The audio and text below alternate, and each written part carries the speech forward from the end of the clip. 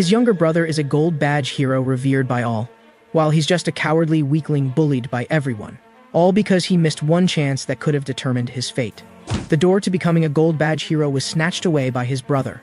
Thus began his miserable life. However, heaven showed favor, and 3 years later the opportunity appeared before him again. He gained a chance to enter the Rainbow Gate, recalling all the humiliation he had endured.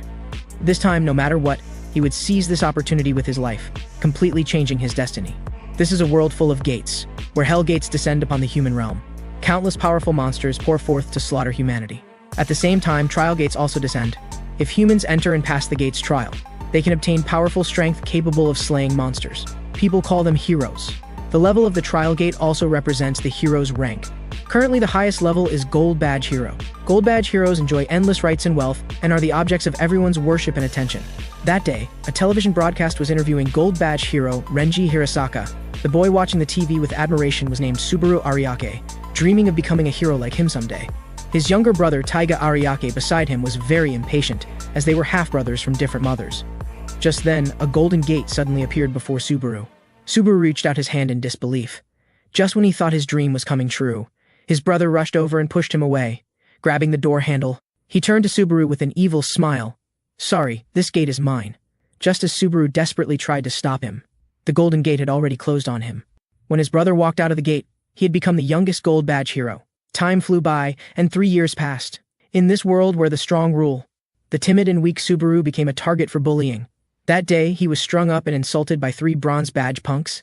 Yet he couldn't fight back, only enduring the humiliation through gritted teeth. However, the bullies weren't done with him, choosing to throw stones for more amusement. Just as the green-haired punk was about to throw, a voice startled them. It was from Gold Badge hero Taiga Ariake. Seeing his bullied brother, Taiga not only refused to help but showed a disgusted expression. "Damn scum. Getting bullied by bronze badge trash. You've completely embarrassed me. Good thing we're not blood-related." Then he grabbed a stone, activated his ability Golden Arm, then swung with force. The stone shot out like a golden lightning bolt, grazing Subaru's face as it flew skyward. The clouds behind were swept clear by this powerful attack. The tremendous power left the 3 bronze badge punks in a cold sweat. Looking back at Subaru, he had wet himself in fear. Seeing this pathetic sight, Taiga immediately lost interest, leaving with the words, "Do whatever you want with him, it's none of my business," then walked away with his arm around a girl. The 3 punks relaxed after hearing this. After they were done with Subaru, they stripped him and threw him onto the school field. Even passers-by took photos and laughed. Since Taiga became a gold badge hero, his parents also began living a life of luxury, while Subaru could only live in a room like a dog kennel. That day, Taiga ordered him to buy water. As he was studying and about to explain, he was met with merciless mockery. "No matter how much you study, you're still useless. You'll always be a scum." Then threw money at Subaru's face. "Don't ever think about running away, because you can't escape." While buying water, Subaru was lost in thought, recalling Taiga's words, "They were brothers." Was he serious? For these 3 years, living in a doghouse, enduring heat and cold, despite giving so much to the family, still being called a scum, would such a life really continue forever? Thinking about this, Subaru was in agony. Such a life was worse than death. The source of all this was that golden gate. If given another chance, he would never let anyone take it from him. But there are no second chances in life. At that moment, the 3 punks from earlier suddenly appeared behind him, pulling him back to reality. The hat guy said, "Looks like you're very unlucky. I just got beaten by a monster in the gate. Now you come and play with us and make us happy." Hearing this, Subaru turned and ran, but this action completely triggered the hat guy's sadistic desire, who claimed he would torture him slowly to death this time. The frightened Subaru could only run wildly. The 3 punks easily caught up and mocked, "It's so fun, our little Subaru is desperate." Then the hat guy casually swung his knife. Subaru, struck by the blade, closed his eyes in pain, wondering if they really intended to kill him. Subaru shouted in terror, "I don't want to die," although he had just been thinking life was worse than death. When death truly arrived, he desperately wanted to live. Running to an alley, the hat guy suddenly had an idea. He kicked Subaru into the alley. Then the 3 caught up and beat and kicked him. Subaru could only beg for mercy, but the more he did, the more excited they became. Beaten black and blue, Subaru began to cry. The tired punks also lost interest. They activated a fireball skill, ready to end it. At that moment, Pixel suddenly appeared in front of the curly-haired one. The next second, a bronze gate formed. The curly-haired guy was instantly split in half, dead. Before the others could react, the bronze gate quickly shattered and upgraded to a silver gate. Just as the green-haired guy was surprised, the silver gate shattered and upgraded to a gold gate. The hat guy's eyes widened. Gold gate? Just then, the gold gate suddenly shook violently. Then it shattered and upgraded to an unprecedented rainbow color. Subaru stared at this gate that had appeared before him a second time. This time he absolutely wouldn't let anyone take it from him. He stepped forward and grabbed the door handle. The two who had come to their senses desperately tried to stop him. Then one fired a fireball at Subaru. The violent explosion instantly blew off his legs. Unprecedented, intense pain swept through his body. But thinking of the bullying he had endured for 3 years, all the humiliation he had suffered. This time, even if he died, he wouldn't let anyone else have the gate. Subaru's body burst with a final surge of strength, desperately crawling into the gate. He passed out the moment the gate closed. A monster slowly walked up to him, smiling evilly. What an interesting guy. Then squatted down, pointing its fingertip at Subaru's head. Then inserted it. Immediately a powerful electric current surged through his body. His severed legs healed at a visible rate. Then his heart began to beat again. Awakening, Subaru saw the monster up close, immediately scrambled away in fear. But the monster casually walked to a throne, then showed a disdainful expression. Subaru looked around, still terrified by the process of entering the gate, but recalling the gold badge hero Renji's interview. The space inside the gate was a building with a golden armored knight. Just by fighting and gaining his approval, one could obtain some kind of power from him. Looking at the terrifying monster before him, Subaru stood frozen, not knowing what to do. The monster spoke first. "How long are you going to stand there, kid? Did getting beaten damage your brain?" Subaru trembled and replied, "My brain is fine." The monster became a bit impatient. "Then get over here. If you can hit me once, I can bestow power upon you." But Subaru anxiously shouted, "Wait, who are you?" The monster instantly became irritated. "Are you an idiot? Who the hell cares about that?" Then casually waved a hand. A powerful shockwave carved a trench in the ground. Subaru's eyes widened, thinking it was absolutely impossible to fight this being. Even trying to stand up, his trembling legs wouldn't obey. The monster held his forehead, exasperated. "Looks like you need some help." With a snap of his fingers, countless swords fell from the sky, then pointed at Subaru and said, "Either pick up a weapon and fight, or turn around and go home." Subaru looked at the terrifying monster before him, then looked at the gate behind him. Perhaps leaving now would save his life. Fear ultimately overcame him, and his trembling legs walked toward the gate. The moment he grabbed the door handle, the monster sneered as expected, "A damned scum." These familiar words made Subaru's body tremble, instantly recalling those humiliating memories. The monster continued to taunt, "Your miserable life will forever be spent crawling, all because of your cowardly choice." At this moment, Subaru seemed to see his entire miserable life stretching ahead. In anger, he frantically beat the door in front of him. Damn it," furiously shouting, "Does having power mean you can do whatever you want? Does being weak mean you deserve to be bullied and insulted?" This scene excited the monster. "Of course you waste." Subaru was now enraged. "Shut up, go fuck yourself." He raised his fist and charged at the monster in fury. With one punch, he cracked the monster's face. But the monster was delighted rather than angry. "Little guy, you've passed the test." Then bit Subaru's shoulder. Instantly, a scorching energy surged through his body. Subaru felt like his body was about to explode. "Is he trying to kill me? Is this a trick?" Then he bit back. "Don't joke with me. Even if I die, I won't back down."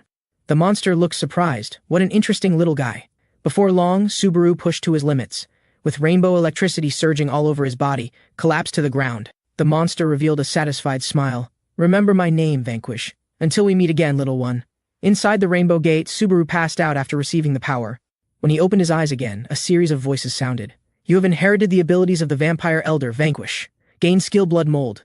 Gained Rainbow Skill Blood Taker.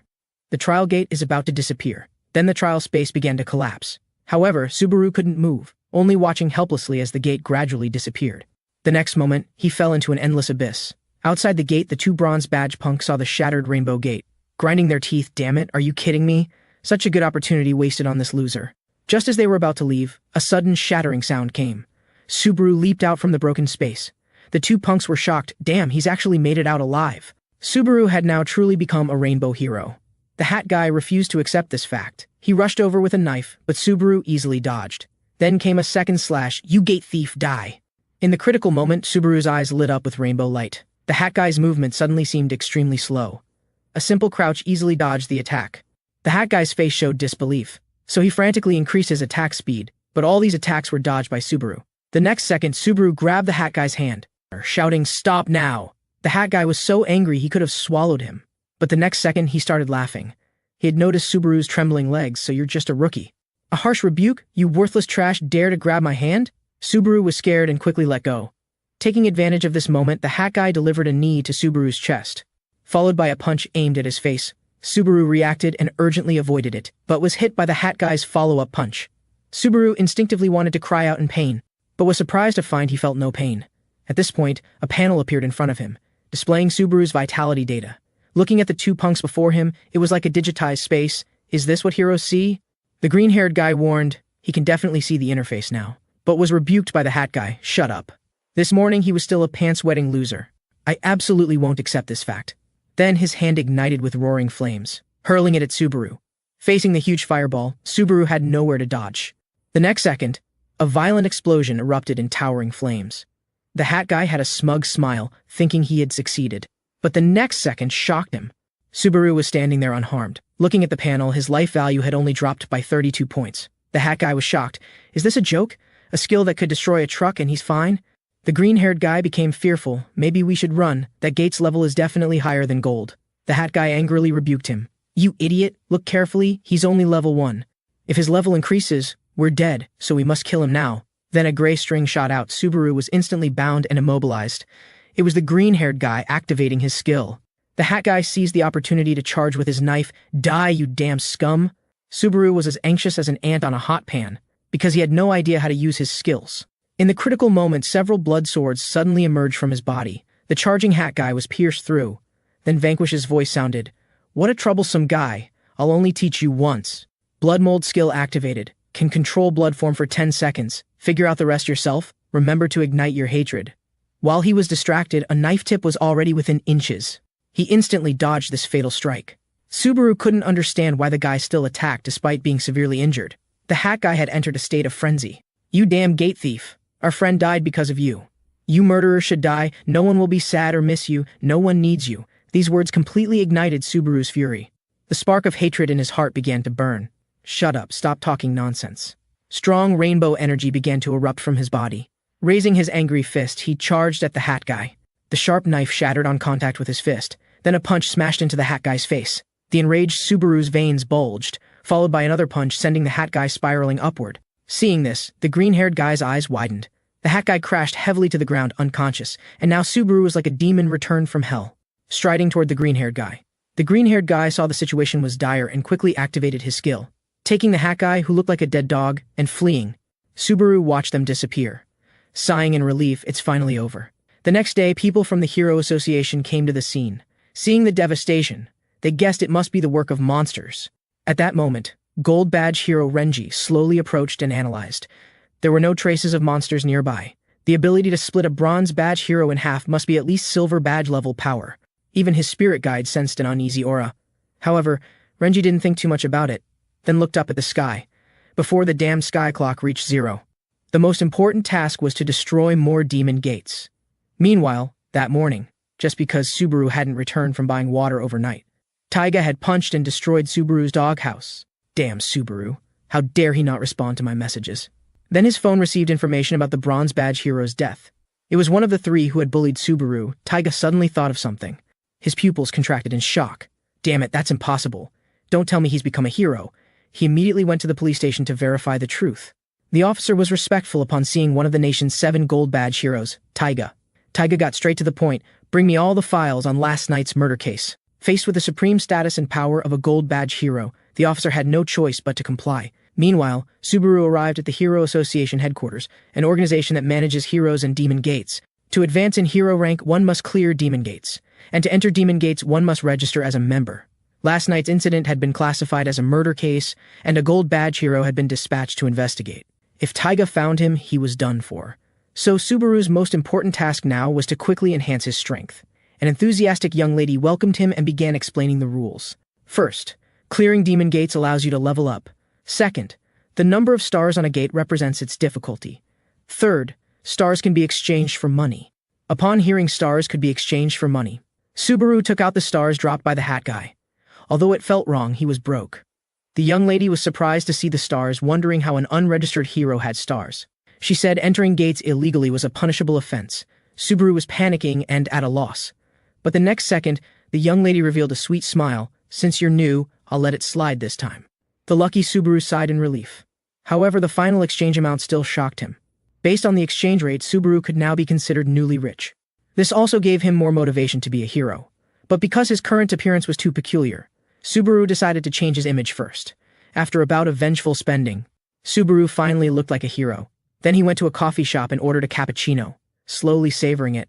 It's so delicious. He hadn't experienced such a life since Taiga became a hero. Subaru was so excited he almost cried. Now he had become a hero, finally escaping that unbearable life. He silently resolved to find more gates and work hard to level up, to make this kind of life continue. But at that moment, a strong sense of pressure interrupted his pleasant imagination. Turning his head, it was Taiga glaring at him fiercely. "Found you, you damn scum!" Then a shockwave shattered the glass in front of him. He grabbed Subaru's collar, yanked him out with force, and slammed him toward the parking lot. The powerful impact sent Subaru bouncing between cars. As he was about to crash into a mother and child, Subaru turned toward them. So he urgently activated the blood mold skill. Instantly, streams of blood shot out, wrapping around nearby vehicles. Finally managing to stop, saving the mother and child, he shouted for them to leave quickly, then glared fiercely at Taiga. Taiga, enveloped in 10-meter-high golden flames, slowly walked toward Subaru. "Subaru, I really can't believe you actually became a hero." As he finished speaking, intense golden energy enveloped his body. "I'm going to kill you." At this point, Subaru knew there was no escape, even though he was only level 1, even though he faced one of the nation's 7 gold badge heroes. His gaze was determined, rainbow energy beginning to erupt from his body. "Come on, this time I won't back down." Now knowing Subaru had also become a hero, Taiga had used every means to finally find him, wanting nothing more than to kill him immediately. Subaru was shocked at how quickly he was found. Taiga gave a cold laugh. Think about it in hell. His huge fist came straight at Subaru, who hurriedly leaned back, jumping backward to create distance. "Damn, was it using the phone and spending money that got me located?" Taiga smiled maliciously. "So what if you know? You're already a dead man." Facing such a powerful opponent, Vanquish's interested voice sounded in his mind. "How do you plan to win this fight?" But facing the enormous gap in attack power, Subaru had only one thought: staying alive is my primary concern. Vanquish smiled and said, "Here's a hint. The blood mold skill can convert magic power into blood for use." Taiga stopped talking and activated his skill Golden Impact, determined to kill Subaru in one strike. After a violent explosion, flames shot skyward, just when he thought he had easily finished the job. The smile on his face gradually froze. Subaru had imitated the green-haired guy's technique, controlling blood into string form, flying into the air to dodge the attack. But before Subaru could land, Taiga used his speed advantage to appear behind him, about to unleash a full-power attack. At the critical moment, Subaru released blood string to change direction, narrowly avoiding this fatal strike. However, under this powerful impact, the area within 50 miles instantly turned to ruins. Taiga hadn't expected that his consecutive attacks would be dodged by a rookie hero. He became furious with embarrassment, angrily charging at Subaru. "Damn scum, you're dead if I catch you." Surprisingly, Subaru didn't avoid this time. A blood mist spread out. His figure instantly disappeared in the mist. When Subaru reappeared, he was behind Taiga, recalling all his past suffering, turning all his grief and anger into strength. He put everything into a punch on Taiga, but such an attack couldn't even break through his defense. Instead, Subaru's arm was filled with intense pain. Reacting, Taiga gave a contemptuous smile, casually swinging a claw. Blood immediately gushed from Subaru's chest. With just a casual attack, Subaru was severely injured. His life value instantly dropped to the bottom. Taiga now wore a victorious smile, reaching out to end it all. Suddenly, the blood on the ground condensed into several blood swords. At the same time, a blood mist obscured Taiga's vision, with Subaru's full force behind them. Taiga was instantly pierced like a hornet's nest. After this successful strike, Subaru caught his breath, believing in the hardness of these blood swords, which were the limit of what he could control. But the next second was unbelievable. Taiga stood there unharmed, facing Taiga, who was invincible in speed, power, and defense. Subaru now fell into deep despair. Allowing Taiga to grab him, the outcome was decided. Taiga unleashed his final attack with full power, smashing into Subaru's chest. The powerful impact immediately raised clouds of dust. When the dust settled, Subaru was unharmed. The full power strike had hit a blood sac, completely dispersing the impact. The next second, the blood sac melted and stuck to Taiga's hand. Like rubber, impossible to shake off. Subaru now converted magic power into blood. As magic power rapidly decreased, more and more blood spheres appeared, all hurling toward Taiga. Taiga was instantly wrapped up and immobilized. Taiga was furious, shouting angrily, "You think you can win?" But Subaru was very calm. "I never thought I could win, I just wanted to survive." Then he fully activated all the blood spheres, instantly surrounding Taiga completely, then using blood string to escape the scene. To prevent Taiga from pursuing, Subaru converted blood into mist to block vision. A gold badge hero being toyed with like this, Taiga was now enraged to the extreme. "Damn scum, I'll hunt you to the ends of the earth." At that moment, a powerful pressure descended, instantly quenching Taiga's fury. The arrivals were 3 gold badge heroes led by Renji. Taiga ignored everything and was about to chase Subaru. A golden chain shot out from the blood mist. Taiga was bound and immobilized, All 7 major gold badge heroes had gathered. Renji's gaze was cold as he said, "Destroying the city like this, you'd better have a good explanation, or you're not going anywhere." Meanwhile, Subaru, who had escaped with his life, was extremely grateful. Because his health and magic power were at rock bottom. He felt a chill, knowing that the next encounter would surely be fatal. So he must quickly become stronger. At that moment, a nearby demon gate was slowly descending. In some corner of the city, a group of punks were planning to take over a gate reserved by a girl. The girl wasn't scared but was full of confidence. Confidently taking a stance, ready to fight. But the next second, she was taught a lesson. It turned out these punks were a team with an average level of 13, while the girl was only a level 8 bronze badge hero. The sunglasses-wearing leader mocked her. "Pitch, what an idiot, daring to challenge us at level 8. Another punk by the gate pointed and said, "Just give up the gate and everything will be fine. After all, this is a world of survival of the fittest." As he finished speaking, Subaru suddenly appeared nearby. "I heard you're deciding who enters the gate by elimination. Count me in." Relying on their numbers, one punk stepped forward and berated him. Where did this idiot come from to join in? Then threw a punch trying to teach Subaru a lesson, but Subaru easily dodged. He immediately released a blood sphere at the punk's feet, sending him flying upward. Then he crashed down face first. This scene astonished everyone present. A bronze badge hero so easily defeated? The other punks refused to accept this fact, believing he must have used some underhanded skill. Then they all charged at him together. Subaru calmly took his stance, facing the charging bald giant. With just one punch, he was knocked to the ground. The remaining 3 punks stared wide-eyed. 1 punch, 2 punches, 3 punches. Without exception, all 3 punks were defeated with 1 punch each. To Subaru, these punks were even weaker than the hat guy, let alone his brother Taiga. Seeing the situation was bad, the sunglasses man hid at a distance to snipe, activating his skill fire gun 6 shots, firing at Subaru. Just when he thought his sneak attack had succeeded, the smoke cleared. The bullets had all been blocked by Subaru's blood spheres. Now it was the sunglasses man's turn to panic. Before he could reload, his glasses were shattered by 1 punch. With this, all the punks were easily defeated. The girl looked on in shock, but Subaru was busy looting. Soon he had a new set of equipment. Before entering the gate, he even gave the girl a wave. The girl only reacted after a while. This gate was originally reserved for her. Entering the gate for the first time, Subaru marveled at the beautiful scenery within. Suddenly, he was knocked flying by the gate behind him. The girl rushed in and locked the gate, preventing the awakening punks from entering. Next, the angry girl stated that this gate was reserved for her. Subaru quickly explained it was his first time inside. Due to certain reasons, he needed to become stronger. The girl remembered Subaru's help earlier, and seeing that Subaru was only level 1, agreed to team up. She then introduced herself. "I'm Sayaka Amamiya, what's your name?" Subaru was about to say his name, but suddenly remembered he was still wanted for murder, quickly changing his answer to Vanquish. And so Subaru began his first team cooperation. At that moment, monsters in the distance discovered the two and began to gather.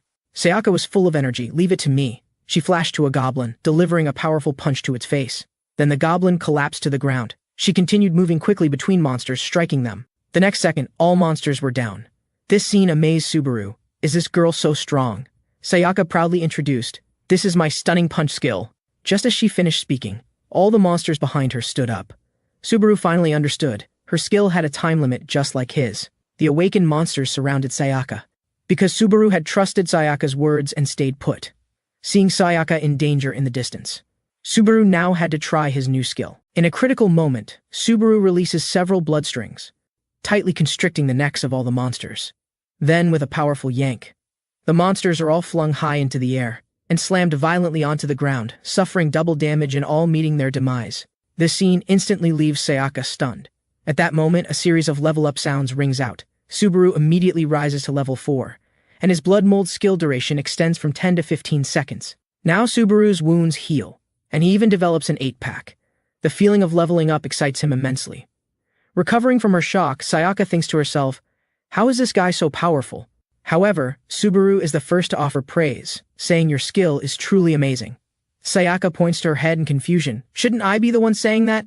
Subaru earnestly explains, "If your stunning punch is used one-on-one, wouldn't it be invincible?" Sayaka thinks for a moment, and suddenly feels he makes a lot of sense. Then Subaru points to a canyon in the distance, saying that terrain is perfect for one-on-one combat. Excited, Sayaka can't wait to try it out. She throws a stunning punch at the monster in front. The monster is dazed and disoriented, but as soon as it regains consciousness, it's immediately hit with a second punch. And so this poor monster becomes like a punching bag, beaten until its demise. A notification appears. You have killed a level 6 monster. For the first time, Sayaka realizes how fun combat can be. She continues eliminating monsters using the same technique. Suddenly, a dangerous presence approaches. A goblin chief riding a giant wolf appears, facing the level 17 goblin chief and the level 12 large kobold wolf. Subaru shows no fear and tells Sayaka, "Handle the others, I'll take this one." The battle erupts instantly. A massive impact sends stones and dust flying. Subaru dodges a lethal strike with a quick backstep. Then the giant wolf's claws attack. Subaru decisively meets it with his fist. In a flash, after more than 10 exchanges, neither side gains the upper hand. The goblin chief on the wolf's back sees this and draws his bow. The next moment, the goblin's hand flashes green. The arrow splits into dozens of light arrows shooting towards Subaru. In the emergency, Subaru quickly releases a blood mold defense, wrapping himself completely. Under the tremendous power, the defense nearly breaks. Only now does Subaru realize that the goblin is the true boss. Sayaka, watching from the side, can only worry anxiously. Because when monsters exceed her level by 3, her stunning punch becomes ineffective, so she must quickly clear the monsters before her. Meanwhile, Subaru concentrates 2 blood molds in his hands. With full force, he transforms them into dense blood arrows shooting forward, but the giant wolf vanishes from its original position. The next second, it teleports in front of Subaru. Then the goblin chief's hand flashes green again. Suddenly, a rain of arrows descends, forcing Subaru to both block and dodge. Detecting a skill being released, Subaru hurriedly raises a blood shield for defense. However, what the goblin shoots this time is a penetrating arrow. The blood shield and Subaru are instantly pierced. A burning pain spreads through his body. Damn goblin actually has a second skill. The previous arrow rain was merely bait. Subaru now faces an unprecedented crisis. The goblin gives him no chance and activates another skill. Just then Sayaka suddenly appears, punching the wolf's head hard. The giant wolf is stunned and crashes to the ground. Subaru looks toward the canyon. All monsters have been eliminated by Sayaka. Her level has successfully risen to 9, allowing her stunning punch to affect the level 12 giant wolf. Seeing the situation deteriorate, the goblin quickly distances itself. Subaru knows his opportunity has come. He releases blood strings tightly wrapping around the wolf's head, leaps high with all his might, then pulls hard, tightening the blood strings. With a crack, the giant wolf's neck is instantly broken. A notification sounds, "You have killed a level 12 giant wolf, your level has increased." Subaru's wounds rapidly heal. The goblin chief continues activating skills. But now Subaru has devised a counter-strategy, mimicking Taiga's skill. Blood mold instantly transforms into a massive blood fist, going head-to-head against the incoming penetrating arrow. In an instant, the unstoppable giant fist smashes into the goblin's chest. The goblin immediately spits blue melon juice and meets its end. A notification sounds, "You have killed a level 17 goblin chief." For killing monsters above his level, Subaru's level skyrockets to 9. With their perfect coordination, Subaru successfully completes his first demon gate, taking only 15 minutes, breaking the clearance record. Meanwhile, a group of punks waits impatiently at the gate. The clothes-stripped punk grits his teeth, determined to teach Subaru a lesson when he comes out. Just then, they notice the time on the gate suddenly stop, indicating successful completion. 2 punks look on in disbelief, as the average completion time for a 2-star gate is 2 hours. Yet Subaru and Sayaka emerged in just over 10 minutes. The bare-chested punk immediately steps forward to confirm if they truly succeeded. At that moment, a panel appears before everyone, showing the remaining time for completion. The next second, the remaining time returns to the sky clock, a giant clock visible worldwide whose countdown ending signifies the end of the world. This is why heroes continually fight. Now the punks finally believe this fact. Subaru approaches the bare-chested punk, apologizing for taking his clothes and offering to compensate him. The punk quickly waves his hand, saying, "No need, big brother, keep it." By now, all the punks are impressed by Subaru's strength, and soon depart from there. Then a shattering sound comes from behind. The demon gate disappears, dropping 2 stars. Sayaka happily picks up the stars, as they represent considerable wealth. However, Subaru makes a request. In the blink of an eye, Subaru returns to the cafe. Seeing normal life return, he's so moved he almost tears up, knowing his efforts weren't in vain. Then Sayaka suddenly asks, "Vanquish isn't your real name, is it?" Subaru's reaction gives the answer. He hesitates to speak. Seeing this, Sayaka quickly explains that she's not blaming him. After all, they fought side by side as comrades, and Subaru saved her life. She wants to become a partner who never betrays and offers help whenever needed. Reflecting on his past painful experiences, the word partner is something no one has ever said to him before, deeply moving Subaru, who then lowers his guard and begins to tell Sayaka about his various experiences. Subaru's tragic experiences resonate deeply with Sayaka, because she too was once the weakest in her family, often excluded and despised. So becoming stronger is her unwavering goal, and Subaru must become stronger to survive. Thus the two reach a common goal. Meanwhile, at the Hero Association headquarters, the Gold Badge heroes led by Renji are discussing how to tackle the 5-star Demon Gate. With Taiga's movements restricted, only 6 Gold Badge heroes can act. Nearby, Shikishima remarks that losing one hot-tempered, brainless guy doesn't matter. Udo, more concerned, notes that 5-star gates must be cleared by Gold Badge heroes, so they need sufficient manpower to be safe. However, Renji is confident about this, because he has invited the strongest Silver Badge team, Team Julieta, to participate in this challenge. At that moment, Subaru, headed to the Hero Association to exchange stars, accidentally bumps into Team Julieta. Subaru quickly apologizes. The team leader Julieta arrogantly says, "Watch where you're going, little guy." Watching the departing team, Subaru remarks on their impressive aura. Meanwhile, Sayaka is excited, because she has successfully reserved the next 2-star Demon Gate. However, what they don't know is, in this seemingly ordinary Demon Gate, an extremely dangerous disaster awaits them. Soon after, the two enter this 2-star Demon Gate, finding a spiral passage leading downward. Subaru locks the door. A panel appears, door lock confirmed, mission start. Sayaka is excited and eager to begin. Just then, a strong sense of danger approaches. Subaru looks down. At the bottom of the eerie passage floats a strange flame. Suddenly, numerous skeleton soldiers begin to surge forward. Soon the skeleton soldiers arrive before the two. The lead skeleton soldier suddenly draws its sword and slashes at Sayaka. Subaru instantly releases a blood shield, blocking this sudden attack for Sayaka.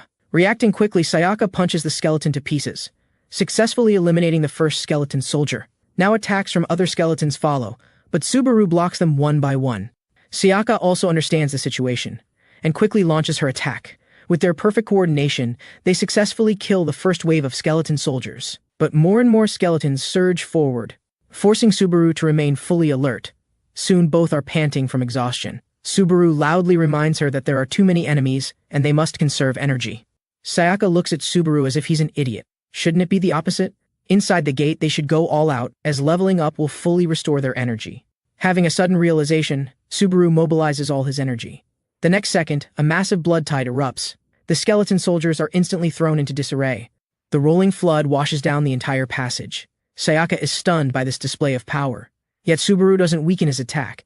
Instead, he channels his full power. His magic rapidly decreases and converts to blood volume. All the skeleton soldiers in the passage are trapped and unable to move. However, he is now gasping for breath. Sayaka understands what to do. With one step, she kills the skeleton at the front, then continues along the passage eliminating skeleton soldiers one by one. Soon Sayaka's level rises dramatically to 15, and she shouts to Subaru that she'll handle the rest. With fewer monsters, Subaru's pressure is instantly relieved. His body erupts with colorful energy as he clenches his fist. He gives the remaining skeleton soldiers a blood explosion burial. With that, all skeleton soldiers are obliterated. Subaru's level also skyrockets to 16. Sayaka marvels at how crazy this skill is. Just then, one escaped skeleton suddenly launches a sneak attack on Sayaka. But the next second, it's instantly killed by a blood arrow. It was Subaru who saved her. Now with their greatly increased levels, the two face the remaining skeleton soldiers, dispatching them as easily as cutting vegetables. Despite this, Subaru feels an oppressive force growing stronger as they progress. Soon the two reach the bottom of the passage, with Sayaka at level 20, and Subaru at level 19. A warning appears, boss has descended. The level 29 Skeleton Queen, the fallen Empress Judith, appears. The Skeleton Queen waves both hands, shooting out purple energy, instantly destroying the field and passages. Subaru immediately releases a blood shield to protect them both. Seeing this terrible destructive power, he breaks out in cold sweat. However, Subaru's worry hasn't disappeared, because he feels that the terrifyingly strong presence he sensed earlier isn't coming from the boss before him. Just then, not far behind Subaru, colorful mosaic fragments begin to flash continuously. The Skeleton Queen attacks, wielding whips in both hands in a frenzy. Fierce attacks come at the two. Sayaka uses her agility advantage to constantly dodge. Subaru releases a blood shield to block attacks while thinking of a strategy. Facing the Skeleton Queen's frequent and ranged attacks, Sayaka's skill becomes useless. He can only rely on his blood mold skill to defeat the enemy. But remembering their promise to grow stronger together, never abandoning each other. For Sayaka to gain experience, she must deal damage to the boss. Soon Subaru thinks of a solution. He releases 2 huge blood spheres. The Skeleton Queen notices his intention. In an instant, both launch their attack simultaneously. 2 purple energy beams and the blood spheres collide hard. The blood spheres split into 4 and slam into the Skeleton Queen. The boss's arms, which control her attacks, are entangled by the rubber-like blood spheres. As Subaru clenches his fist forcefully, The skeleton queen can no longer move. Then he shouts to Sayaka, "Now!" Understanding immediately, Sayaka dashes toward the boss, her body radiating red energy. She lands a powerful punch on the boss's face, followed by a rain of attacks pouring onto the boss. When the control time on the panel shows only 5 seconds remaining, Subaru warns Sayaka to quickly retreat. Breaking free from the restraints, the skeleton queen immediately attacks. A sky full of whip shadows surrounds Sayaka. At this moment, Sayaka is wrapped in blood mold, successfully avoiding this dense attack. After landing, Sayaka is completely unharmed. A moment later, just as Subaru is about to repeat the earlier operation, suddenly a voice sounds from the skeleton queen, "Arrogant one, where did you learn this skill?" Both are shocked, as the boss can actually speak. Recovering from his surprise, Subaru quickly asks, "And do you also know Vanquish?" However, the skeleton queen doesn't respond, her body erupting with intense waves and growing 6 bone arms. Next, she concentrates a dazzling energy. The next second, this massive energy shoots toward the two.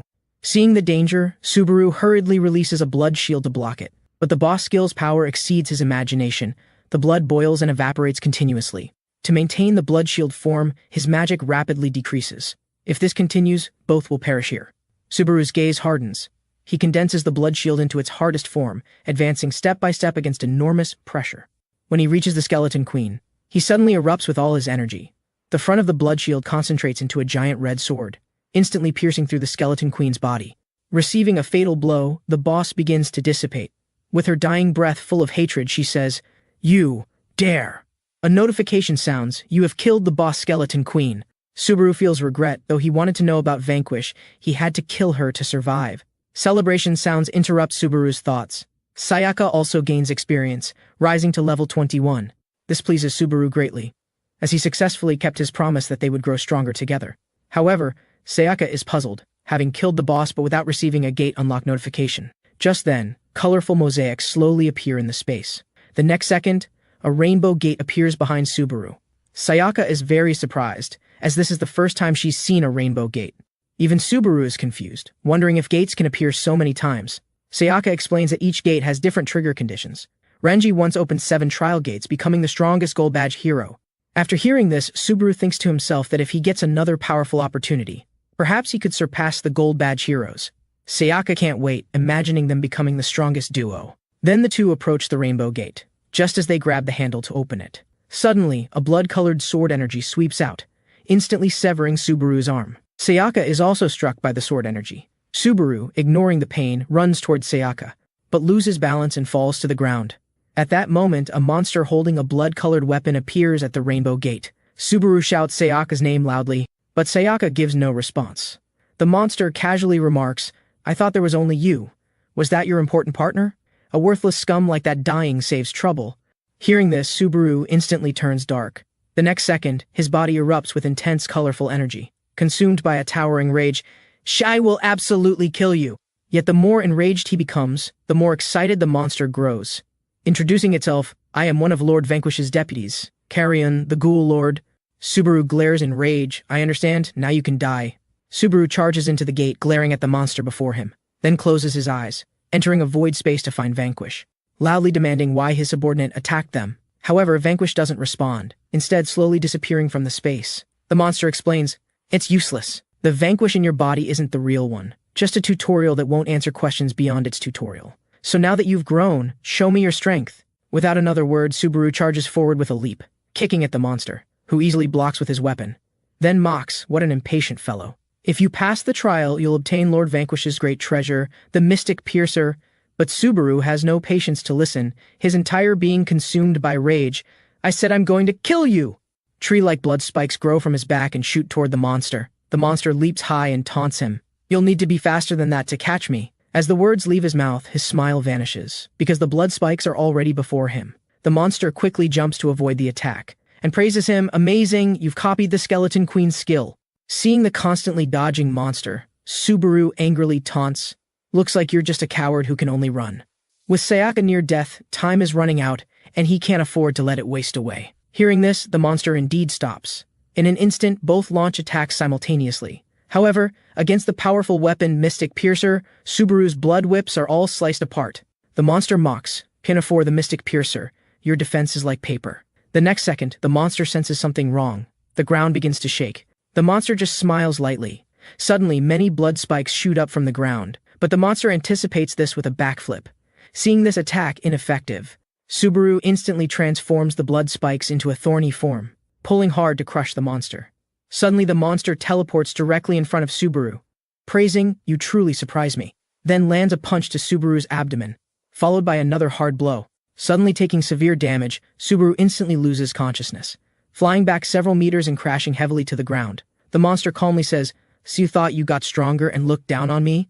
Such courage. Trials are inherently cruel. Either you die or I perish." As the words fade, Subaru stands up shakily, thinking of only one thing. Sayaka's life hangs in the balance. He must defeat the monster before him.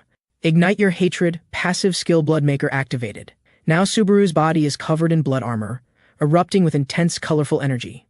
This sight is unexpected even to the monster. Then Subaru charges toward the monster, swinging sharp claws fiercely.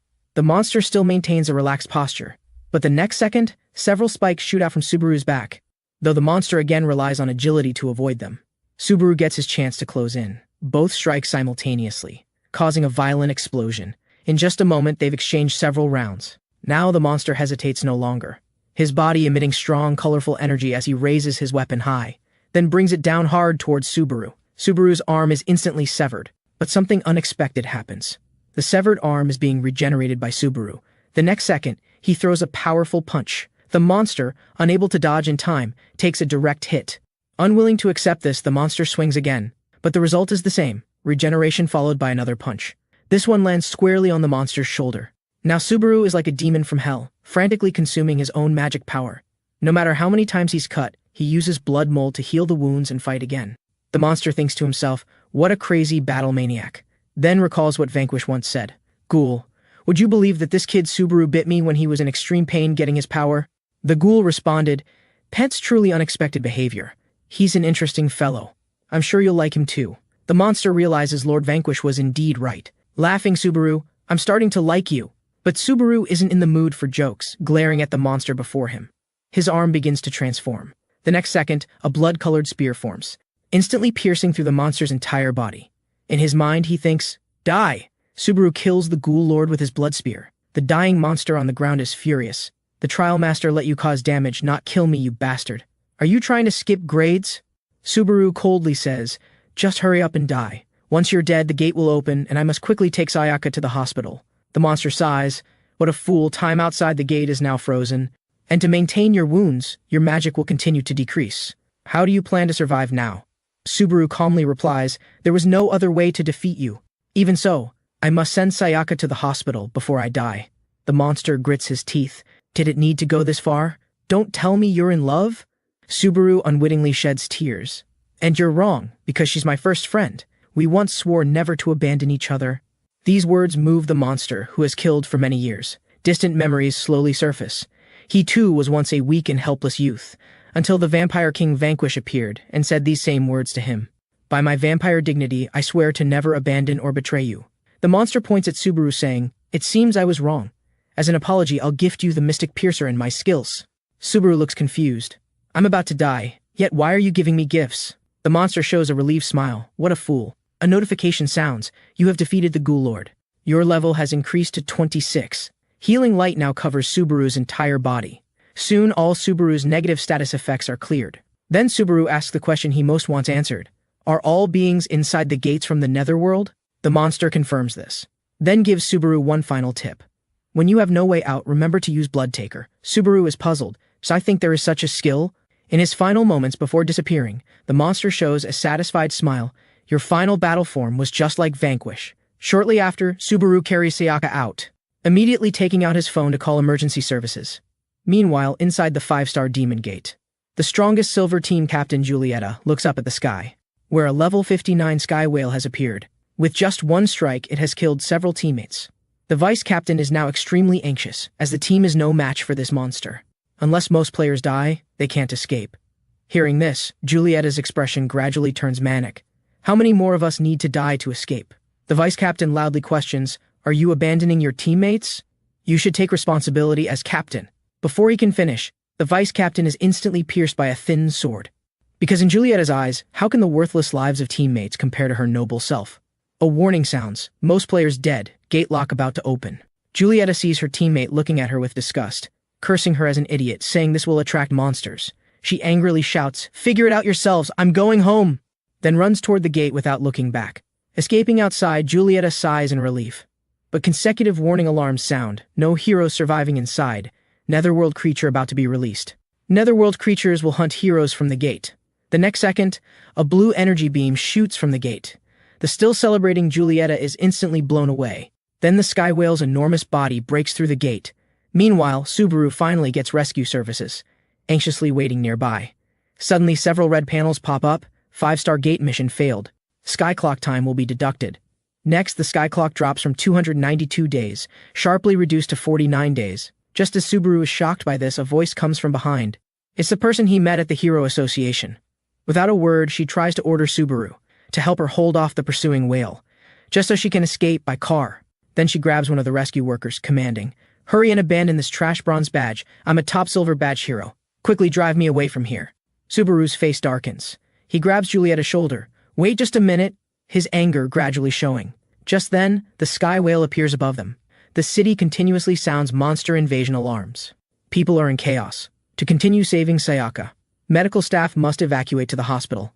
However, seeing the ambulance leave, Julieta turns to Subaru and angrily shouts, "What are you doing, you bastard? I'll kill—" But the next second, a terrifying presence overwhelms her. Subaru coldly says, "Who are you going to kill?" Moments later, Julieta's face is beaten to a pulp, finally quiet and obedient. Then Subaru asks, "Is that whale hunting you?" Julieta quickly nods. "Yes, it's hunting heroes from the gate." Subaru sighs in relief. As long as Julieta is here, the whale won't harm Sayaka. Now the whale summons several water spheres around itself, as the spheres emit dazzling light. The next second, several blue water pillars shoot out. Without even looking up, Subaru softly says, "Blood mold azalea." In an instant, a giant blood flower blooms beneath the whale. The whale's attack is completely blocked by the blood flower. Now Subaru gathers his strength and leaps upward, his body forming blood armor, his fist erupting with intense colorful energy, landing a powerful blow on the whale, pushing it back dozens of meters. But after the strike, Subaru's expression is grave. The sky whale appears undamaged. Is this what 5-star gate creatures are like? Is the level difference too great? The giant whale opens its mouth to reveal dense biological projectiles. Seeing punches ineffective, Subaru summons the artifact he just obtained from the Rainbow Gate. Facing the countless projectiles, Julieta, her face now like a pig's head, is terrified. But Subaru, holding the Mystic Piercer, is ready to counterattack. Since it's his first time using this weapon, Subaru decides to try 1/3 of his magic power. The next second, the Mystic Piercer glows with red arcs. Then he swings forcefully at the incoming projectiles. Space is cut by countless bloodlines. 0.05 seconds later, a violent explosion illuminates the sky, while the giant whale is blasted away by the attack's aftershock. Now Subaru looks ahead, finally understanding the principle. The Mystic Piercer's power depends on how much magic is used. Facing the tiny human whose 2 attacks were ineffective, the giant whale prepares its ultimate move, with water pillars surrounding its body. The water sphere in front gradually grows. Seeing this, Subaru raises the Mystic Piercer again, thinking, "I'll use 1/3 of my magic power again." With a powerful swing, a blood-colored sword energy shoots forth. The water rings around the giant whale are instantly cut. Then blood marks slowly appear on its body. After a loud boom, it explodes, and the huge water sphere falls with it, then smashes onto the ground, splashing water dozens of meters high. A moment later, the rain clears, and the city finally returns to its former peace. People throughout the city celebrate their survival. Having completed his mission, Subaru can't wait to rush to the hospital. In his urgency, he directly propels himself into flight. This scene is captured by an old man, who later uploads the video online. But Subaru cares about none of this, his heart filled with anxiety. "Sayaka, you must survive." Subaru rushed to the hospital in a panic, but what he feared most had already happened. With trembling hands, he slowly lifted the white cloth from her face. At that moment, Sayaka looked so peaceful. Time seemed to freeze. Subaru stared in disbelief. His entire body suddenly lost all strength. Waves of regret and remorse flooded his heart. It was his Rainbow Gate that had pulled Sayaka in, and that damned carrion, the Ghoul Lord. Suddenly, Subaru remembered the Ghoul Lord's hint. When you have no way out, remember to use the Bloodmaker skill, as if grabbing a lifeline. Subaru frantically searched through his panel. Finally finding the Bloodmaker skill, he activated it without hesitation.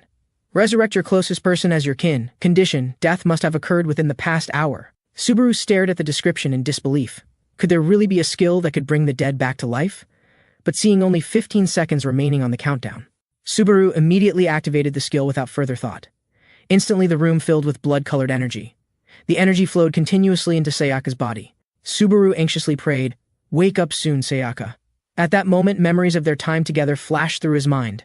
As the time continued to decrease, Subaru released energy with all his might, but when the timer reached 0, Sayaka still hadn't awakened. A wave of intense fear washed over him. Subaru murmured, "Have I failed after all?"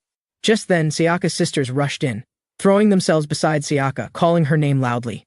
The younger sister's face was covered in tears. Seeing this, Subaru felt a wrenching pain in his heart.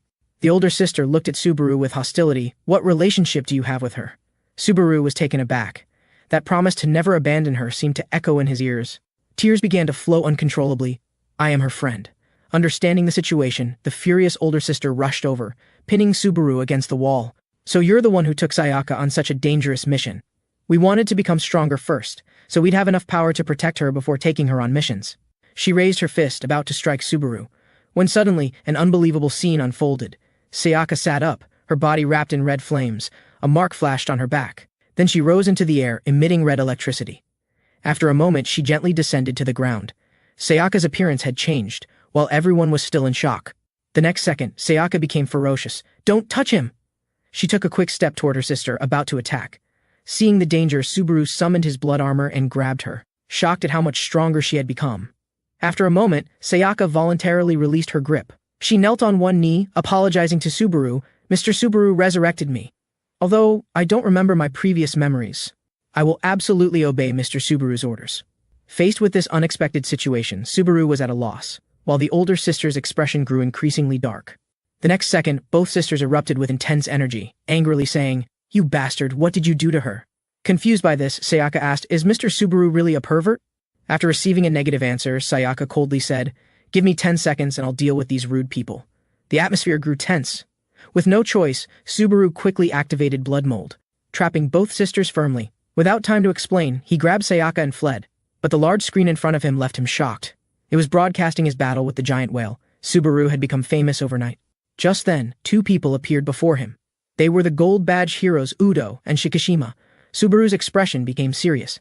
At that moment, an even more powerful presence slowly approached from behind the two. It was the strongest gold badge hero, Renji. The 3 top gold badge heroes had gathered. Renji calmly said to Subaru, "You're suspected of destroying city facilities and involved in a murder case. Come with us." Subaru never imagined meeting his childhood idol would be under such circumstances. Subaru was extremely nervous, thinking he was about to be arrested. But the next second, Renji smiled. "The previous murder case has been solved. You're innocent now." The scene changes to Subaru explaining his experiences. Renji is amazed by the appearance of the Rainbow Gate and the skill that can resurrect teammates. Subaru is curious about how his name was cleared. Seeing this, Shikishima tosses over a tablet. "You probably don't know how many security cameras are in the city. In your fight with Taiga, you were just a victim being bullied. That murder case was also recorded, and the 2 people at the scene testified. So you're cleared now. And because of that battle with the giant whale, you've become a true hero." This sudden fame left Subaru bewildered. Shikishima also explained, "After hearing your story, the mystery of why Taiga had only one skill is solved. A stolen gate, no matter how much it's upgraded, will never produce a second one. So the reason Taiga kept you around was to wait for a second gate to appear." Learning the truth, Subaru fell silent. Soon everyone arrived at the Hero Association headquarters. They went directly to the underground prison, a place specifically for criminal heroes. Taiga glared fiercely at Subaru and screamed madly, "You damn scum, I'll kill you. All gates should be mine. How dare a worthless person like you take them?" Nearby, Sayaka wanted to protect her master. "I want to kill this person," but Subaru stopped her. Facing the hateful and fierce Taiga, Subaru's heart was surprisingly calm. That feeling of being ignored like an insignificant ant made Taiga instantly furious. "You damn bastard, how dare you look at me like that?" Subaru turned and walked away, no longer wanting to pursue the past. Udo was a bit worried. "Are we just letting him leave like this?" Renji's expression suddenly became serious. "Not only that, I'm going to give him some special privileges. We need his powerful strength." The tablet displayed the appearance of a 6-star demon gate. Subaru then went to the main hall, about to exchange the stars he earned from the demon gate. But he was told that for killing the underworld creature Sky Whale, he would receive a huge reward. As Subaru was still in shock, the receptionist brought out a black gold card, saying it was an additional privilege reward. Behind him, onlookers gossiped. "That's the guy who killed the giant whale, amazing. Is he the 8th gold badge hero? He even beat up Julieta." Subaru had become famous overnight. The receptionist suddenly asked, "You have money, power, and fame now. What do you want to do next?" Faced with this question he'd never considered, Subaru fell into deep thought. In the underground prison, Taiga, agitated by the encounter, raged and slammed against the iron door. Just then, a figure slowly approached, raising a hand to release golden energy. Taiga was instantly bound by golden chains, unable to move. Looking closely, it was the receptionist, whose true identity was actually one of the 7 gold badge heroes, Sakura Kinokawa. Taiga glared at Sakura with gritted teeth. Sakura increased her power, tightening the golden chains. Taiga's face showed pain. Faced with such humiliation, Taiga recalled Subaru from earlier, emanating incredibly powerful energy. And that contemptuous look, as if he were nothing but an ant. The huge gap made Taiga increasingly insane. This world, stop fucking with me. His mind began to fill with thoughts of slaughter. At this point, Taiga's resentment reached its peak. A world like this doesn't need to exist. Suddenly, a pitch-black energy appeared in the space. The next second, a dark gate appeared. Then demonic whispers came from the gate. This world no longer needs you. Come, let's kill everyone. As Taiga and Sakura were shocked, countless withered hands poured out from the gate. Then Taiga was tightly wrapped and dragged toward the gate. Seeing this, Sakura erupted with golden energy. Several golden chains shot toward the cage, but at that moment a dark energy surged out. The unbreakable golden chains instantly collapsed and broke under the dark energy's corrosion. The next second, Sakura's hands also collapsed. Then she completely lost her fighting ability. Seeing this, Taiga was shocked into a cold sweat. What kind of power is this? At this point, the demonic voice sounded, I will give you this power. Let's destroy this world together. Then the dark gate slowly disappeared. The next day, Subaru lay on the rooftop daydreaming, pondering the answer to that question. What did he want to do from now on? He looked at Sayaka beside him. Is there any way to turn you back into the original Sayaka? Sayaka calmly said, the owner of this body must be very important to Mr. Subaru. Just then, Sayaka suddenly thought of something. I was born from the Bloodmaker skill. Perhaps the answer lies within the skill. Subaru opened his skill panel. Sayaka pointed to an unlocked skill. This skill might be obtained the next time a gate opens. Then we can ask the master inside. Understanding all this, Subaru finally knew what to do next.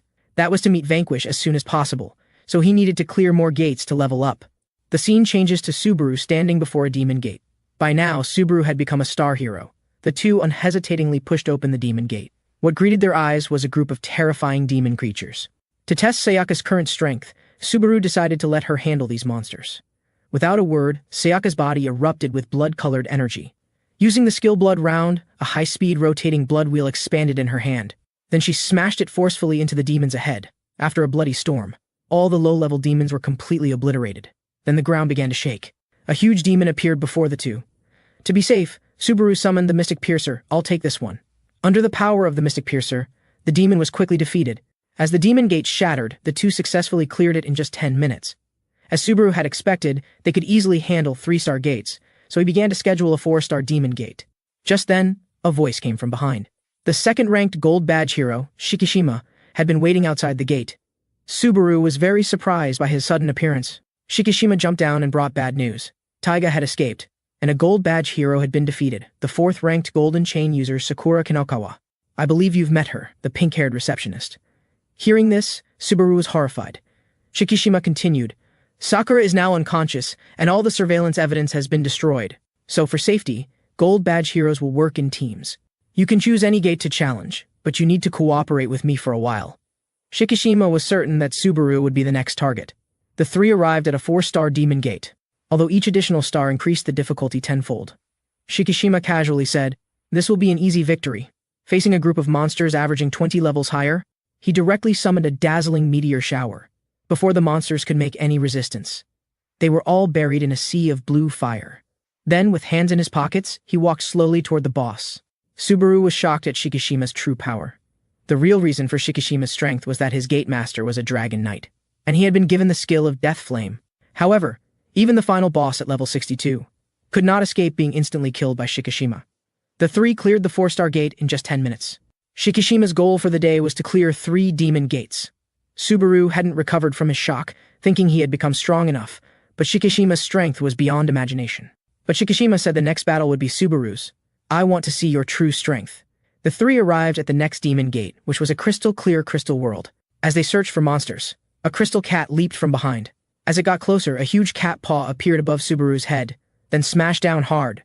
Seeing this, Sayaka was very anxious. But the next second, a series of red lights flashed. The crystal cat's forearm was instantly shattered. Subaru was shocked. This cat was even stronger than the Ghoul Lord. Just as he was about to launch another attack, he saw something even more shocking. The crystal cat's shattered forearm rapidly regenerated, then quickly attacked Subaru again. He narrowly dodged with a backward jump. Seeing the monster was exceptionally strong, Sayaka anxiously wanted to help, but Shikishima stopped her, saying, "Don't worry, I'll step in when he's about to lose." Even though Subaru's gate level is higher than the gold gate, relying solely on that will result in a miserable defeat. He needs to bring out his true potential in battle.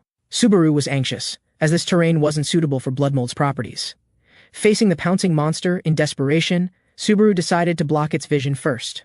But the next second, he was still hit with perfect accuracy. His body slammed into the ground like a cannonball. Seeing this, Shikishima sighed repeatedly. This guy's battle experience is still too lacking. But Sayaka disagreed. "Don't you understand? Mr. Subaru has already found a way to counterattack." Subaru had attached bloodstring to the monster, since even the Mystic Piercer didn't work. This time he would try the Ghoul Lord's skill, Death Fist, a skill that maximizes attack using vibrations. After mastering the skill, Subaru manipulated the bloodstring into a spring formation, then threw a lightning-fast punch at the monster. As the blood spring instantly contracted, the fist released a powerful impact. The monster exploded under this impact, but it regenerated as it fell. The fragments instantly restored to their original form as they hit the ground.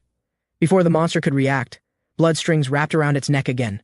The next second, Subaru's Death Fist struck again, and the monster exploded once more. Since Subaru had experience with regeneration, he knew regeneration must use a lot of magical power to maintain. So whenever the monster regenerated, it was immediately destroyed by Subaru. Shikishima was shocked. In such a short time, he discovered the monster's weakness, and could combine two skills to create such powerful results. Shikishima sighed. What a crazy guy. Subaru was battling fiercely with monsters inside the Demon Gate. Although he had found an effective and powerful attack method, Subaru had underestimated the monster's endurance. Both sides were exhausted but still hadn't determined a winner. However, Shikishima suggested, "If you can defeat the boss, I'll treat you to sushi." Hearing this, Subaru immediately erupted with terrifying energy. The final boss was actually defeated by the temptation of sushi. Shikishima kept his promise, but his brows were furrowed. Subaru was staring at the sushi with fascination. This made Shikishima speechless. Meanwhile, Sayaka was petting the crystal cat. Defeating the gate's boss had yielded its physical form. Other heroes got equipment from defeating bosses, like Renji's earrings, and Taiga's black coat, all with attribute bonuses. Though they didn't know what use the cat had, Shikishima suggested giving it a name. Without hesitation, Subaru said sushi. Suddenly, a huge tremor came from outside. A demon eagle had invaded the human world, and had snatched a little girl. Subaru immediately rose to action. Moments later, Sayaka and Shikishima confronted the eagle, immediately using skills to cut off its wings. Subaru seized the opportunity to jump onto the monster's head, instantly releasing a blood spike that killed the eagle. The little girl fell uncontrollably toward the ground, but was caught by Subaru, who rushed to her, then safely landed. Just then, a man hurried over. It was the Hat Man who had bullied Subaru before, and the little girl was actually Hat Man's sister. Hat Man pulled his sister over anxiously. Not only did he not thank Subaru, but gritted his teeth. "If you want revenge, I'll release the video of you wetting your pants." But Subaru had already let go of all that and said, "Thank you for testifying for me in the murder case." Then he called Shikishima to continue eating sushi. Faced with Subaru's magnanimity, Hat Man completely broke down.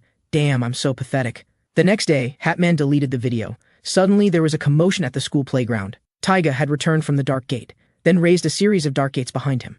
Seeing this, everyone was shocked. Taiga shouted to the crowd, "Just enter the Dark Gate, and you can gain power rivaling Gold Badge heroes." Elsewhere, learning of Taiga's appearance, Shikishima immediately contacted Subaru and rushed to the school. Hat Man hesitated at the sight of the Dark Gate, but was mocked by Taiga. "What a weakling. Are we really inferior to those damn chosen ones?" These words deeply affected Hat Man. Once he too had been bullied for being weak, until one day a bronze gate appeared and completely changed his fate. However, to prove he was no longer weak, he only did bad things to those weaker than himself. After the incident where Subaru saved his sister, he realized how pathetic he was, and he didn't want to go back to his old self. Taiga hurriedly urged the two to enter the Dark Gate. Hat Man was sure he would be killed if he didn't go in. Thinking his sister was waiting for him at home, after much thought, he decided to enter the Demon Gate. Just then, his phone received a message. It was from his sister. This message instantly awakened Hat Man. "I'm so pathetic. I had already decided not to return to the past." Then, with flames burning on his hand, he said to the green-haired boy, "Help me tell Subaru I'm sorry." Seeing this, Taiga was confused. Has this guy lost his mind? Then Hat Man shouted to the green-haired boy, "Run! Take care of my sister." At this point, Hat Man had transcended life and death. He said to Taiga, "You're pathetic." The next second, Hatman's head was grabbed by the exposed Taiga. Just then, Subaru arrived at the school, breaking through everything to reach Taiga. But seeing that Hatman had already been killed, remembering his cute and sensible sister, anger instantly ignited. He threw a punch at Taiga, the powerful impact instantly breaking through the building. But Taiga was unharmed, smiling evilly, didn't expect to meet again so soon. With a hint of provocation, he said to Subaru, "Let me see how strong your power is." Then both threw a punch, although Taiga was knocked hard to the ground. What Subaru didn't expect was that his blood armor shattered, and the cause wasn't external damage. Taiga didn't gain any advantage in this clash either. So he decided to use the Demon Lord's power, walking towards Subaru with an evil smile, emitting demonic energy. Just then, a golden flash blocked his path. Looking up, it was the world's top 3 gold badge heroes arriving. Seeing this, Taiga sneered. "Looks like I'm surrounded for the second time. But this time is different. I can cripple Sakura." All 3 gold badge heroes were provoked. Suddenly, in a flash of lightning, Taiga, who had been mocking, had his golden arm instantly cut off by Renji. Taiga's expression first showed terror. Then he suddenly laughed at Renji. "The number 1 gold badge hero, this is the first time I've seen a dejected expression on your face." Renji was not just dejected, but filled with anger, because his closest gold badge team member, Sakura, was now seriously injured and unconscious. Just then, Taiga's wound expanded into a giant hand, smashing down toward Renji's head. Renji held her golden holy sword ready to counter. But at the moment of contact, the golden holy sword was corroded and dissipated. In the critical moment, a golden fist smashed the ground. Instantly, a golden wall shot up, blocking Taiga's attack for Renji. It was Udo who had urgently activated his second skill. Then apologized, "I'm ready to accept punishment of Hero Association." It turned out that because of the great power of Gold Badge Heroes' skills, they were only allowed to use their first skill outside Demon Gates. Meanwhile, Shikishima and Sayaka launched an attack. Instantly, dense gold and red energy shot toward Taiga, but all were swallowed by the emitting smoke. Even the indestructible golden wall collapsed and dissipated upon contact with the smoke.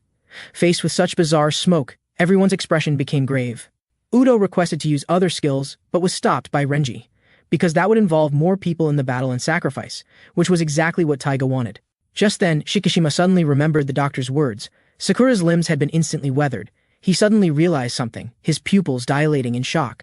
Facing everyone who dared not attack, Taiga mocked, "I will display your corpses to the world," then prepared to attack.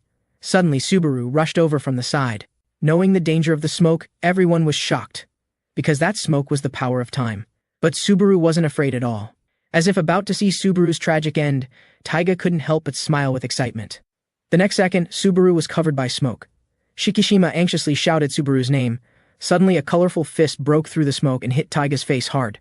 The powerful impact instantly sent Taiga flying, while Subaru was unharmed in the smoke, because he had converted magic power to cover his entire body with blood mold. Taiga's face was filled with disbelief. Subaru calmly said, "The me who was afraid of you is gone forever. As you wished, now you see my true power." Taiga was utterly furious, activating the power of demons, raising a series of dark gates. Instantly, 12 dark gates surrounded the 4 people, then released smoke that could weather everything. With a hideous expression, he shouted at Subaru, "Since the smoke doesn't work on you, I'll kill all your friends." Hearing this, Subaru recalled those painful memories. Then his heart began to beat violently. Instantly, his body erupted with intense, colorful energy, immediately attracting everyone's attention. Even Taiga was sweating profusely. Subaru coldly said, "You dare to harm my friends in front of me." The flames of hatred in Subaru's heart were ignited. The passive Blood Taker skill activated, increasing all skills' power by 30%. So the two rushed at each other. Taiga struck first with a palm. Subaru dodged with a sidestep, then counterattacked with a roundhouse kick. Taiga instinctively raised his hand to block, but he underestimated the power of this kick, which directly broke his arm. Taiga didn't even have a chance to scream. 2 blood whips shot out, tightly wrapping around Taiga's arm. Subaru followed closely behind. Taiga hurriedly released smoke to counterattack, but it was in vain. Subaru, enhanced by the flames of hatred, far surpassed Taiga in both speed and power. The next second, Taiga was kicked in the head, followed by another punch. Taiga couldn't react at all, his jaw was hit hard. His whole body was thrown into the air, but it wasn't over yet. Several blood whips followed, launching a fierce attack. After a while, Taiga, like a dead dog, was slammed hard to the ground. Shikishima quickly reminded, "Stop, we still need to ask this guy some questions." The flames of Subaru's hatred finally extinguished, but the dark gates and smoke hadn't disappeared. At Subaru's reminder, Sayaka's body erupted with blood mist. After a while, the smoke finally disappeared, and they escaped the predicament. Then a voice came from the dark gate. How unfortunate. Then a huge eye appeared in the gate. "You are indeed strong, able to see through my ability in such a short time." Shikishima coldly asked, What exactly is your purpose? The monster looked up. Making the sky clock return to 0 is my purpose. Then prophesied, you 3 gold badge heroes will soon be defeated by Taiga. Hearing this, Subaru firmly said, I will absolutely not let that happen. The monster teleported in front of Subaru. You're indeed the most interesting one, avatar of Vanquish. Subaru was surprised that he knew Vanquish. Who are you? The monster's gaze sharpened. My name is Darkchild. I am the king of the Black Water. The Dark Lord within the Gate of Darkness claims he will destroy the world and become the god of a new world. Subaru, hearing this, firmly disagrees with such an outcome and throws a punch at the Gate of Darkness. However, the gate suddenly disappears. It transforms into smoke and teleports onto Taiga, about to engulf him. Seeing the danger, everyone quickly launches attacks. When the dust settles, they still couldn't prevent their escape. At this moment, Shikishima is extremely frustrated, because during the battle there were 2 enemies observing from the rooftop, and the power they possessed was no less than Taiga's. Because of this, he had to divide his attention to guard against them. Meanwhile, Taiga falls unconscious inside the Gate of Darkness. The Dark Lord laments that poor Taiga is still too weak, so he decides to reshape him to be stronger. At the same time, the Gate of Darkness welcomes a group of people seeking power. Some are even willing to sell their souls to become stronger. The Dark Lord is very excited about the arriving guests, extending several magical hands to transform them. Later, Subaru and others attend the funeral of the Hat Man. Seeing the once lovely sister now devoid of vitality, Subaru remains silent, secretly vowing to subdue the villains. However, from that time on, the Gate of Darkness no longer appears. Subaru states he will continue to eliminate more demon gates, to meet Vanquish as soon as possible, and quickly increase his power. At this moment, Shikishima suddenly announces, tomorrow you will team up with Renji for gate exploration. Our fighting styles are different, so I don't have much to teach you. And this is a good chance for Renji to teach you swordsmanship. The next day, Subaru arrives at the gate in the busy marketplace. He never expected to team up with his former idol for exploration. Subaru now has the expression of a fanboy. Just as the 3 are about to enter the gate, a voice comes from the side. It's a silver-ranked hero team. We've already reserved this gate. Renji hurriedly takes out a notebook to check, and after thinking for a moment, realizes they indeed made a mistake. Then they rush to their scheduled gate without delay. After entering the gate, Renji enthusiastically begins explaining, but gradually sinks into a swamp without realizing it. Soon his entire body disappears into it, leaving Subaru and the other panicking, not knowing what to do. Suddenly remembering Shikishima's warning, be careful with Renji, he's not perfect. And to make matters worse, a giant steel ant appears before the 2. Subaru hurriedly activates his skills to attack. At this moment, the swamp suddenly begins to boil. The swamp explodes and a beam of golden light shoots out, followed by a massive sword rising from the ground. The giant steel ant is instantly split in half. This scene almost makes even the experienced Subaru drop his jaw, worthy of a man standing at the top of the world, although he's a complete idiot in everything except combat. After the skill dissipates, Renji falls back into the swamp. Subaru can only use blood strings to pull him up. However, Subaru is shocked that his strength cannot pull up just one person. It turns out Renji used himself as bait and successfully slew a swamp monster. At this point, Subaru understands. Renji always puts himself at the front line to protect teammates when facing enemies. This is how a hero should be. Subaru becomes a fanboy again and hands over a towel, which was actually prepared by Shikishima in advance. A moment later, the 3 arrive at a hilltop. Renji activates his Hawkeye skill, magnifying his vision 100 times, and locates the boss's hiding place. The boss keenly senses the approaching enemies. A massive tree suddenly rises from the ground, a level 81 plant-type monster. The next second, the tree's eyes flash with light. Countless golden beams shoot out in all directions. Seeing this, Renji activates his Titan Blade skill. A tens of meters tall golden sword forms a shield in front of them. When the attack arrives, the giant sword shatters. The area around the tree explodes with thunderous booms. After a moment, the surroundings are filled with deep craters. But Subaru was prepared and flew up to avoid this powerful strike. Subaru is shocked, though this is only a 4-star gate boss. It's abnormally powerful, at least equivalent to a 5-star gate boss. At this moment, a sword suddenly appears in Renji's hand. He swings it forcefully toward the distant tree. The 100-meter-tall tree is split in half by this one slash. Renji calmly says, "Thanks to you, we defeated the monster instantly." Renji's powerful attacks continuously refresh Subaru's view of strength. It turns out Renji used his 6th skill, which can transform the blade into sword energy. Attacking anywhere within sight, extremely high risk but also high reward. As the final boss dissipates, a prompt appears, "Dungeon cleared successfully, please exit the gate promptly." Later, the group returns to the Hero Association. Renji apologizes, "Today I defeated all the bosses alone. Please don't tell Shikishima about the mistakes I made today." However, Subaru has already reported it. The next second, Shikishima appears behind them, filled with resentment, angrily dragging Renji away. But Renji is used to it and says to Subaru, "Shice, I've already reserved a 5-star gate. See you tomorrow." Night falls. Subaru thinks about today's giant tree, so formidable despite being only 4-star, and tomorrow they'll be tackling a 5-star gate. Recalling Renji's battles today, he must learn something from it to become stronger. Meanwhile, inside the Gate of Darkness, the suited man asks how many heroes have been modified. The girl calmly replies, 20 already. Then the suited man says darkly, "Let the hunt begin."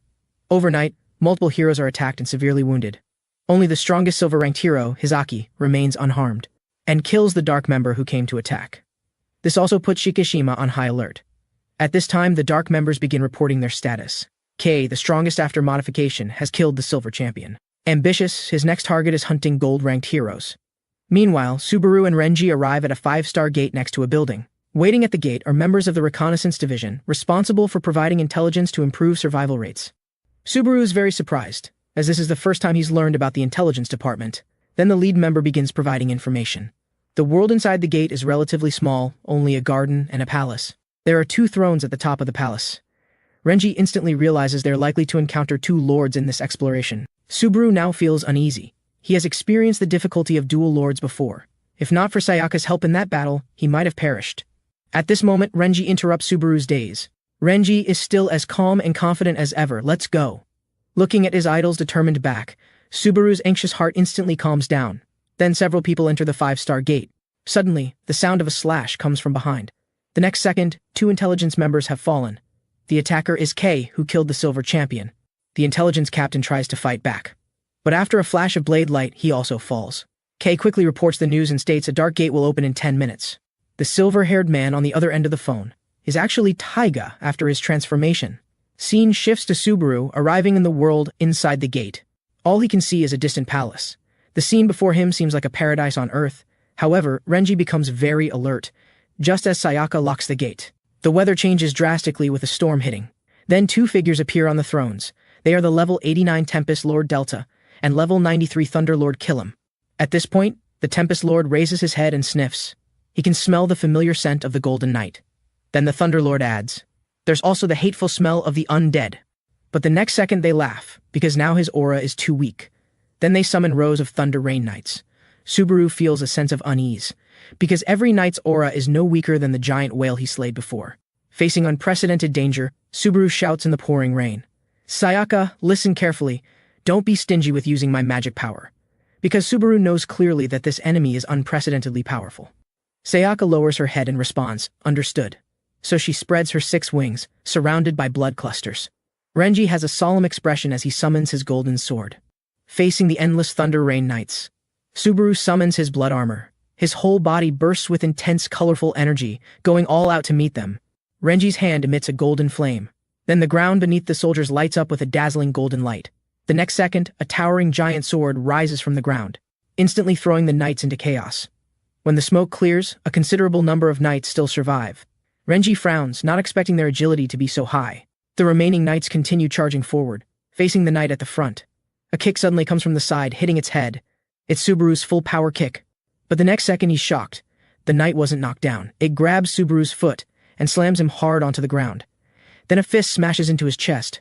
Subaru looks incredulous. How can a knight be stronger than the Ghoul Lord? But the Thunder Rain Knight gives Subaru no chance to counterattack, swinging another punch.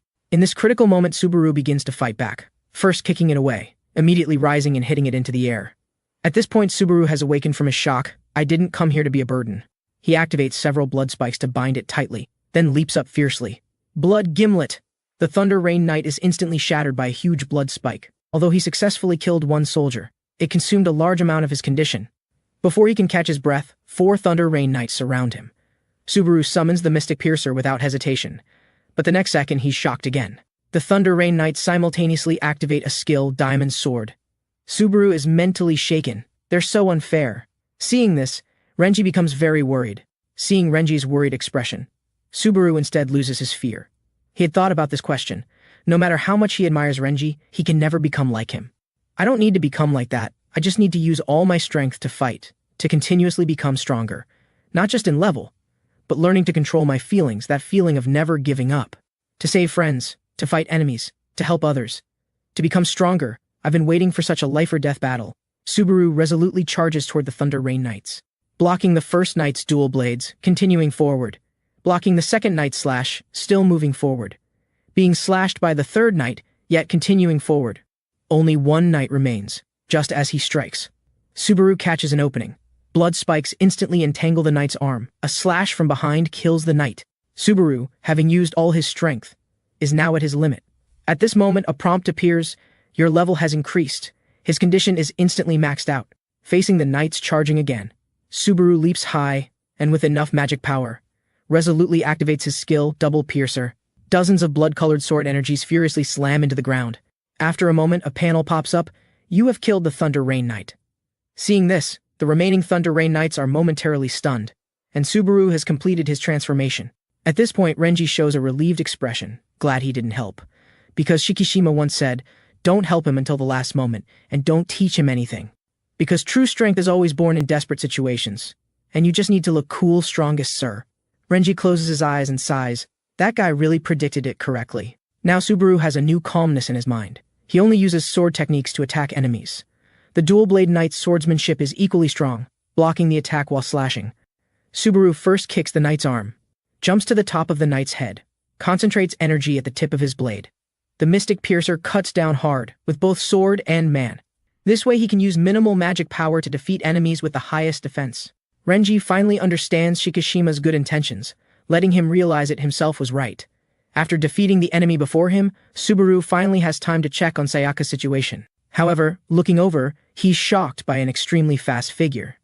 Sayaka is using her six wings advantage to shuttle back and forth among the knights, slashing, and releasing blood clusters to stick to the knights. The next second they explode on the knights. When the smoke clears, the knights are completely unharmed. But this is within Sayaka's expectations. Her current strength isn't that powerful, but it's enough to hold the enemies for teammates. At this moment, a knight suddenly appears in front of her, about to slash Sayaka. But the next second, the knight is cut in two. It's Subaru who arrived in time. Seeing Sayaka unharmed, Subaru is very happy. Seeing this, Sayaka blushes, then lowers her head saying, "Don't worry about me, Mr. Subaru. Please take care of yourself too." Then both return to battle. At this point, Subaru and Renji meet up, as he finds leveling up has become difficult. Renji also notices this, initially thinking it was due to high levels. Looking at the palace ahead, Renji finally understands. This is a special terrain with only bosses, and the knights are just puppets they summoned. Subaru worriedly looks at Renji. Without leveling up, Renji will become more exhausted. However, Renji says, at least defeating knights can consume the boss's magic power, although their purpose is to make us reveal our trump cards. Seeing their plan exposed, the dual lords decide to appear. Renji is startled, finally they've come out, then hesitates whether to use Warp Edge, a skill that consumes 80% of magic power, but can instantly kill the giant tree. Looking at the powerful enemies, this move is very risky. But now is the only chance, mentally reciting his sixth skill. At this moment, the violent storm suddenly stops. Then blue sky and white clouds appear again, while Renji is still hesitating. The Tempest and Thunder Lords make a jump, instantly appearing behind Renji. However, the two lords disdain sneak attacks, calmly stating, "We just want a fair competition." The surrounding minions immediately stop fighting and kneel down. Renji is secretly shocked that this boss can actually speak. Not only can they control the weather, but also formulate battle strategies. Obviously not ordinary bosses. So he raises a long puzzling question. What exactly are the trial gates and demon gates? Why do you creatures from the netherworld come to our world? Hearing this, the Tempest Lord looks puzzled. Haven't you received information from Ludwig? Renji is very shocked. They even know about his spirit guide. Could they be existences closest to the core? But the next second, they actually intend to reveal the information they know. Subaru is shocked. Is it that easy to disclose the secrets of the world? Then the Thunder Lord clears his throat. Basically, the gates are... I'm sorry, this seems impossible. Subaru is confused. Why are these two talking intermittently? Could some secrets be restricted? But the next second, the tone changes completely. Anyway, let's fight. If you defeat us, you can get closer to the answer. Subaru begins to be on high alert. The dual lords at this time play rock, paper, scissors. After a moment, the Tempest Lord wins, points at Renji saying, "NL, fight the golden flashy one bent," then steps forward with an attack that arrives instantly. Renji swings several sword energies to counter. The two exchange dozens of moves in just a moment. This makes the Tempest Lord can't help but praise. It seems Ludwig chose a perfect successor. But this also makes him more excited, showing a ferocious expression, "Let's have some fun." Renji is also fully alert. The enemy before him is the strongest he's ever seen. The observing Subaru is shocked when the Thunder Lord teleports over, catching Subaru off guard and startling him. The Thunderlord is very unhappy. He doesn't want to fight the successor of the undead. Having to defeat him multiple times to kill him is really boring. Before Subaru can react, a violent energy shoots out from the Thunderlord's chest, instantly penetrating half the terrain. When the smoke clears, a deep pit has been shot into the ground. The Thunderlord slowly walks forward. Although I don't know who your master is, you're pitifully weak. Seeing this, Renji is distracted during the battle. And with this move, a hand suddenly presses on Renji's face. Then a thumb presses down hard. The Tempest Lord continues his attack. A fierce fist falls toward Renji. Renji hurriedly defends and retreats to create distance. At this moment, one of his eyes has been destroyed. On the other side, the Thunderlord picks up the Mystic Piercer, very curious. This sword wasn't struck by lightning, and I can feel the pressure from the sword. Don't tell me he is Vanquish's successor? At this moment, Sayaka suddenly appears. The Thunderlord calmly says, "If you interfere with a one-on-one battle, I will kill you." Sayaka is now very grieved because she can do nothing. She also knows Subaru would not agree to interfere. All she can do now is shout loudly for Subaru to get up. The Thunderlord says this is useless because his legs have been blown off. But the Thunderlord is immediately proven wrong. Subaru has regenerated his limbs and stands up again. Fortunately, he used semi-hardened blood to cover his entire body. Although he lost his limbs, he survived this fatal attack, though his health is down to the last point, and he still has to face the strongest boss ever. Subaru's fighting will is unusually firm. If I can defeat him, I can quickly become stronger. The Thunderlord is very disgusted by this regeneration behavior and plans to use his true power to annihilate him. Meanwhile, the battle between Renji and the Tempest Lord enters a white-hot phase. The Tempest Lord is very satisfied with his opponent. Even after losing one eye, his speed doesn't decrease. However, the careless Lord almost gets slashed, so he quickly kicks back and rapidly creates distance. Renji takes a deep breath and says, "Thank you for being so strong. If I defeat you, I can become stronger." So he activates his fifth skill, Imperial Glare, increasing all skills power by 200%. The Tempest Lord is excited. "Is this your trump card? I'm starting to look forward to it." Then the battle between the two erupts again. On the other side, Subaru is rapidly dodging among dense lightning, due to the lightning's speed being too fast. Subaru must predict the lightning attacks while moving quickly without stopping. Otherwise, being hit once would turn him to ashes. Even the Thunder Rain Knights cannot escape the thunderstorm. Now Subaru doesn't have much time left. He must both avoid attacks and level up. So he changes direction toward a soldier. With lightning speed, he kills it. Then the prompt panel pops up. "You have killed a Thunder Rain Knight." His level also rises from 33 to 34. Instantly, Subaru's injuries heal. Then he summons blood armor to cover his entire body. Blood Gimlet. A sharp blood cone shoots toward the Thunderlord. The Thunderlord calmly raises his fist. The next second, a billion-volt golden lightning instantly disperses the approaching blood cone, then rushes towards Subaru. Subaru hurriedly leaps up to avoid it, but the lightning's speed is still too fast. His feet barely touch it before turning to ash. The Thunderlord lazily says, "Even if your power increased a little, do you think it makes any difference?" But Subaru's feet quickly regenerate, and he gathers dozens of blood arrows around him, with full force. They all shoot rapidly toward the Thunderlord. The Thunderlord mocks, "Teen, how pitiful. I finally understand why you were chosen by the undead. Obsessed with life and never giving up, in the end doing completely meaningless things." The next second, several lightning bolts fly out, completely evaporating all the approaching blood arrows. The Thunderlord looks contemptuous. Before unstoppable power, everything is meaningless. At this moment, Subaru's pet cat, Sushi, suddenly appears, quietly retrieving the Mystic Piercer.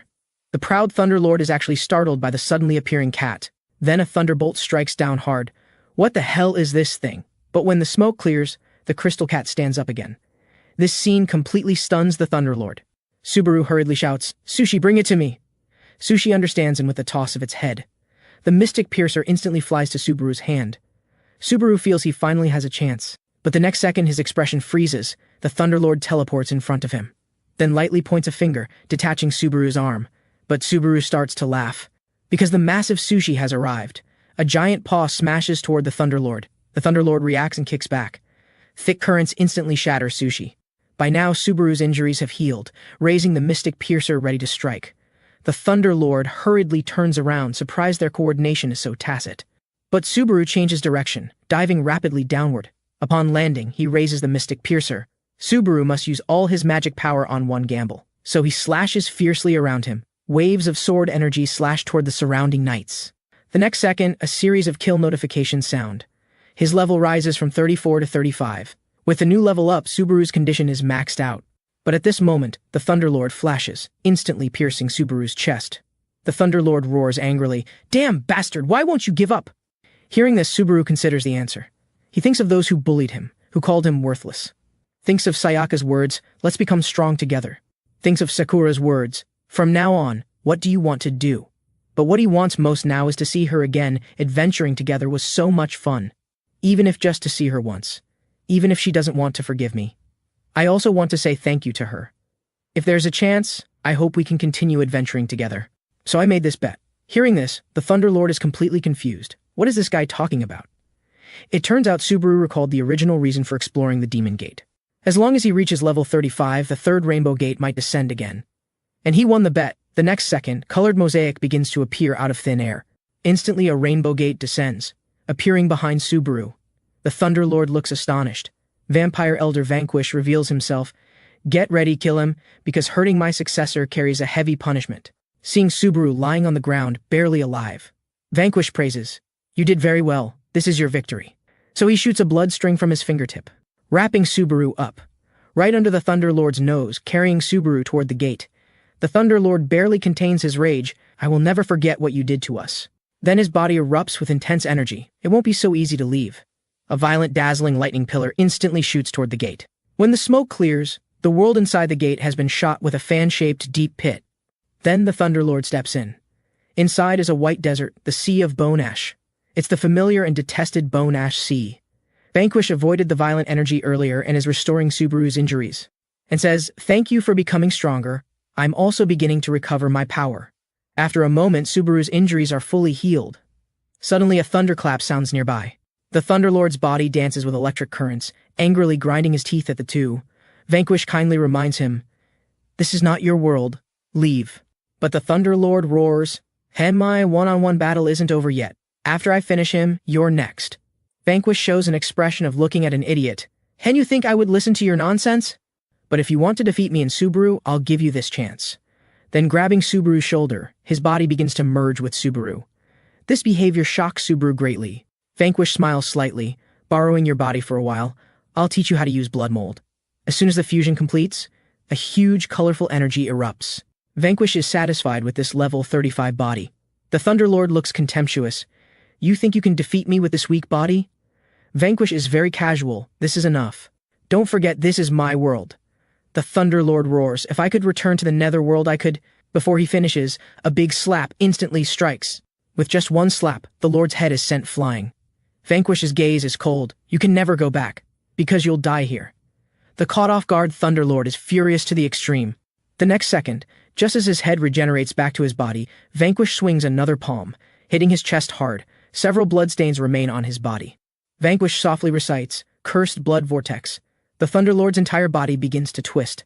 Under Vanquish's control, spinning at high speed, eventually compressed into a ball of flesh. The Thunderlord forcefully extends a foot, kicking Vanquish hard to break the control. The next second, free from control, he begins to counterattack. A lightning-charged kick is fiercely delivered, causing a deafening explosion. Then he summons lightning attacks. But they are all blocked by Vanquish using blood molds. At this point, the Thunderlord makes a sweeping flying kick. Vanquish catches the opening, blocking while his finger instantly points. The Thunderlord's abdomen is pierced with a large hole. Vanquish coldly laughs. Why aren't you moving? Come fight me. In the mental world, Subaru is sweating profusely. This is too strong. Looking at the pain-stricken Thunderlord, Subaru is very curious how he was injured. Because enemies with regeneration abilities shouldn't be injured until their magic is depleted. Vanquish explains, it's because of the curse. By applying curses in the blood, you can severely damage the opponent's soul. The Thunderlord now has bulging blue veins. Damn vampire, dare to underestimate me. Then his whole body erupts with towering lightning. Seeing this, Vanquish also begins to get serious. Then the battle erupts again. The two exchange fierce blows. However, with the blood curse enhancement, the Thunderlord gradually loses ground. Instantly his body is riddled with holes. The Thunderlord is very unwilling. If I were at full strength, it wouldn't be like this. Vanquish calmly says, you only have yourself to blame for not killing Subaru immediately. The moment the Rainbow Gate descended, you lost. And Subaru would do his utmost for victory. That's the difference between you. Then the Thunderlord, filled with unwillingness, begins to collapse, finally unable to regenerate, slowly dissipating. A prompt appears, you have killed the boss. Seeing Vanquish display terrifying power for the first time, Subaru is amazed and convinced. However, something unexpected happens. Lightning suddenly appears out of nowhere. Then the panel shows, boss is resurrected. Subaru is very shocked. What's happening? Vanquish's expression is calm as if he expected this. This is just leftovers. The Thunderlord, though resurrected, has only 5% health left. The newly resurrected Thunderlord angrily charges forward, but is pressed firmly to the ground with Vanquish's one finger. Suddenly Vanquish remembers an important matter. The trial inside this gate, pointing at the nearly dead Thunderlord, indicating this is the object of his trial. Hearing this, Subaru is immediately shocked. If he fought the Thunderlord himself, he would certainly risk his life to defeat him. But Vanquish's expression suddenly becomes serious. If you can't beat him even in this state, I won't need you anymore. And this time I won't intervene. You need to learn to ignite your hatred. Subaru looks confused because he has no reason to hate the Thunderlord. Vanquish explains, because you were once called scum, you hate being worthless. Not only do you not care about your own life at all, but you're always in danger because of others' safety, and you blame yourself for not being able to protect others. But these are all wrong thoughts. Don't blame yourself for being weak. Instead, hate your weakness. Hatred is not to keep you in the past, but to give you the power to move forward. So ignite the hatred and make yourself stronger. One day you will love yourself and gain true happiness. Hearing this, Subaru suddenly realizes, no longer afraid or worried. The skill One Who Loathes the Light has leveled up. The skill Cursed Blood activates. He walks firmly toward the Thunderlord. Sorry to keep you waiting, kill him. Let me borrow your life for a while. Facing the all-out Thunderlord, Subaru tightly grips the Mystic Piercer, on high alert. The next second, a violent explosion erupts. On the other side, Renji fights with increasing vigor. Another slash, severely wounding the Tempest Lord. So the Tempest Lord creates distance. Seeing this, Renji activates his second skill core edge, locking the Tempest Lord, pulling hard to drag him over. The advantage brought by the Imperial Glare skill is obvious, the price being extremely high magic consumption. Currently his magic can last at most 48 seconds, but the enemy still has 400,000 health.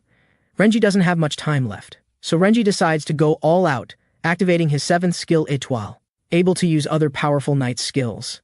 Then a flying dragon slash cuts out. The Tempest Lord is cut into pieces. Before the Tempest Lord can regenerate, Renji raises his sword and leaps high.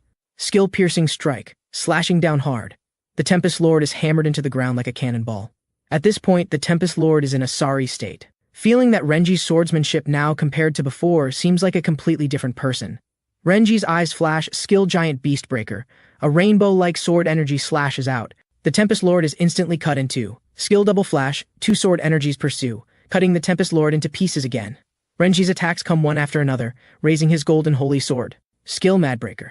A tens of meters high golden sword shadow smashes down hard. The Tempest Lord's blood is depleted by continuous attacks. Unable to regenerate, his body gradually dissipates. The panel shows, you have defeated the boss. But defeating the boss didn't level him up. Renji's life and magic are also depleted, falling to the ground powerlessly. Looking towards Subaru's rainbow gate, it shatters the next moment. Renji is shocked. Did Subaru fail too? At this moment, the panel suddenly shows the boss's clone. Then the Tempest Lord appears again. He is now extremely angry, actually killed by a mere human. So he rushes toward Renji, determined to tear him to pieces. Renji is already unable to move, and at this life-threatening moment, a spatial rift appears in front of Renji. Then Subaru's figure emerges from the void, meeting the charging Tempest Lord. His clenched fist imbued with blood curse. Fists rain down like a storm. The Tempest Lord is beaten with screams of agony. After a moment, his body begins to collapse, slowly dissipating in space. Then Subaru turns his head. Let's go home, Mr. Hirasaka. Meanwhile, Taiga, who had fallen into darkness. Upon returning from the underworld, the first thing he did was kill his own stepfather with his own hands, while his mother remained indifferent to his transformation, coldly immersed in her own world, thinking only about how to spend and squander money. At this point, Taiga was completely consumed by murderous intent. Then a black smoke drifted toward his mother. Looking at his fallen mother, he raised a champagne glass. But Taiga's insanity didn't stop there. Next, he wanted to destroy the entire world. Meanwhile, Subaru sighed. He finally defeated the two lords, clearing the 5-star gate in just 22 minutes. And Renji, due to his level increase, had his negative status cleared, regaining his eyesight. At this moment, Renji was extremely grateful for Subaru's timely appearance. Otherwise, he really would have died this time. Then Subaru called out to Sayaka and Sushi. At this time, Sayaka and Sushi peeked out from the palace. She was happy that Subaru was safe and sound. Subaru was also overflowing with the joy of victory. Let's go home. Moments later, the three walked out from the gate, only to see someone already waiting outside. Udo congratulated them. 22 minutes, that's a new record. The blue-clothed man Ryuji was the top-ranked healer. The three were very surprised by the situation before them. Udo then pointed to the guy below him, saying, I received information about someone committing crimes. So I rushed over and subdued this guy. This guy is Taiga's subordinate, and he'll be taken back for questioning. Then he grabbed Renji. You need to come back too. Shikishima is waiting for you. The remaining two watched as everyone left. Then Subaru suddenly spoke. I found a way to see Sayaka. Afterward, the two came to the rooftop. At this point, Subaru had unlocked the level 35 skill, Prana Vapas, which could exchange the souls of a kin with their original owner, meaning Sayaka's soul was still in her body, just not fully recovered due to severe injuries. Sayaka's return was just a matter of time. Thinking about this, Subaru couldn't contain his excitement. His long-cherished wish was finally about to come true. So he jumped high and did 3 flips to celebrate. At this moment, he felt apologetic toward the Ghoul Lord, realizing that what he had said before was right. But what he still couldn't understand was where the present kin Sayaka's soul came from. Then Subaru stopped thinking about it, and took out the rewards for clearing the gate. They were earrings with thunder attributes, and tempest attributes. However, he handed them to Sayaka. Sayaka was extremely flattered, while Subaru explained that the last battle made him realize he didn't have enough power to protect her. So he hoped Sayaka would accept them, and try them on now to see the effect. Then Sayaka calmed herself down, and carefully put on the earrings. Subaru honestly complimented, they look good. This comment made Sayaka blush and take off flying. Seeing Sayaka flying farther and farther away, Subaru's jaw dropped. How far can she fly? At this moment, the crystal cat was speechless, and angrily punched Subaru. Such a dense master, even the cat couldn't stand it. The next day, Subaru unexpectedly learned of his parents' death from the news. At this moment, he was completely dazed. Upon hearing this terrible news, Subaru returned to his former home. The house had already been reduced to ruins. Nearby, Udo was checking the condition of the deceased. From the injuries, the killer was clearly Taiga. Who would have thought he would be so heartless? Shikishima came behind the silent Subaru. You don't have to force yourself to come to the scene. But Subaru calmly said, there's nothing to be sad about. I can't recall memories of my father and mother anymore. What I want to know more is what Taiga is thinking now. On the other side, Taiga arrived at the Hero Association headquarters, walking straight toward the entrance. By now, news about Taiga had spread throughout the Hero Association. Taiga slowly approached the reception desk. The receptionist still greeted him warmly. However, at this moment, Taiga began to release smoke. People were completely unaware of the approaching danger. At this time, outside the Hero Association, everything was joyful and peaceful. Just as a magician was about to perform his next trick, the Hero Association building suddenly collapsed behind him. Everyone was shocked by this sudden event. Sounds of collapse and screams filled the air. Only one figure slowly walked out from the ruins. Taiga, who had gained immense power, now felt incredibly empty and lonely. Moments later, Renji and others received the news. This attack had caused casualties to 200 heroes. Hearing this, a nameless rage burned within Renji. The clear-headed Shikishima quickly relayed orders to the branch. Don't stop exploring the gates of hell. We absolutely cannot let the sky clock reach 0. Shikishima began to regret letting Subaru go home alone, because he might be the next target. Suddenly, a strange phone call came in, and Shikishima immediately guessed it was from a member of the Dark Forces. The suited man on the other end taunted, Karsta, do you like our declaration of war? Hearing this, Renji's body burned with raging anger. But the suited man became even more arrogant, stating that they would attack the other 6 association branches. Renji could no longer sit still and went straight to the car roof. Before Udo could stop him, Renji flew away at high speed. Shikishima said there was no need to stop him, let him go to reduce more casualties. At this point, Shikishima laid down harsh words. You're the one who was monitoring us on the rooftop, right? Don't let me find you, or I'll fill your body with holes. The suited man wasn't worried at all. Come if you dare. At this time, Shikishima also guessed the purpose of the Dark Forces, which was to destroy the Sky Clock. And Taiga had the ability to accelerate time. Now the Sky Clock had 870 days remaining, and destroying the 5-star gates of hell was the most effective way to deduct time. So he quickly notified other heroes to monitor the remaining 5-star gates, and dispatched the Gold Badge team to track Taiga's movements. Meanwhile, in a certain building, the Dark member, the black-robed girl Yumeno, didn't understand why they declared war when they could have launched a surprise attack. But Kohei was looking forward to such an open battle. On the other side, 3 Dark members found Subaru, led by Kei, who had escaped from the association headquarters, stating he wanted a one-on-one battle. But Subaru calmly stood up and said, all 3 of you come at once, that way none of you will escape. Hearing this, the bald guy got angry. Touch, how dare you look down on us? So he immediately activated his skill, Obsidian Guardian. In an instant, his body was covered with a layer of stone armor. He leaped fiercely toward Subaru. The next second, Subaru swung a punch to counter. Upon contact, the stone armor was covered with blood marks, followed by another punch that sent the bald guy flying, shattering the stone armor. The bald guy lost consciousness without knowing what had happened, but Kei saw it clearly. He's actually attacking from inside with blood. Far from being afraid, Kei was extremely excited. His body burst with intense energy, Leaping and slashing rapidly, Subaru ducked, easily avoiding the attack. Just as Subaru relaxed his guard, Kei suddenly turned and slashed down with both blades. In the critical moment, Subaru hurriedly retreated, narrowly escaping. As the smoke cleared, the floor had a huge hole cut into it by the strike. Subaru hadn't expected that Kei could attach black smoke to his blades. Seeing this, the blonde guy asked, "Do you need my help?" But Kei confidently refused, to watch me defeat him with style. Subaru was very confused about the purpose of all this. As he spoke, Kei slashed again, and Subaru quickly raised his shield to block. At this point, Kei responded, "And 'cause it makes no difference. As the leader of a team, I alone am enough to handle this. And I will prove that I can defeat the strongest hero, Renji. Because that's my dream." Hearing this, Subaru was baffled. Isn't it about breaking the sky clock and destroying the world? Does he think he's a comic book hero? But Subaru had another question. Then why did you attack those 3 people in front of the 5-star gate? Kei scoffed. That was their own fault, for being weak and leaving the battle front line. As soon as he finished speaking, a punch hit him unexpectedly in the face. Kei's body flew backward, only stopping when he hit the railing. Now Kei was shocked. His punch speed was much faster than before. What he didn't know was that this very statement had enraged Subaru. How dare you insult those who work hard to protect the world? So he activated his skill, one who loathes the light. You should die for your selfish dream. Hearing this, Kei became furious, his body also erupting with intense aura. Just as Subaru was about to launch an attack, the blonde guy suddenly appeared and kicked Kei away. Kei was knocked unconscious by this kick. Subaru was very surprised by what had happened. So he asked, "Are you going to be my next opponent?" However, the blonde guy said, Let's end this battle here. Actually, I have another identity. I'm Shikishima's subordinate, sent to infiltrate the dark forces as an undercover agent. I came here to tell you the locations of the 6 5-star gates. Meanwhile, other heroes monitoring the 5-star gates were also encountering members of the dark forces. Taiga arrived in front of one of the gates.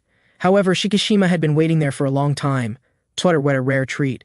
I hit the jackpot by chance. Looks like I'll have to go all out today. Taiga coldly responded. Shikishima, I guess you'll be the first to die. But Shikishima sneered. I told you not to underestimate me too much. Then he unleashed his 5th skill, Meteor Shower. A sky full of blue flames shot down rapidly. Facing the rapidly approaching meteor shower, Taiga showed no expression. With just a few jumps and dodges, he avoided the dense attacks. Seeing Shikishima's all-out attack, Taiga recalled that painful memory. It turned out that 3 years ago, Shikishima was the first person to suspect him. Because Taiga's gate was stolen from others, his leveling was abnormally slow. Even at level 20, his second gate still hadn't appeared. While the simple-minded Renji said, and some people don't get their second gate until level 30, so you shouldn't be too suspicious of him. But Shikishima said, Senai don't want to spoil the atmosphere either, but his situation really fits too well. However, these conversations were all overheard by Taiga. Shikishima's next proposal made Taiga break out in a cold sweat. Shikishima actually wanted to use a lie detection skill to test him. Feeling his life threatened, Taiga secretly vowed to kill Shikishima someday. Who would have thought that this once foolish wish could now be fulfilled? So Taiga's body began to emit a burst of smoke. Then he disappeared in the smoke. When he appeared again, he was behind Shikishima. This greatly surprised Shikishima. This guy's speed is so fast. However, he immediately denied this thought, because Shikishima had the skill of X-ray vision, able to sense enemy positions within 1 kilometer. This guy must be using some method to teleport instantly. Facing the rapidly approaching fist, Shikishima remained very calm. I've already told you, don't underestimate me too much. Then a dazzling white light appeared behind him. The next second, a violent explosion sounded.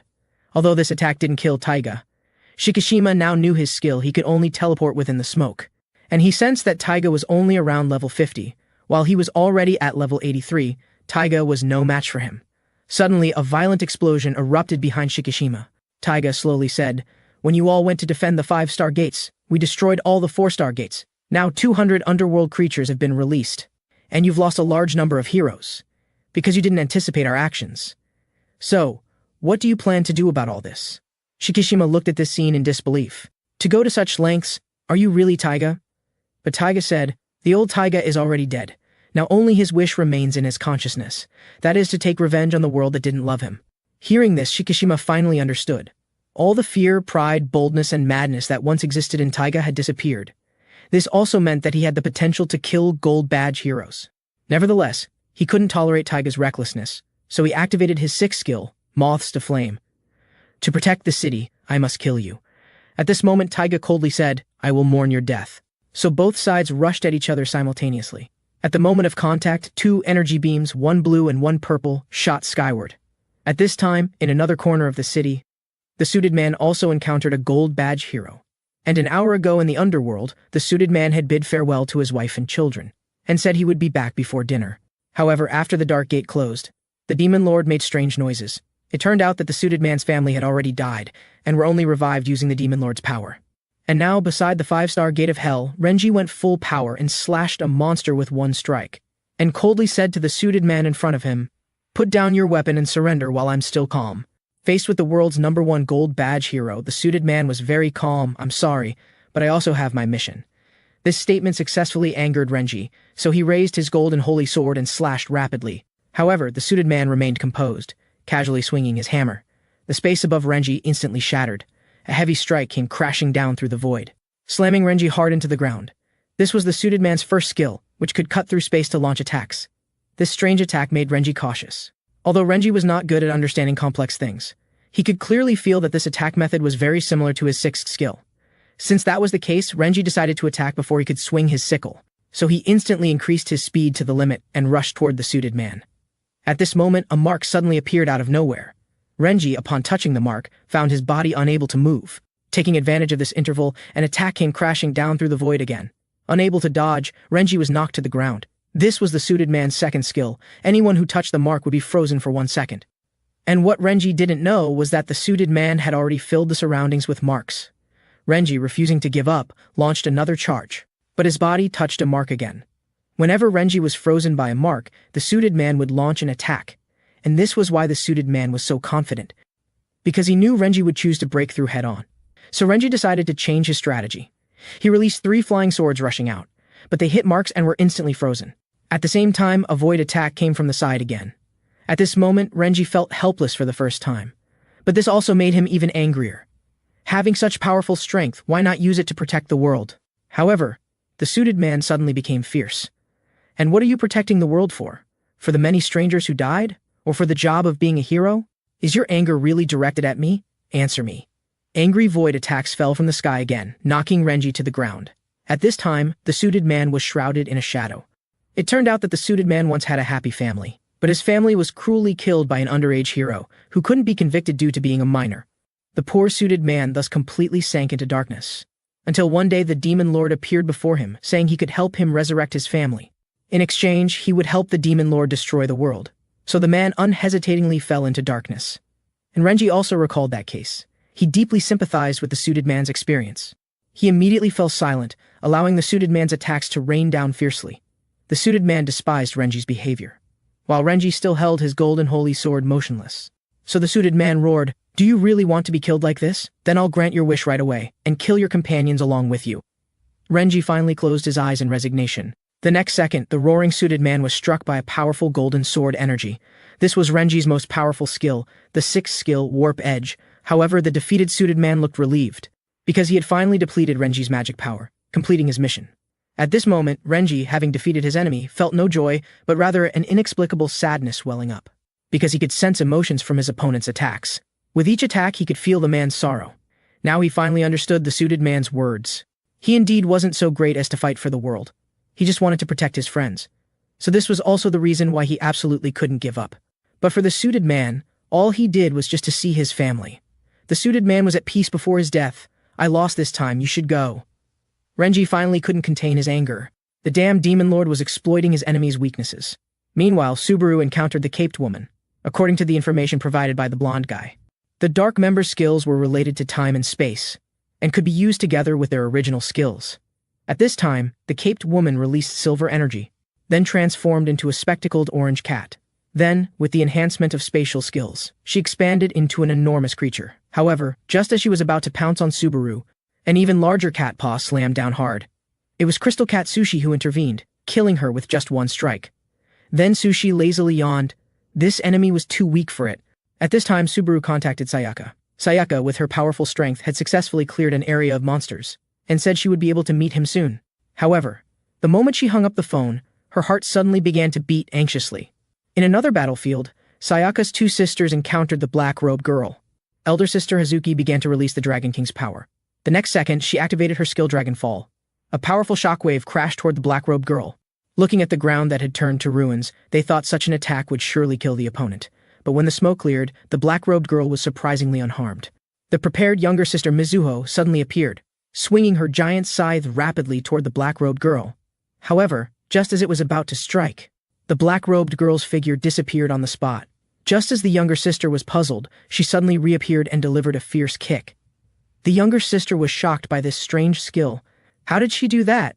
This was the black-robed girl's special skill, Existence Blink. When blinking, she could make herself disappear from the world. At this time, the older sister rushed over to help, but disappeared again at the moment of approach. Before the older sister could notice, a foot came from the side. The older sister was kicked hard and sent flying. However, just as the older sister landed and stabilized herself, a series of attacks came one after another. Unable to withstand it, the older sister was finally knocked down. But at this time, the black-robed girl was unusually excited, only because she recognized that the two sisters in front of her were social media celebrities, with tens of times more followers than her on social media. But now they were being tortured and killed by her. Thinking about this, her expression gradually became perverted. At this moment, Sayaka suddenly teleported behind her, accompanied by a murmur, "I promise I only need 3 minutes." Then a prompt appeared, soul conversion beginning. It turned out that real Sayaka's soul had taken control of the body. The black-robed girl had just reacted, when she took a solid punch. The black-robed girl, sent flying, was very shocked. How did I suddenly get hit? It turned out that Sayaka had just used Death Fist. The two sisters were also shocked. Sayaka had been resurrected, and Sayaka was still as lively as before, greeting the sisters. "Although I can only come back for a while, leave it to me now," feeling this long-missed real world, and her most important family in front of her. Sayaka was extremely happy at this moment. While the black-robed girl had her teeth knocked out by a heavy punch, she was now extremely angry and roaring. But Sayaka didn't tolerate her, directly punching her in the face.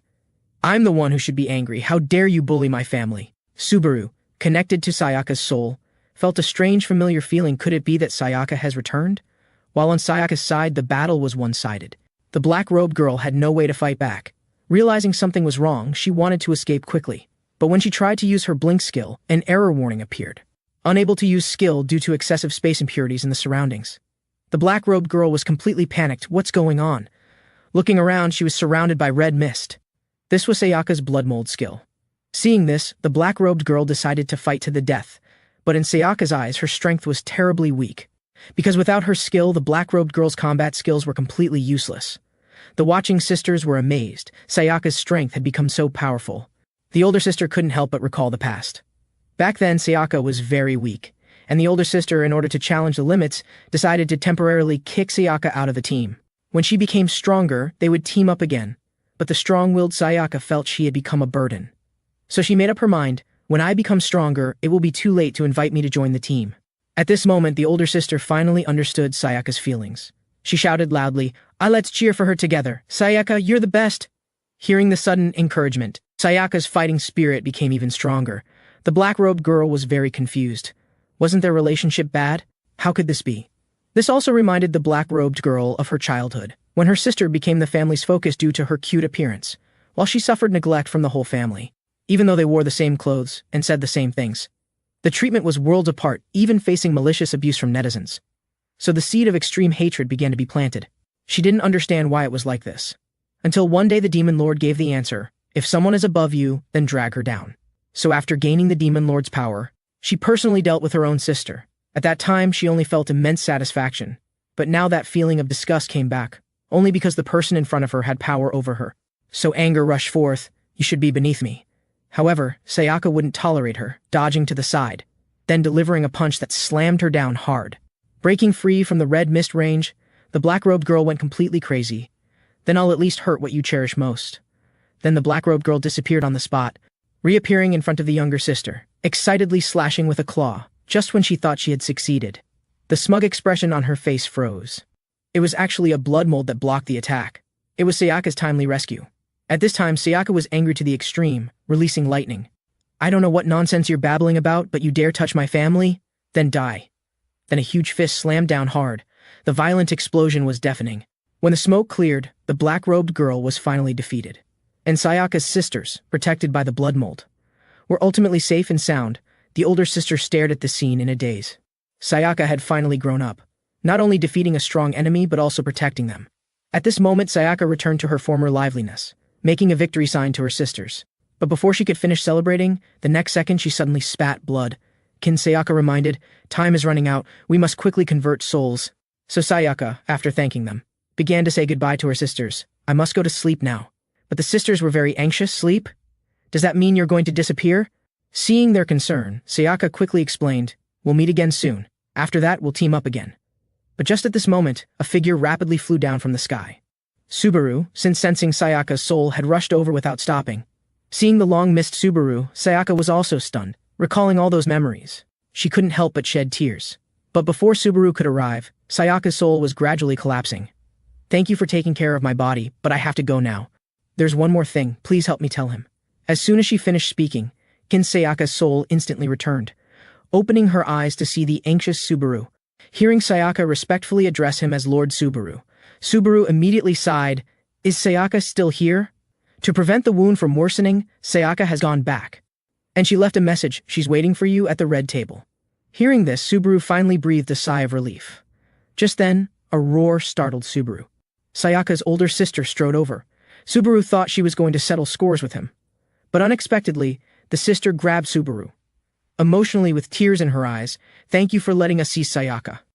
Meanwhile, the younger sister also expressed her apologies. Subaru was moved to the point of tears. But the next second, the two sisters were full of fighting spirit. Now there are still underworld creatures waiting to be eliminated. We're leaving first. Watching the two leave, Subaru recalled the Conqueror's words, becoming truly happy. Although he hadn't found the answer yet. But as long as he stayed with everyone, it would be fine. So his gaze became determined again. Let's go. Many people are waiting for us. The scene shifts. Sayaka arrives in a white desert. A figure slowly walks out. I watched your battle. Sayaka displays a proud expression. Wasn't my performance perfect? And opposite her is the serious-faced ghoul lord. Your performance only gets 13 points. Hearing this, another voice objects it should be at least 30 points. Another voice is very angry. Using my power but taking 3 minutes, 0 points. The ghoul lord mocks, don't interfere with others' education, you two freeloaders.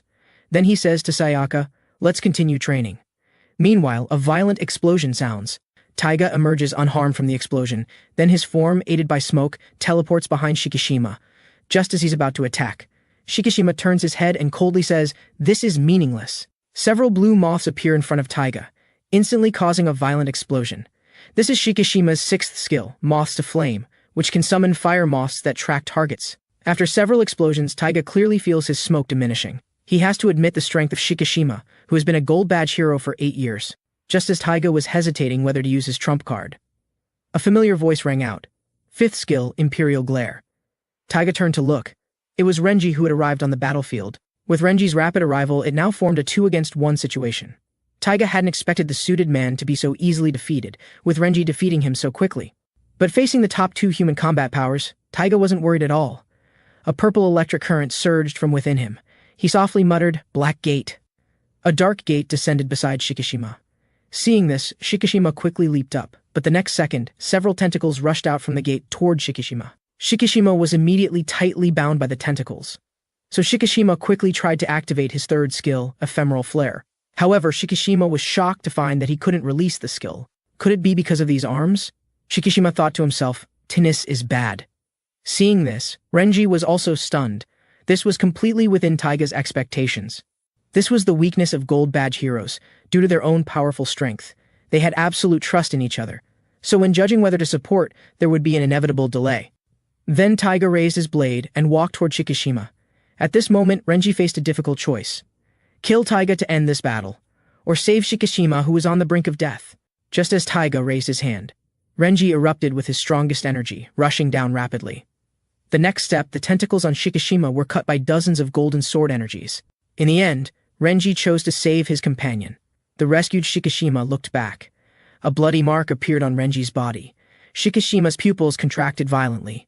It turned out that the price Renji paid to save his teammate was his own life. At this moment, the fallen Renji looked relieved. Seeing this, Shikishima shouted loudly for Renji, recalling their first meeting. Renji was actually a disaster in daily life, which made Shikishima feel very helpless. But during the exploration of the gates of hell, Renji sincerely helped and cared, finally opening Shikishima's heart. And as they fought side by side, the friendship between companions deepened. For this, Shikishima decided to establish an intelligence department, to scout the gates of hell in advance to reduce hero casualties. Sakura immediately saw through Shikishima's thoughts. It turned out that Shikishima was the person who valued friendship the most, and Shikishima also expressed his wish. hoping that when all the gates of hell disappeared, everyone could laugh it off and finally disband. But now this wish was finally shattered. Looking at Renji who died in front of him, Shikishima was grief-stricken. While Taiga calmly spoke, "Congratulations, Shikishima, you are Renji's true friend." Hearing this, Shikishima was furious to the extreme. "No matter what, I will kill you." But Shikishima was no longer able to fight. Just as Taiga was about to end it all, a blood-colored spike descended from the sky, blood mold gimlet. A strong impact instantly crashed down, raising a cloud of dust from the ground. As the smoke cleared, Shikishima saw who had arrived. It was Subaru who had arrived just in time. Then he began to ask Subaru for help. Subaru took a deep breath. "Don't worry, Shikishima, I won't let Renji disappear." Then Subaru's hand gathered red light. Parivara, a skill of reincarnation of the dead. A surge of energy envelops Renji. At this moment, Shikishima finally remembers. The first time he discovered Subaru, he'd already completed 2 trials and successfully revived a hero. Shikishima is shocked.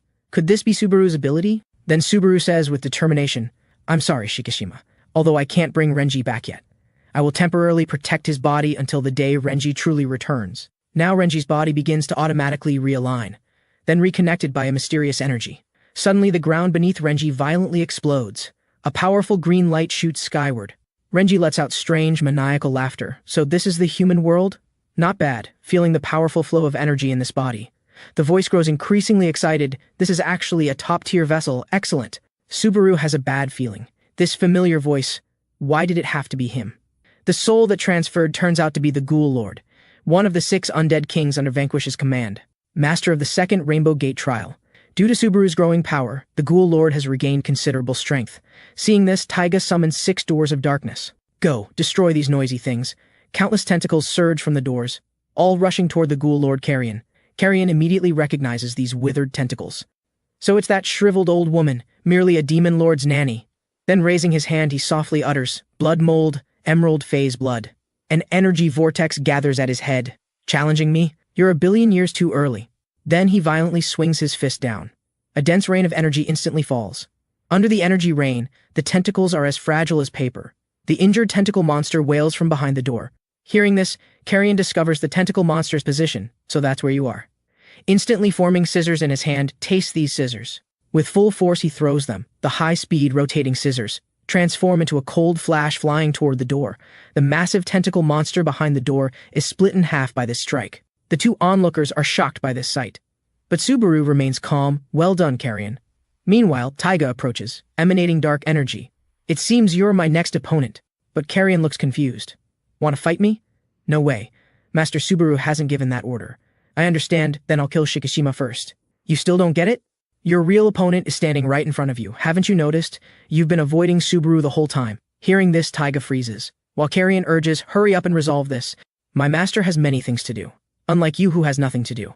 Taiga's true thoughts were not about avoiding Subaru, but preventing anyone from interfering with their duel. Because when young Taiga first met his half-brother Subaru, that feeling of fear left a lifelong impression. Even reborn, that feeling remains engraved in his heart. So Taiga seems to make some determination. "Fine, come with me," instantly opening a dark door from the ground. Seeing this, Shikishima quickly tries to stop Subaru. "Don't go in, you'll die." But Carrion shows no concern, instead encouraging Subaru. "Go do what you need to do, I'll handle things here." This is exactly the moment Subaru was waiting for. So he calls out to Sushi, and under Shikishima's shocked gaze, decisively jumps into the dark door. "I'll be gone for a while." Feeling the moment of destiny arriving, Subaru recalls Blonde Guy's words, "What did Taiga do to you in the past?"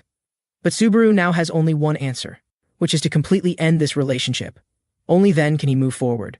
Subaru enters deep into the Demon Lord's space, looking at the massive Demon Lord. Subaru remains composed. Finally we meet Dark Child. At this point, Taiga says, "Dark Child, don't interfere. Of course, the contract condition you signed is to kill Subaru with your own hands. The door's contract won't be broken. Feel free to handle this." After saying this, the Demon Lord secretly gets excited. "The door's contract can't control me. Once Taiga is defeated, I'll step in." Although Renji's soul transfer was unexpected, once Subaru dies, his soulkin will die too. After that, the human world will belong to me. Scene change. Carrion flies with Shikishima to the next location. Shikishima shouts at Carrion, "It's too dangerous for Subaru alone. Why didn't you stop him?" "Don't worry, he already has a strategy." Hearing this, Shikishima is puzzled. When did he make a strategy? Just then, an alert pops up. 5-star demon door time reset to 0. Remaining time for demon doors, 8,000 hours. Punishment, deduction of sky clock time. Seeing this, Shikishima's eyes widen in shock. Then the sky clock time rapidly decreases. After a moment, only 2 days remain on the sky clock, and it begins showing signs of breaking. Shikishima breaks into a cold sweat. This means that now, if just one demon door is destroyed, the apocalypse will arrive. Suddenly Carrion chops the dazed Shikishima with his one hand. Calm down, you idiot. If Renji is so important to you, then desperately protect what he cherishes. Hearing this, Shikishima is momentarily stunned. Then his mind immediately clears. Now take me to the hospital right away. But when Shikishima arrives at the hospital, he finds Sakura's bed empty. Shikishima's temper flares. Where did that woman go at such a critical time? Meanwhile, somewhere in the city, Black Hero Kohei is now bruised and swollen. Before him stands the composed gold-ranked hero Udo. Clearly Kohei's injuries are from Udo. Then the unsatisfied Kohei raises his fist to attack again. But in the next second, he's sent flying. Udo had activated his skill Golden Wall from a distance.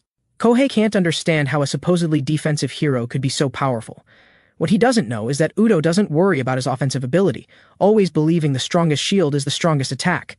Finally, Udo easily ends the fight, then receives a call from Shikishima, asking where Sakura has gone. Hearing this, Udo looks up, only to see Sakura activating her second skill. Her hands and feet instantly replaced by golden chains. Then her legs emit a dazzling golden light, 68-pound carronade. The monster before her is instantly blasted by this attack. Then Udo speaks. Sakura you mentioned is fighting, wasn't she severely injured? But Sakura responds, I don't believe any hero could sleep under a sky like this. So do you know what we need to do now? Udo affirms this. Now we have only one choice. The answer is obvious, accelerate clearing the demon doors. Because our duty is to protect the world. So Shikishima immediately notifies all heroes. No matter how many demon doors there are, they must be conquered to recover lost time. Sakura is now full of fighting spirit, been lying in bed too long, finally can move. At this point, Shikishima suddenly stops Carrion. Are we really not worried about Subaru? Hearing this, Carrion laughs. Then, with determined eyes, if he can't do it, then no one can. But in the Demon Lord's space, colorful mosaics suddenly appear. The Demon Lord's eyes show disbelief. How is this possible? The Vampire Elder instantly appears in the Demon Lord's space. Vanquish looks excited. I heard there's a bad child here, so I came. Taiga looks at Vanquish and mutters, so this is the Master of the Rainbow Gate? But his thoughts are interrupted by Subaru. Taiga, look at me. Your smoke and my blood can cancel each other out, so let's use the most primitive way of fighting. Get ready, this is our last battle as brothers. The Demon Lord is very surprised that Vanquish successfully entered his world. How did you appear in this world? Vanquish calmly says, well done, Subaru. You accurately told me the coordinates of this world. The Demon Lord turns to look. With a shocked expression, it was you. You caused this situation? But Subaru chooses to ignore him. This instantly enrages the Demon Lord. Look at me, human.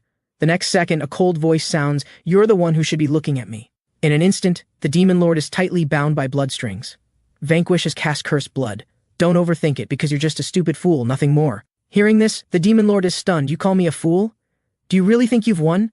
At this point, the Demon Lord's tightly closed right eye suddenly opens, revealing a four-pupiled eye.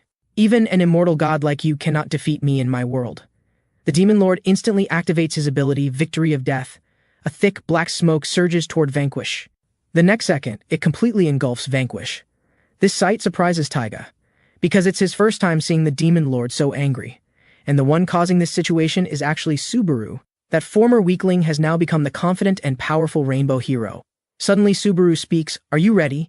Do you really think you can defeat me barehanded? The next second, Taiga's arm suddenly transforms into a sharp blade, then fiercely swings toward Subaru. Subaru dodges with a downward movement, instantly rushing to Taiga's front, clenching his fist, punching Taiga hard in the face, sending him flying several meters. When he stops, Taiga raises his left hand, black smoke surging forth, then violently throws it forward. Subaru likewise releases blood mist to meet it. The two energies collide evenly.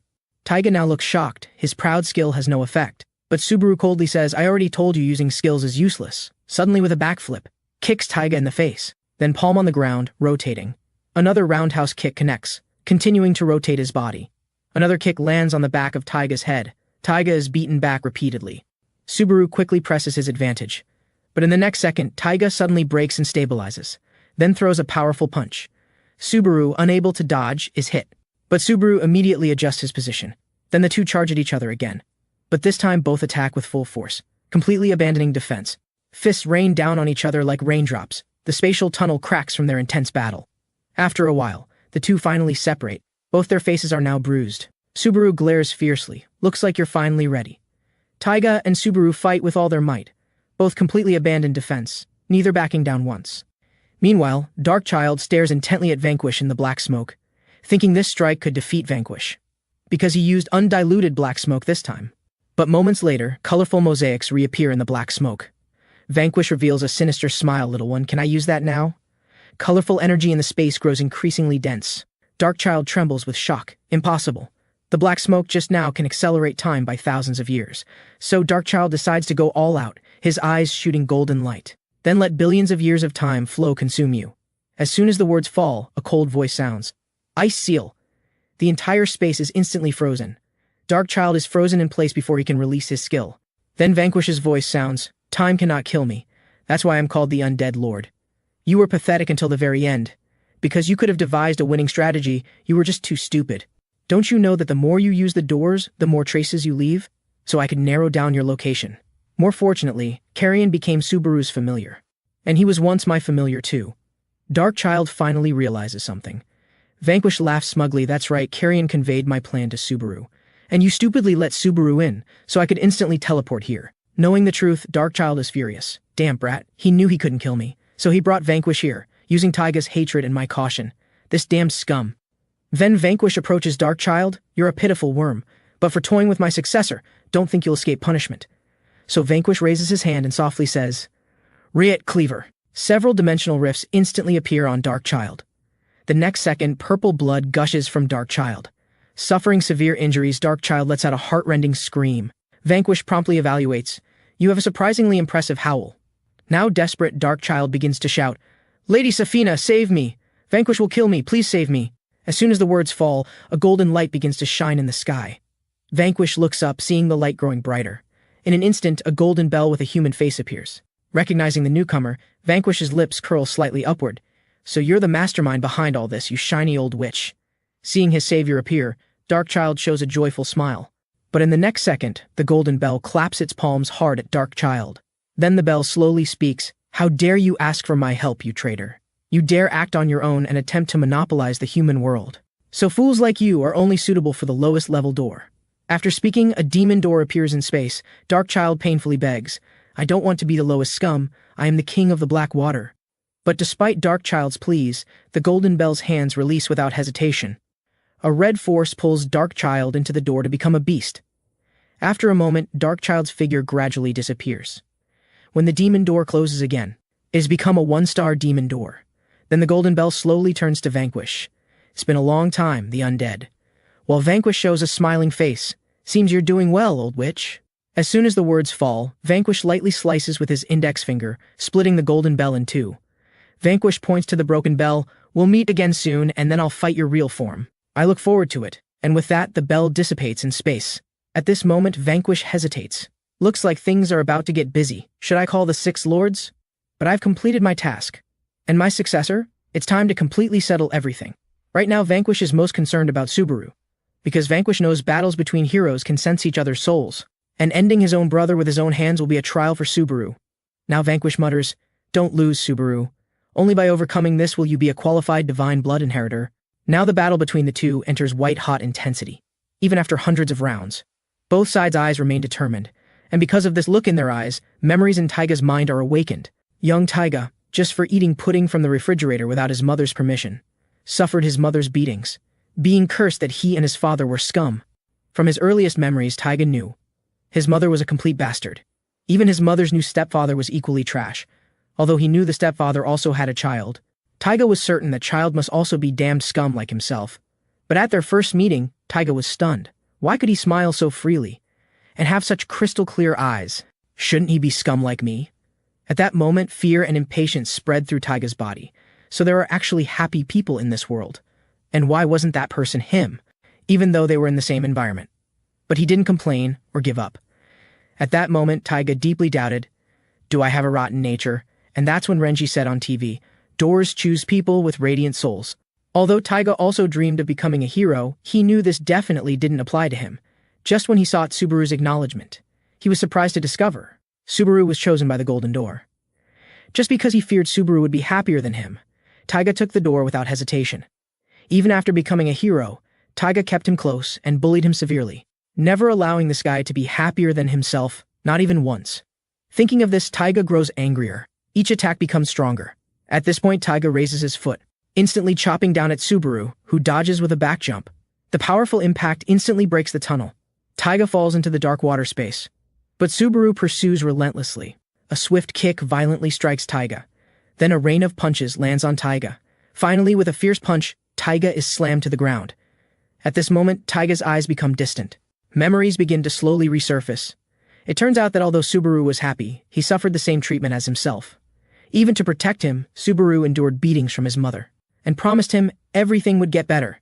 However, Taiga never believed any of this. But Subaru still persisted, never giving up.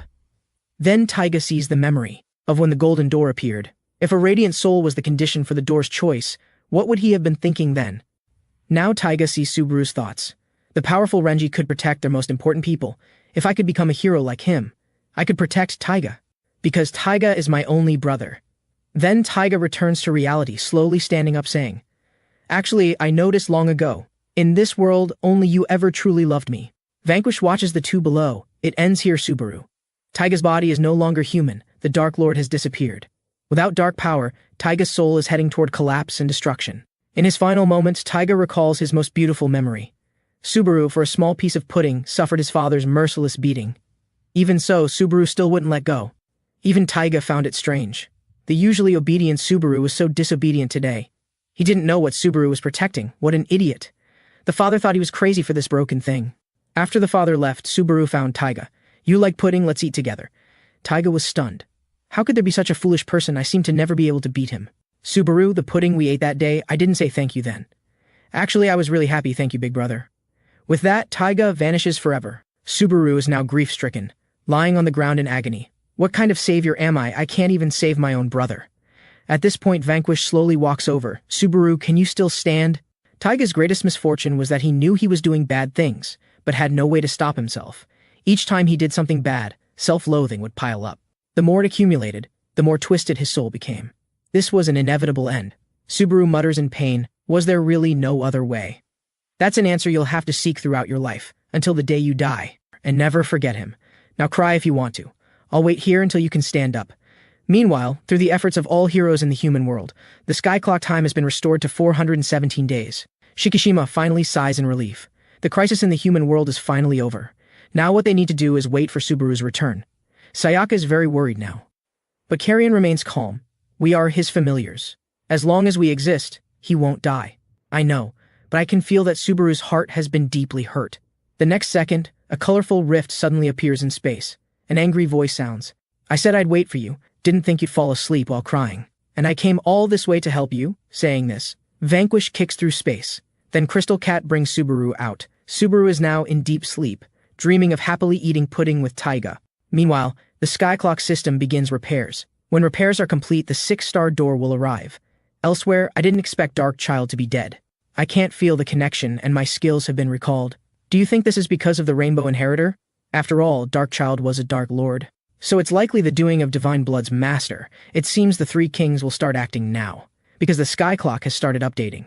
Meanwhile, after receiving treatment, Shikishima's body returns to its original state. Only Subaru remains unconscious. Carrion says nearby, "Don't worry, he's just healing his soul.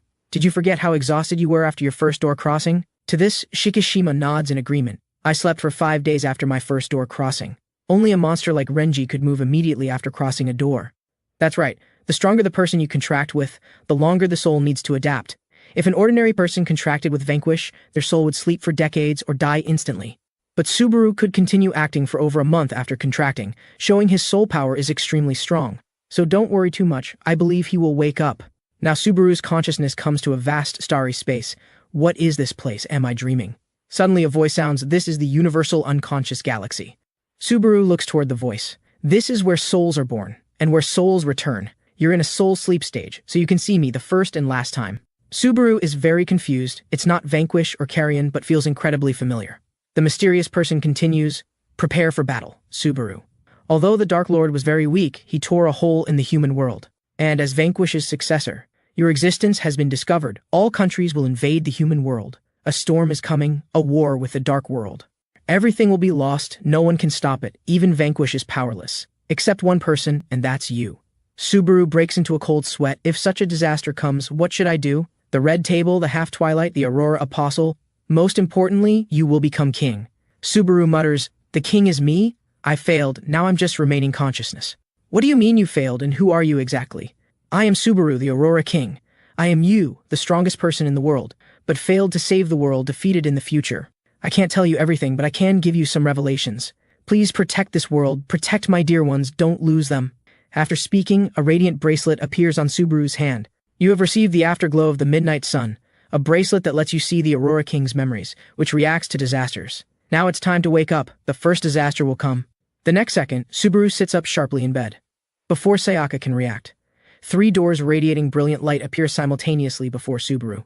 What amazes Sayaka more is, each door has 10 stars. Now a voice sounds, nice to meet you Subaru, Vanquish's inheritor.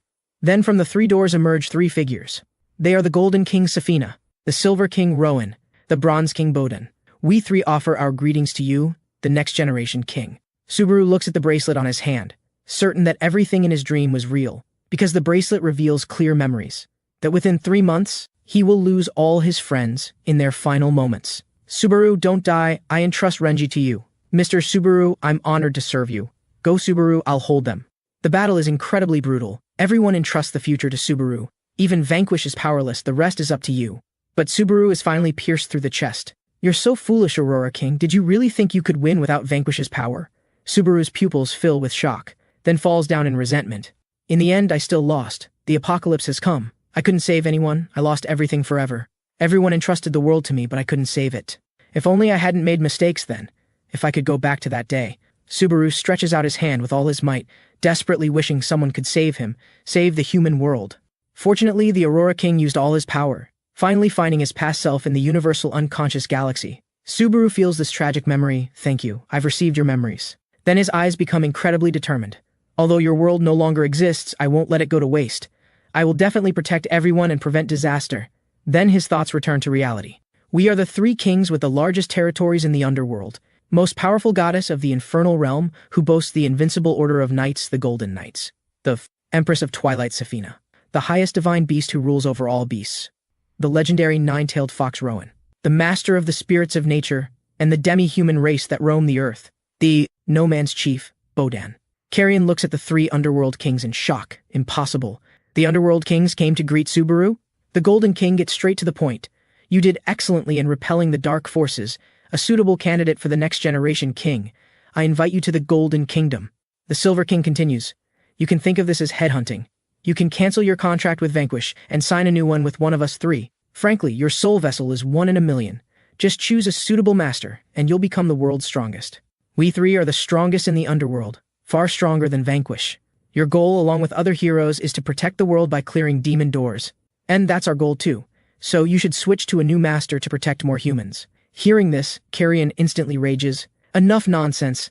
I'll kill you all. As soon as the words fall, the Silver King's cold voice sounds. Shut up, Carrion. The next second, several silver-white lightning bolts attack Carrion. Carrion breaks into a cold sweat. This energy contains soul power. You can't resist me in a human body, so shut up and listen. Then facing Subaru, we're not here to persuade you to change masters, but to offer better conditions. Is that right, Safina? Then the 3 kings begin to offer conditions. If you join me, I'll give you a spear that pierces all and the right to command golden knights. I'll give you the bow of endless light and 100 high-level dragons. I'll give you the axe of absolute destruction and 20 forests where great beings reside. Then the Silver King continues.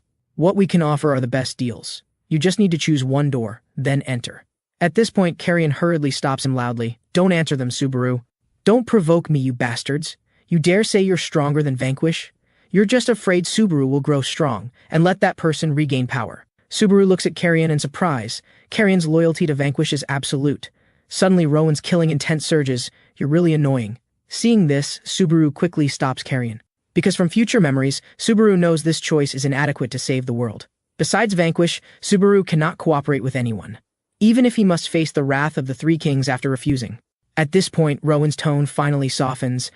I believe this is a fair deal. Of course you have the right to choose. Although Carrion still strongly opposes. The next second, Subaru suddenly speaks. I understand. I'm willing to change if the conditions are fair. Hearing this, Carrion curses angrily. Subaru, you bastard. But Subaru is very composed. Since you're so certain, why not make me believe you more? Rowan grins. Want us to show our strength? We can do that now. What I want you to prove isn't strength but conditions. If my soul is truly 1 in a million, then other kings must have thought of it too. So let me meet all the kings of the underworld, to prove your conditions are the best. Hearing this, the 3 kings are shocked. They didn't expect Subaru to propose this condition. There's a meeting coming up soon, isn't there? One where all the kings of the infernal realm gather in one place. Bring me to that meeting. Rowan looks confused. How does he know about this meeting, did Carrion tell him? If he knows, how much does he know? What a cunning fellow. But they don't know that Subaru already knows the future. Now Subaru's gaze is incredibly determined. This destined fate will be written by me.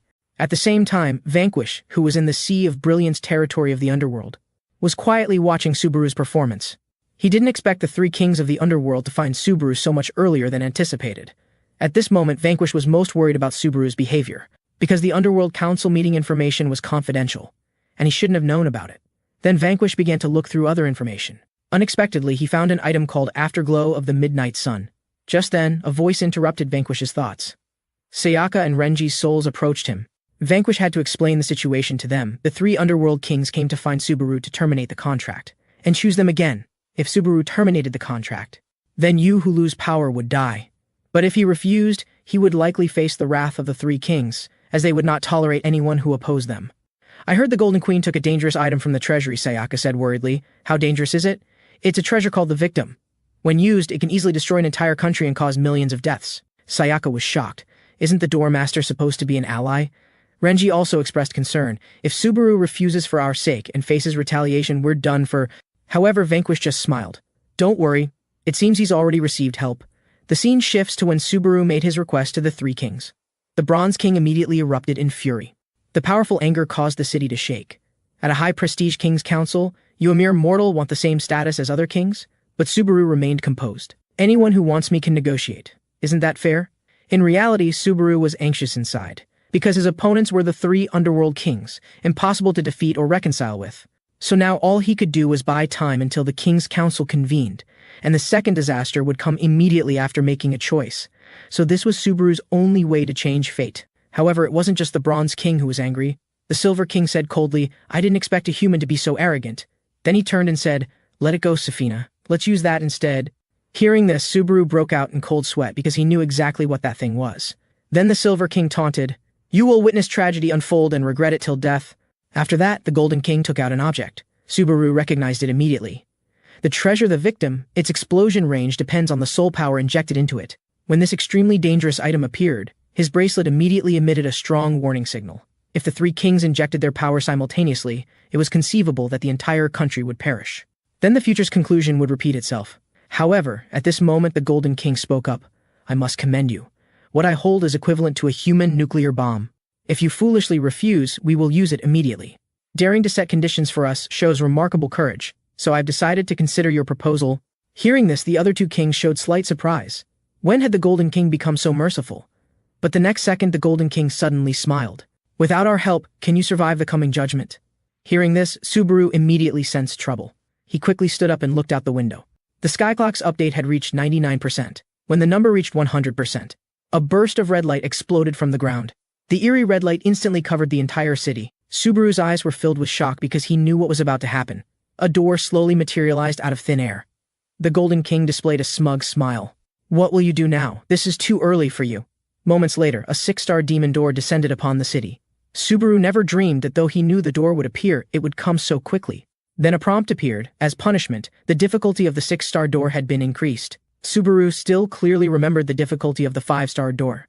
And the 6 stars difficulty was 100 times that of the 5-star. Then the Golden King spoke again. Currently, none of you can possibly clear that door. The door's deadline is 1 week, and the King's Council will be in 2 weeks. Let me ask you again, do you really not need our power? The Silver King smirked. Hurry up and say, help me, Subaru. Stubbornness is useless.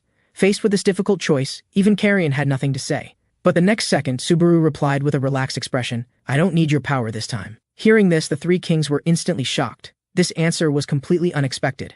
We will clear the demon door ourselves. You can observe freely, then discuss fairly at the council.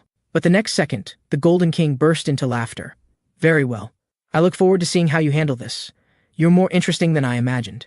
I permit you to attend the King's Council. That concludes today. Everyone present was shocked by these words, and Subaru finally breathed a sigh of relief. I did it, successfully avoided the first disaster. But before Subaru could rejoice, the Golden King smiled and said, if you fail, I will use the treasure to destroy your country. Then the three kings vanished simultaneously. As night fell, Subaru lay in bed, breathing heavily. The pressure from facing the terrifying three kings was overwhelming. And Sayaka also expressed concern about the 6-star door. Having experienced the 5-star door, she believed clearing a 6-star now was impossible. However, Subaru seemed confident. I know a player who can pass through that door. As soon as the sky clock completed its update, the 6-star demon door descended to Earth, instantly causing chaos and panic. To reassure people, the hero publicly announced he would gather a team to clear the door as soon as possible. Meanwhile, Subaru decided to pass on everything he knew to his kin souls. So the moment Carrion and Sayaka closed their eyes, countless tragic and bitter scenes slowly emerged. The two immediately opened their eyes in shock. But the next second, Carrion suddenly erupted in rage. His body emitted intense energy, just because he had seen Vanquish's death. I absolutely refuse to accept this. Even if it's just a memory from another future, I can't bear to see this. But Subaru just quietly looked at him. I'm sorry too. After a moment, Carrion finally calmed down. Where did you learn about this? Then Subaru told them about meeting his future self in the Soul Sea. After hearing this, Carrion pondered, if you could inherit the Aurora King's power, perhaps you really could change the future. However, what Subaru could be certain of now was that the Aurora King would definitely stand on his side. The reason for attending the King's Council was first to prevent the three kings from using the victim, and second to ally with the Aurora King at the meeting. Then Subaru bared his heart. In the end, I still couldn't save Taiga. In this matter, I don't know if I was right or wrong. But Vanquish said that this answer needs a lifetime to seek. I think he's right, so this time, I don't want anyone else to die, so please lend me your power. Hearing this, Carrion was stunned, but Sayaka responded first. My answer will never change. As long as this soul exists, I will follow you to the end. As soon as she finished, Carrion quickly declared, that's what I think too. So Subaru pressed on. First, we need to clear the 6-star demon door. The next second, Subaru took out his phone, intending to tell his plan to Shikishima, but Carrion snatched the phone away. You can't contact him. In this war, the gold medal hero is not in our camp, because the Doormaster can know the inheritor's words and actions, and Shikishima's Doormaster is a subordinate of the Golden Queen. If you tell Shikishima the situation, the Golden Queen will definitely use the victim when she finds out. The silver and bronze heroes are the same. Thinking of this, Subaru frowned in worry, meaning this secret was known only to the three of them. However, Carrion was very optimistic. You forgot about Lord Vanquish. Inspired, Subaru shouted loudly to Vanquish, can you hear me, Vanquish? When the door opens next, I want to talk to you. I need to upgrade to prevent disaster. If you can do something, please do it. After saying this, Subaru waited expectantly. However, Carrion looked at him with contempt. You don't need to shout for him to hear you. Renji's eardrums are hurting from your yelling, you idiot. At this point, Sayaka couldn't help asking, weren't we going to look for a player who could clear the 6-star door? Why are we in the middle of nowhere? But Subaru was very confident, because he was just across the sea. The scene shifts to the real Sayaka in Vanquish's territory training for battle. She quickly dealt with a large number of Thunder Knights. The Tempest and Thunder Lords nearby couldn't help but sigh. No matter how many Thunder Knights, it's useless. It seems we're better teachers than Carrion. Meanwhile, Vanquish and Renji found the Gold Knight. As soon as he saw Renji, the Gold Knight said hatefully, kill me. I won't kill you. I want you to become my swordmaster. Hearing this, the Gold Knight became even more furious. Shut up, you traitor. After a moment of inner struggle, Renji knelt on one knee before the Gold Knight. I just want to help my friends in the coming war. So can you help me, Ludwig? The scene shifts to Subaru crossing the sea to find the hero who can clear the 6-star demon door. On the sea surface, a silver metal hero wearing a hood, Ginga, was testing his skills. Just then, Subaru finally found him and greeted him. Ginga was startled by Subaru's sudden appearance. However, upon learning Subaru was also a hero, Ginga calmed down. What did you come to find me for? Subaru stated his purpose. Do you know that a 6-star demon door has descended? I need your power. I want you to be the main force to defeat one of the 3 lords of the 6-star door. Ginga immediately lost his composure. No way, that's absolutely impossible. Even Carrion felt confused. Is this the main force Subaru mentioned, but he only has silver metal strength? Even Sayaka showed a worried expression. Then Ginga said excitedly, I'm just a silver metal hero. I haven't even cleared a 5-star door. You're overestimating me. However, Subaru calmly encouraged him. You can do it. Although it seems impossible now, when you level up to 70, you'll gain powerful skills that are crucial for clearing the 6-star door. After hearing this, the hooded man said flatly, I don't believe it. How do you know what skills I'm about to master? But Subaru wasn't worried. I understand. Then I'll make you believe. A 5-star door will appear nearby in 1 minute and we'll clear it together. Once you level up to 70, you'll know if what I said is true or false. Hearing this, the hooded man was very shocked. You're too suspicious. Not only do you know my skills, but you also know when the door will appear. I absolutely don't believe you. But just then, a notification about a 5-star door descending appeared. Ginga was shocked again. He's just too suspicious. Could he have some kind of precognition skill? Then Ginga shouted excitedly, "Show me your hero registration card and ID. After I check them, I'll clear the 5-star demon door with you." Hearing this, Subaru was very excited. "Thank you very much for your trust."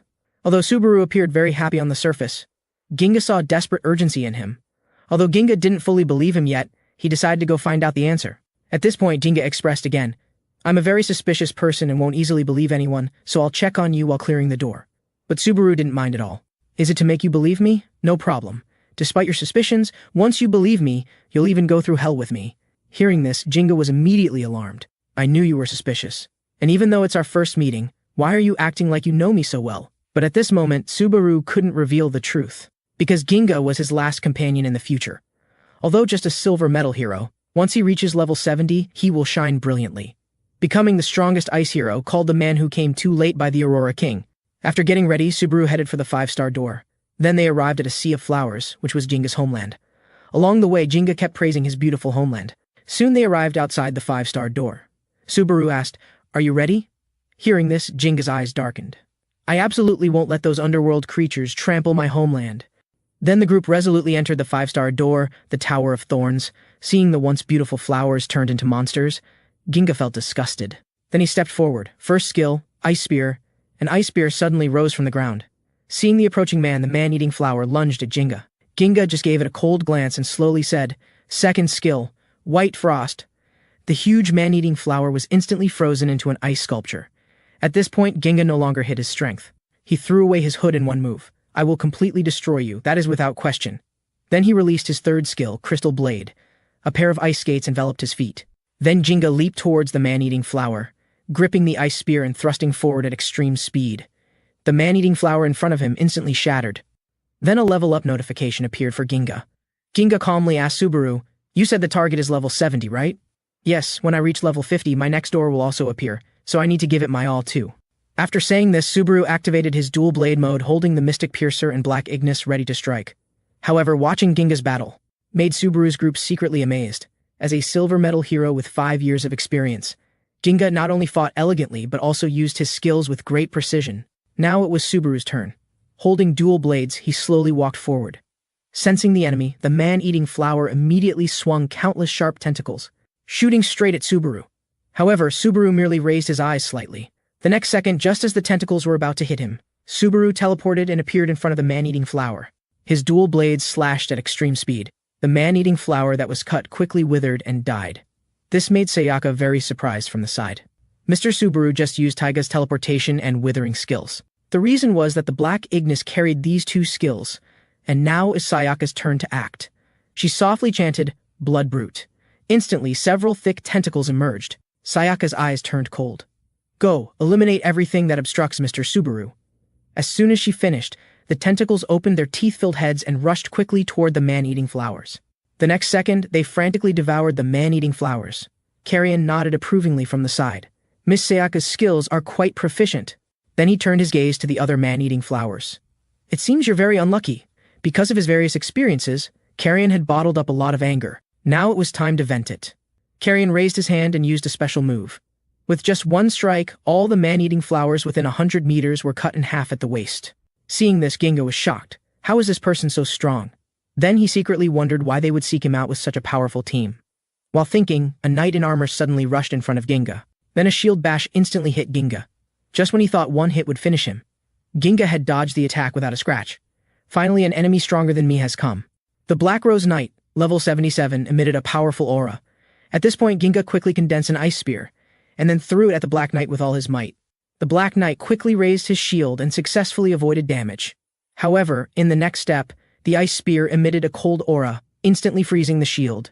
Ginga's figure followed closely behind, his ice skates quickly striking the Black Knight. However, even so, the Black Knight remained unharmed. This shocked Ginga. The defense is too strong, even the cold couldn't penetrate. Suddenly, a shield appeared before his eyes. Before Ginga could react, he was sent flying by the Black Knight's shield bash.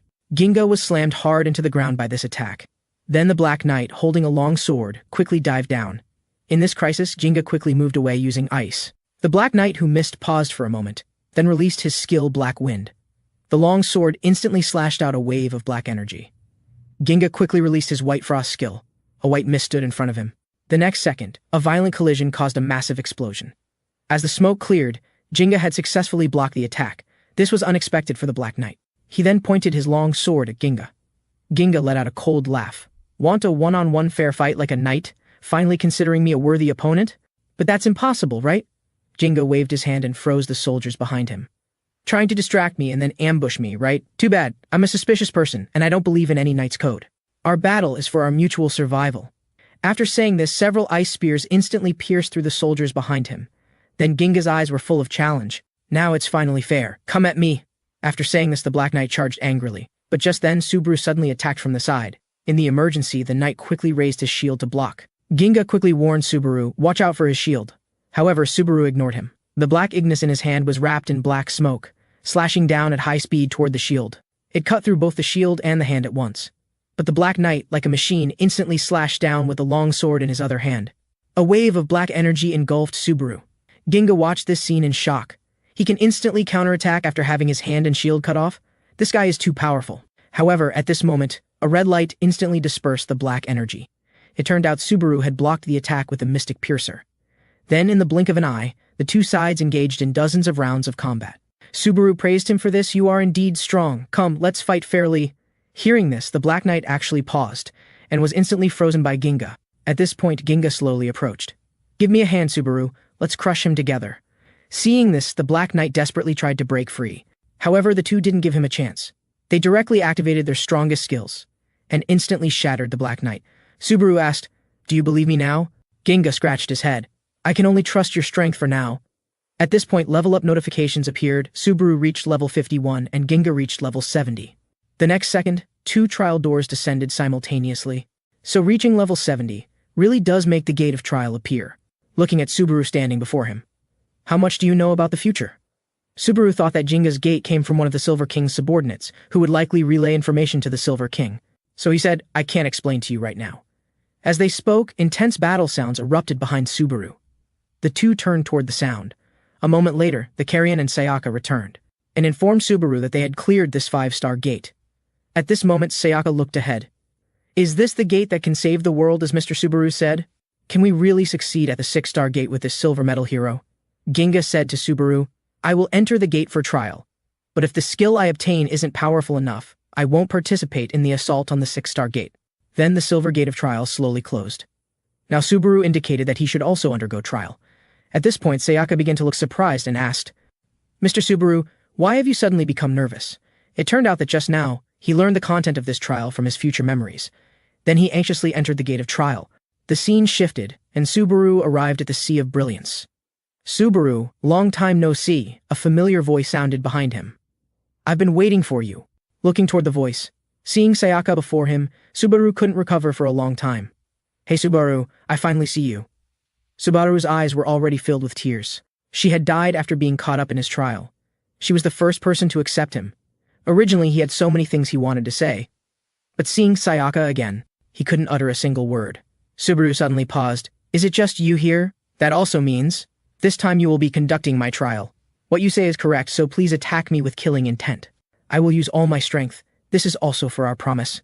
Sayaka smiled. He still remembers that promise. Then Sayaka gathered lightning at her ankles and rushed forward at extreme speed.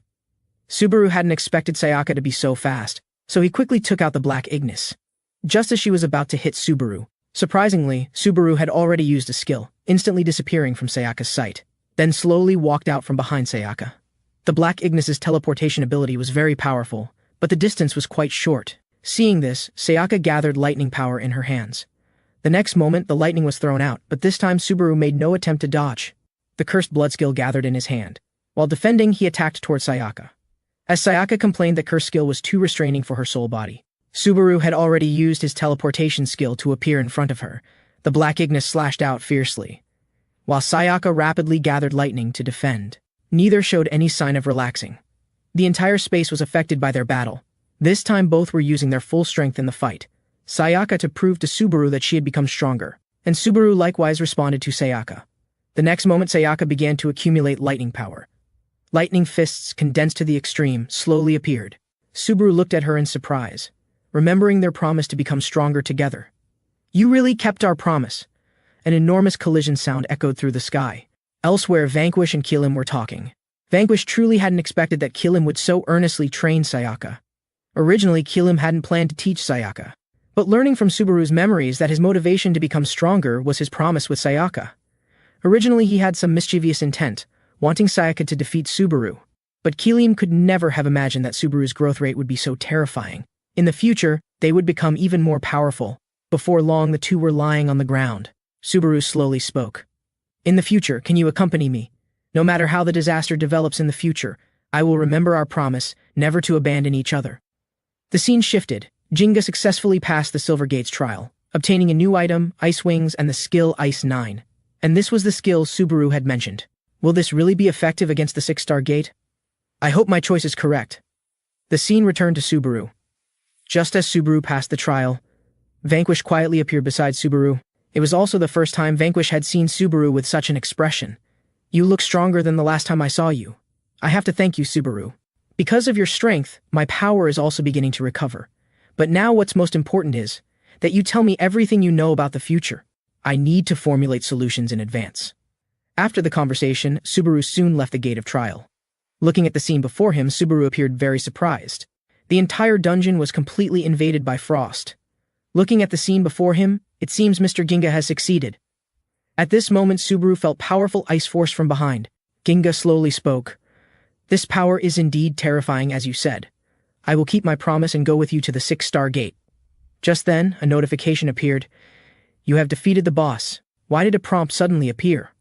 Seeing Subaru's surprised expression, Ginga explained, "The injured boss used a disguise skill, making the carrion think he had cleared it.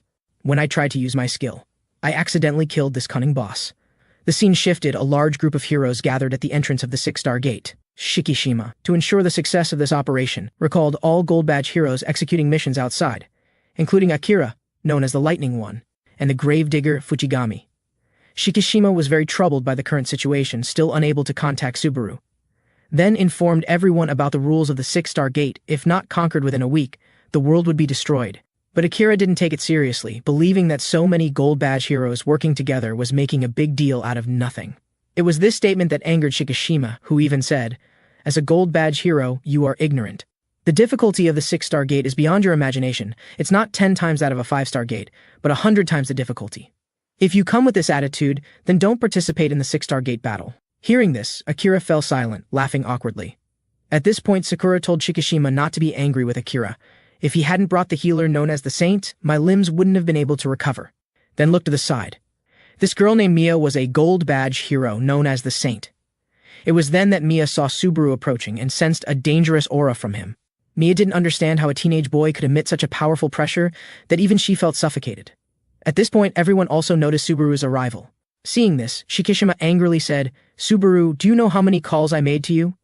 Fujigami thought, so he's Subaru, while Akira didn't know what use a level 50+ rainbow hero would be. But Shikishima didn't know what Subaru was thinking now. Subaru thought, if I don't let them participate in the 6-star gate conquest, Mr. Shikishima will definitely be angry. "But Mr. Shikishima, I have something to tell you about this 6-star gate. I hope you'll let me complete it alone." Hearing this, everyone was shocked. Subaru stated, "If you attempt to conquer this gate, it's absolutely impossible to succeed." When Subaru said this, everyone present began to be shocked. Even Ginga was greatly startled, wondering how he could speak to top Gold Badge heroes like this. "Mr. Shikishima, I know this is hard to accept, but I'm serious." At this point, Akira slowly approached. "Are you suggesting that you're stronger than us Gold Badge heroes?" Subaru was about to explain. But the carrion suddenly burst out, shouting that although he didn't want to admit it, this was the truth. Hearing this, Akira became increasingly angry. As a Gold Badge hero, he had never been looked down upon like this. The carrion pushed Subaru, saying this was the fastest way to explain. Shikishima still wanted to stop Akira, while Subaru said it would end quickly. Akira's Gold Badge hero power slowly began to rise. But he couldn't react at all, as Subaru's fist was already coming at him. This punch was astonishingly fast, leaving no chance to resist. Akira's consciousness faded away. Everyone nearby had not expected that a powerful Gold Badge hero would be defeated with one punch. "I'm sorry I might have hit too hard, But I can't let you die in the 6-star gate. Future battles still need you to maintain. But the fact that Subaru had defeated Akira with just one punch made all the heroes tense up. Everyone pointed their weapons at Subaru. Shikishima also gathered skills in his hands. Subaru, I need you to give me a reasonable explanation. Seeing Subaru treated this way, Sayaka instinctively prepared to act. But the Carrion said it hadn't reached that point yet, and if they really harmed Subaru, he would be the first to stand up. Looking at the serious Shikishima, Subaru said, heroes are not allowed to use their second skill within the city. I was just preventing Mr. Akira from making a mistake. Fuchigami said nearby, I was also going to block him from releasing his skill. But you really surprised me. I didn't expect you could defeat a gold badge hero so quickly. Shikishima knew Subaru wasn't the type to cause trouble. Subaru, do you know information about the 6-star gate, since there's a silver badge in your team? The fact that you can bring a silver badge here means you already have a plan. Mr. Shikishima is a very smart hero, but I can't reveal any information to you. I understand from your expression, Subaru, that you have your own difficulties. This was something Subaru hadn't expected, that Mr. Shikishima could understand him just from his expression. At this point, Shikishima finally realized this was why he hadn't been answering his calls. But why was Subaru so concerned? Was it because of them? The Carrion, feeling Shikishima's murderous gaze, hurriedly clarified this had nothing to do with them. The next moment, Shikishima's face showed a helpless expression. Subaru, is there really nothing we can do to help you? We will challenge the 6-star gate 3 times in total. This is the only time to go alone. We will still fight side by side later. Then everyone received Shikishima's order to lower their weapons. Subaru, I believe in you. Subaru, you have become stronger. We all believe in you. It was at this moment that Akira woke up. He was unwilling to admit he had lost to Subaru, and understood even less why they were willing to trust him. This was a battle concerning humanity's fate. Shikishima spoke slowly. This is because he once fought alongside us, risking his life, and has led us to victory multiple times. Go, Subaru. I believe you can lead us to victory this time as well. Then Subaru pushed open the door, and at this moment the 6-star gate slowly opened. Looking at Subaru's silhouette, Akira's face showed nothing but unwillingness. Subaru turned to look back. I'm sorry for hitting too hard. I'll apologize to you when I return. Although the 6-star gate had closed, the emanating aura made it impossible for people to open their eyes. It was at this moment that Mia the Saint cried out, You actually agreed to let the 4 of them enter the 6-star gate? You should know that a 6-star gate appeared in M country, and 30 people entered with none returning. It's truly hell. The 6-star gate is divided into 3 areas, the first being the Fire Garden area. The second is the Cemetery of Past Hero Kings. The final is the Spectator Stand for the King. The boss of the first area is called the Devourer of Heroes, Fiery Lambda, located in the central area of the Fire Palace. The temperature of the flames had already reached 700 degrees. Subaru must pass through these flame domains to battle the boss. Subaru knew the content of the 6-star trial gate through the memory of his bracelet Afterglow of the Midnight Sun, and also recalled his future memories. In future memories, Shikishima and other gold badge heroes together entered the 6-star Butcher's Gate. However, the first level of the Butcher's Gate was the extreme Fire Garden area, with temperatures reaching 700 degrees. Even as gold badge heroes, everyone found it difficult to breathe in such an environment.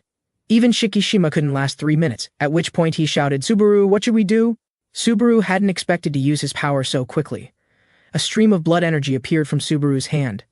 Then a barrier constructed from blood energy protected everyone. At this point, everyone finally had a chance to breathe. My skill can reduce the heat's effect on everyone, but even I can only maintain it for 1 hour. And that's based on the condition that Subaru doesn't participate in any battle. Everyone fell into despair. Just the environment of the 6-star gate had already trapped everyone in a predicament, without even seeing the boss. It was at this moment that Subaru felt a different pressure. Even his constructed blood barrier was evaporating more rapidly. Shikishima involuntarily felt fear rise in his heart. Even Akira, as a gold badge hero, couldn't stop his hands and feet from trembling. Subaru's voice brought everyone back to reality, only to see a concentrated fire energy rushing from the central palace of the Fire Garden. The next moment, the boss of the first area stood before everyone. His expression appeared very calm, looking at Shikishima and others as if looking at ants. Shikishima truly couldn't believe it. This was the boss of the 6-star gate. Without doing anything, just standing there, the surrounding environment naturally formed a fiery hell. As the commander, Shikishima had to make the most correct trial of the current situation, then summoned his most powerful skill. A blue flower, like one that would never wither, rushed toward the boss. At the same time, Shikishima also announced the order for everyone to retreat. This attack had failed. Everyone faced this decision with disbelief. The opportunity to challenge the 6-star gate was only 3 times in total, and the first time they just looked at the boss. Now our offensive and defensive capabilities are very insufficient. We must withdraw. Shikishima was also very unwilling, but now besides hiding in Subaru's shield, there was nothing they could do. Mr. Shikishima, I've always believed in your decisions. I will maintain the shield until everyone retreats. Then Shikishima shouted for everyone to execute the retreat order immediately, as everyone retreated in turn, and thanked Subaru for his contribution. But the next moment, a straggling member was instantly devoured by flames. Subaru couldn't believe it. The speed was so fast he couldn't react, only to see a huge hand reaching out. "Ants, are you trying to escape from under my nose?" Everyone's anger reached its peak. They couldn't bear to see their comrade die before their eyes. Shikishima shouted retreat. But two people still wanted to avenge their fallen comrade, but they never imagined that as humanity's top combat power, gold badge heroes couldn't even withstand one attack from the boss. And the boss also mocked, a group of ants actually has such courage. The next moment William invoked a skill, wanting to rely on his defensive power to trap the boss. But the boss's face was full of mockery. The effect of the skill on him was like tickling, completely ineffective. Nearby, Sakura also offered up her most powerful chain skill. No matter how Shikishima shouted, no one showed any sign of stopping. Shikishima became increasingly angry. "Can none of you understand what I'm saying? I said everyone retreat." They couldn't accept it, a comrade dying before their eyes, just as the two hesitated. Akira had already thrown them out of the 6-star gate. "Future battles still need you. Subaru, I've witnessed your powerful strength. You are also an indispensable force for the future." The next moment, Subaru was also thrown toward the gate. "Covering the rear is something I alone can do." Akira also forever remained in the 6-star gate. The 6-star gate completely closed. This attack resulted in 4 player deaths and 1 serious injury. Time returned to the present. This time, Subaru would not repeat the future's footsteps. "I will pass through the 6-star gate without any sacrifices." Looking at the scene identical to his memories. "This time I will definitely clear the 6-star gate." The 6-star gate had been untrodden for hundreds of years. The only joy in the Fire Lord's monotonous life was battling with the Lord of the 2nd level. Just as the battle was heating up, he sensed someone intrude into the gate. "They can actually survive in my domain for more than 10 seconds. Looks like today brings new fun," he said, bidding farewell to Radiant Dragon Carsanus. Seeing this, the Radiant Dragon pouted. "He's really a battle maniac. If you like fighting so much, why not go to the palace depths to find another to fight?" As soon as the words fell, the Fire Lord rushed out like an arrow and said fighting with him was tantamount to seeking death. Meanwhile, Subaru and his group were covered with layers of blood armor. This was an ability Subaru improved based on future memories that could prevent fire aura. But there was only 10 minutes of time. "This means we must end the battle within 10 minutes. Mr. Ginga, please wait for my signal before releasing your skill." Soon, a powerful pressure descended again. The Fire Lord appeared before everyone. This pressure made it hard to breathe. "So this is a 6-star boss?" Even though I had heard about it beforehand, the pressure when seeing it in person is suffocating. Seeing this, the Carrion also laughed awkwardly. "So it's him. This borrowed body is no match at all." The Fire Lord was eager to battle. Suddenly the Carrion pleaded, "Lord, please don't attack yet." Subaru also changed expression, crying loudly that he shouldn't attack. "I bring extremely important news about your 2 brothers. Though I appear human, we all come from the underworld." He had never mentioned his brothers to others. He wanted to know more. It turned out Tempest and Thunder were his brothers. They went missing in the last war. He had always thought his brothers died in that battle. The next moment, the Fire Lord came directly to Subaru. The Carrion was sweating profusely, knowing that in the last battle it was he who killed the Fire Lord. The Carrion spoke, "The power on your body is too strong. We're all about to be roasted." Nearby, Subaru also cooperated, saying he was about to evaporate. The next moment, the Fire Lord dispersed his flame domain, urgently asking about his brother's news. "This person knows your brother's whereabouts, and although he doesn't have much combat power, he can let others see his memories. Just through his touch, you can know information about your brothers." The Fire Lord was clearly confused by the Carrion's claim, although his power was strong enough, allowing a stranger to use a skill on him was clearly beyond his acceptance range. The next moment, Ginga put his hand in front of the Lord and said he would know about his brothers after contact. The Fire Lord didn't know that Ginga was now very panicked inside, because in his hand was his newest level 70 skill. The gate owner informed him of this skill's effect. This was a skill listed as forbidden. It turned out that thousands of years ago, a war broke out in the underworld. The revolutionary Vanquish united countless small countries to overthrow the rule of the then autocratic country. That man's power had reached a level beyond life and death. Even the 6 lords under him were invincible. Under his leadership, small countries were united as never before. So the previous generation's Silver King spent his entire life creating this ultimate skill. But the skill also had a major drawback. It would drain all the caster's magic power. Once the caster was in an unprotected state and in close contact with the target, it was tantamount to suicide.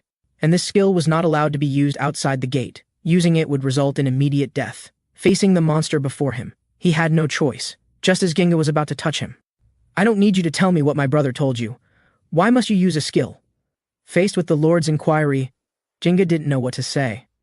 Fortunately, the carrion nearby said, "There's also a map. We think seeing directly is clearer than speaking." Suddenly the Fire Lord pointed at the carrion. "You look very much like the person who killed me before. I clearly remember they were once as weak as you. But as time passed, their power grew stronger and stronger. Since then, I never ignore the weak, and your appearance reminds me of one of the 6 lords." The carrion knew he couldn't fool him anymore. He transmitted to Jinga, "We only have one chance to delay him. You must seize it." Seeing this, Subaru also understood, taking up Black Ignis and silently moving forward. Subaru used the Black Ignis skill. The next moment, he suddenly appeared behind the Fire Lord. The Fire Lord was startled, sensing trouble. Then his finger blasted power toward the carrion, while a fist rushed toward Subaru. Subaru's expression didn't change at all, because no matter what, his attack would definitely be one step faster. The Fire Lord was even more surprised that the carrion, who should have died, was gathering power to attack him. In milliseconds, their attack squarely hit the Lord's body. Subaru used his most powerful Cursed Blood, while the carrion used his most powerful Death Fist skill. The Fire Lord was furious, not because they had deceived him. He would never forget the carrion's skill. "I will release endless fire to burn you all." But the next moment, an ominous feeling arose. The originally overwhelmingly strong firepower was gradually dismantled, no longer able to coalesce. The Silver Badge hero, whose power had seemed negligibly weak in his eyes, now radiated extremely cold frost from his hands. The Lord was dazed. Would he be defeated by these few ants? It turned out Ginga had shot the Ice Nine's skill into the Fire Lord's body. Sensing danger, the Fire Lord didn't choose to dodge, because he simply looked down on those before him. A mere silver badge, an existence he could kill with a casual hand. He possessed ice immunity skills. No freezing effect would work on him. But the next moment his firepower completely began to dissipate, a sight he couldn't believe. It was at this moment Ginga spoke. "We already knew about your ice immunity ability, but my skill isn't freezing." The Fire Lord didn't understand. Clearly he was completely immune to ice elements. Why could he still be frozen? When Ginga first obtained the skill, he was also very surprised, because the skill's attribute wasn't freezing but petrification. For example, Medusa's eye, just seeing the target could turn them to stone. And Ice Nine's ability was to touch the opponent, completely turning them to ice. "Will I lose to ants again?" Ginga said, "Give up. The skill will keep following you until your body completely turns to ice. And you should know, this skill was created by the first Silver King." When the Fire Lord was turned to ice, Ginga finally breathed a sigh of relief. But Ginga hadn't expected that the Fire Lord had already left a fire seed on his body. The next moment the Fire Lord instantly revived and erupted with powerful fire force. Who would have thought the Fire Lord's power had reached such a degree? Even though Sayaka took Ginga away, Ginga still had one arm shattered. This was clearly something Subaru hadn't anticipated either. Now the Fire Lord only wanted to kill them all, then rushed over with massive firepower. But suddenly the Fire Lord's body was frozen again. This all happened too suddenly. He stumbled and fell. Ginga's face showed a smug expression. "You should know that Ice Nine was created by the Silver King's lifetime work. As long as you're not dead, it will keep following you." The next moment Ginga fell asleep, but his injuries were becoming more serious. Sayaka shouted for Subaru, and Subaru understood, already rushing toward the Fire Lord. He had to kill the Fire Lord before Ginga died. Facing the carrion's sneak attack, the Fire Lord gathered a huge fire dragon to attack the carrion. But on the other side, Subaru seized this opportunity to charge forward. Because Subaru knew that now the Fire Lord's power was already exhausted, the Fire Lord could only dodge around, while Subaru used teleportation skills to shatter the Fire Lord's body. The revived Fire Lord was very angry. Each revival consumed his fire source. Once depleted, he couldn't revive at all. But now facing the joint attack of Subaru and the carrion, the Fire Lord had no power to counterattack. When the Fire Lord's last source was exhausted, he finally turned to ice, and Subaru said, "I do know your brother's whereabouts. Go to the Sea of Brilliance, there you can meet your brothers." The Fire Lord's face was stunned. He didn't know whether to trust this human again. The next moment, a prompt sounded, "Boss has been defeated." The carrion reminded Subaru not to forget that the Weather Lord still had a passive revival skill. But Subaru told the carrion not to worry, he couldn't revive anymore, because Ice Nine's skill had suppressed the Weather Lord's passive ability. Meanwhile, Jinga's level increased, and the injuries on his body completely healed. As Subaru and others defeated the Fire Lord, the Radiant Dragon King already knew everything that had happened and had already filled the central area with light waves in weight. The Dragon King's ability was to shoot huge light wave energy without limitation. The Dragon King wouldn't be careless like the Fire Lord, because he never ignored the weak. And Subaru understood that now was not the time to conquer the Dragon King. The Dragon King looked forward to Subaru's next visit, as he too hadn't fought humans for 100 years. Outside the 6-star gate, everyone could only sit at the door waiting for Subaru. Shikishima, facing the scene, was completely powerless to complain. and said, "It's only been a few minutes, now we're starting to wait and don't know how long it will take. You'd better take it easy, go rest first." But as soon as Shikishima finished speaking, Subaru's voice came from behind. Seeing this, Akira said, "It's only been 5 minutes and 17 seconds. You guys escaped really fast." Because the time was so short, Akira didn't believe they had successfully conquered, only thinking they were deserters. He reprimanded Subaru that because of his arrogance, they had lost one exploration opportunity. Hearing this, Subaru's face showed no displeasure. He even hugged Akira's hand and cried, "Mr. Akira, it's so good that you're alive." The Carrion interrupted Subaru, "Don't say these things to people without future memories," and the Carrion stated that the first level's lord had been killed. Akira's face was full of disbelief. Everyone behind also had blank faces, knowing that the difficulty of the 6-star gate was 100 times that of a 5-star. "You're a liar, the difficulty is so high, how could you finish in just over 5 minutes? Just as Akira was angry, a prompt sounded. "The 6-star gate boss has been killed, 2 more left." At this point, everyone behind showed disbelief. As M Country's gold badge hero healer Mia curiously asked, "Who are you people? I've never seen you before." The Carrion said, "We are subordinates of the future king." A hero nearby said, "Since you can end the first level's battle in 5 minutes. Does that mean you can replicate such tactics for the second and third levels?" But Ginga denied his idea. Because the Radiant Dragon King was surrounded by numerous light waves, he couldn't touch him. And the Radiant Dragon already knew how they killed the Fire Master. He wouldn't allow him to touch him. But Subaru's thoughts weren't on the second level's boss, because he knew the third level was the most difficult problem. Seeing Subaru's worried face, Shikishima couldn't help asking if there was any chance of winning. Subaru said he must visit the prison once. There was a chance, but it was very slim. Hearing this, Shikishima said, "From now on, the command of all heroes is given to you. Subaru, you must lead everyone to survive." Obviously, everyone was very surprised by Shikishima's decision. Shikishima was definitely not a reckless person. Subaru wasn't surprised by Shikishima's decision, because in the future, Shikishima had likewise handed command to him. Afterwards, Subaru arrived at the prison. He took away the man in black who once belonged to the underworld, a man named Kiryu. Because his wife and child were mistakenly killed by a hero, Kiryu no longer had hope for the world. Kiryu's heart had already died, and he weakly asked Subaru where he was taking him. Subaru didn't answer his question directly. Instead, he asked, "Do you want revenge?" Kiryu was surprised by Subaru's question, looking at Subaru's sincere expression. After a while, Kiryu slowly began to speak. The hero who accidentally killed his wife couldn't properly control their power, went berserk, and they weren't even adults yet. He had thought about revenge but gave up on it. Even if he succeeded in getting revenge, his wife and child wouldn't come back. The Jinga nearby fell silent upon hearing this. Ginga couldn't understand how Subaru would convince a man who didn't even have the motivation for revenge. Shortly after, Subaru brought Kiryu to a soccer field. Seeing this, Kiryu's eyes showed a hint of wavering. This was his child's former soccer team. He recalled the moments spent with his child. His son's smile seemed like it was just yesterday. Even his wife was gently watching him. This was a place filled with a family's memories. Nearby, Ginga felt deeply sad and painfully asked why Subaru brought him to such a place. This would only increase his inner pain. "Why did you do this, Subaru?" At this moment, Kiryu stood motionless like a human without a soul, tears streaming down uncontrollably. Just then, children gathered around Kiryu. A boy shouted, "Seiichi's dad!" The man instinctively looked ahead because Seiichi was his child's name.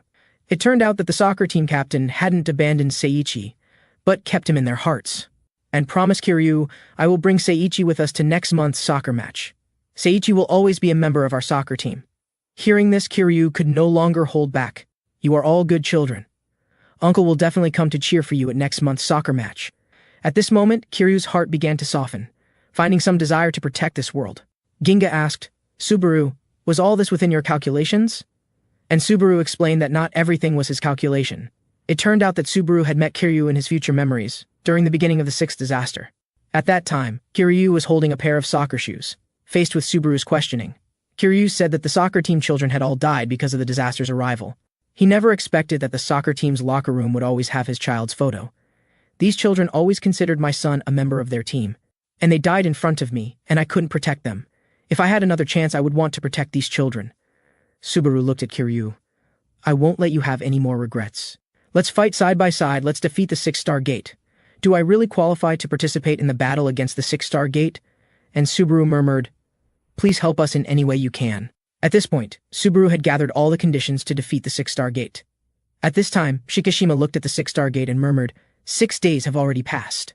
Today will be the last day to defeat the 6-star gate. Subaru, are you really ready?" Meanwhile, all members of Subaru's team were enjoying their last moment of peace. Through 6 days of interaction with Subaru, Kiryu clearly understood that Subaru wasn't a normal person. His strength was beyond the scope of ordinary people. He had witnessed Subaru defeat dozens of 5-star Gates boss with his strength alone. Heroes could instantly recover from normal injuries through leveling up, but the fatigue brought by physical and mental exertion couldn't be recovered. As battle time increased, heroes' physical fatigue and reaction speed would greatly decrease. Eventually, they would be defeated by the boss. But Subaru was different. He was a monster whose mental strength didn't require any rest. I can't believe it even more that a hero went from level 55 to 89 in just 6 days. Perhaps it's because Subaru's mental strength is as strong as a monster that all the kings of the underworld want to become his contractors. At this moment, Subaru killed the last 5-star Gate boss. His level also reached 90, and a rainbow gate awaited Subaru. Subaru stepped into the gate without any hesitation.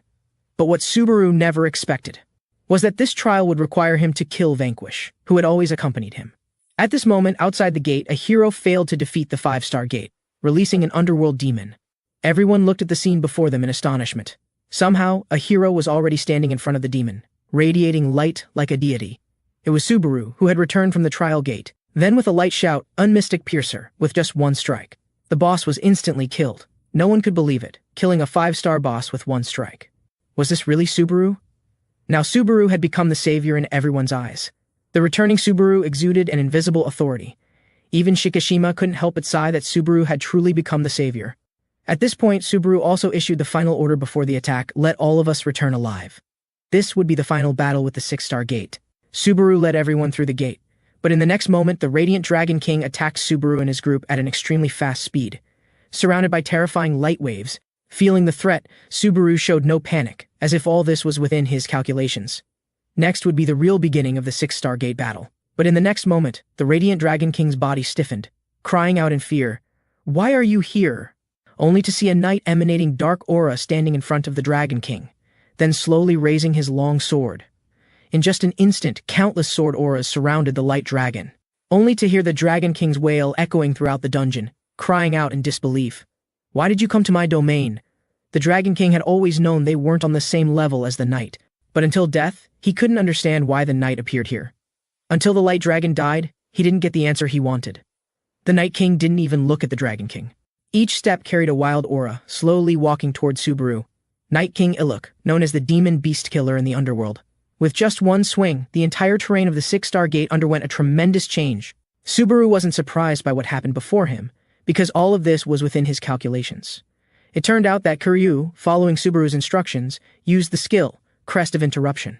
This skill could block any form of barrier for 1 second. The barrier had been preventing the bosses from killing each other.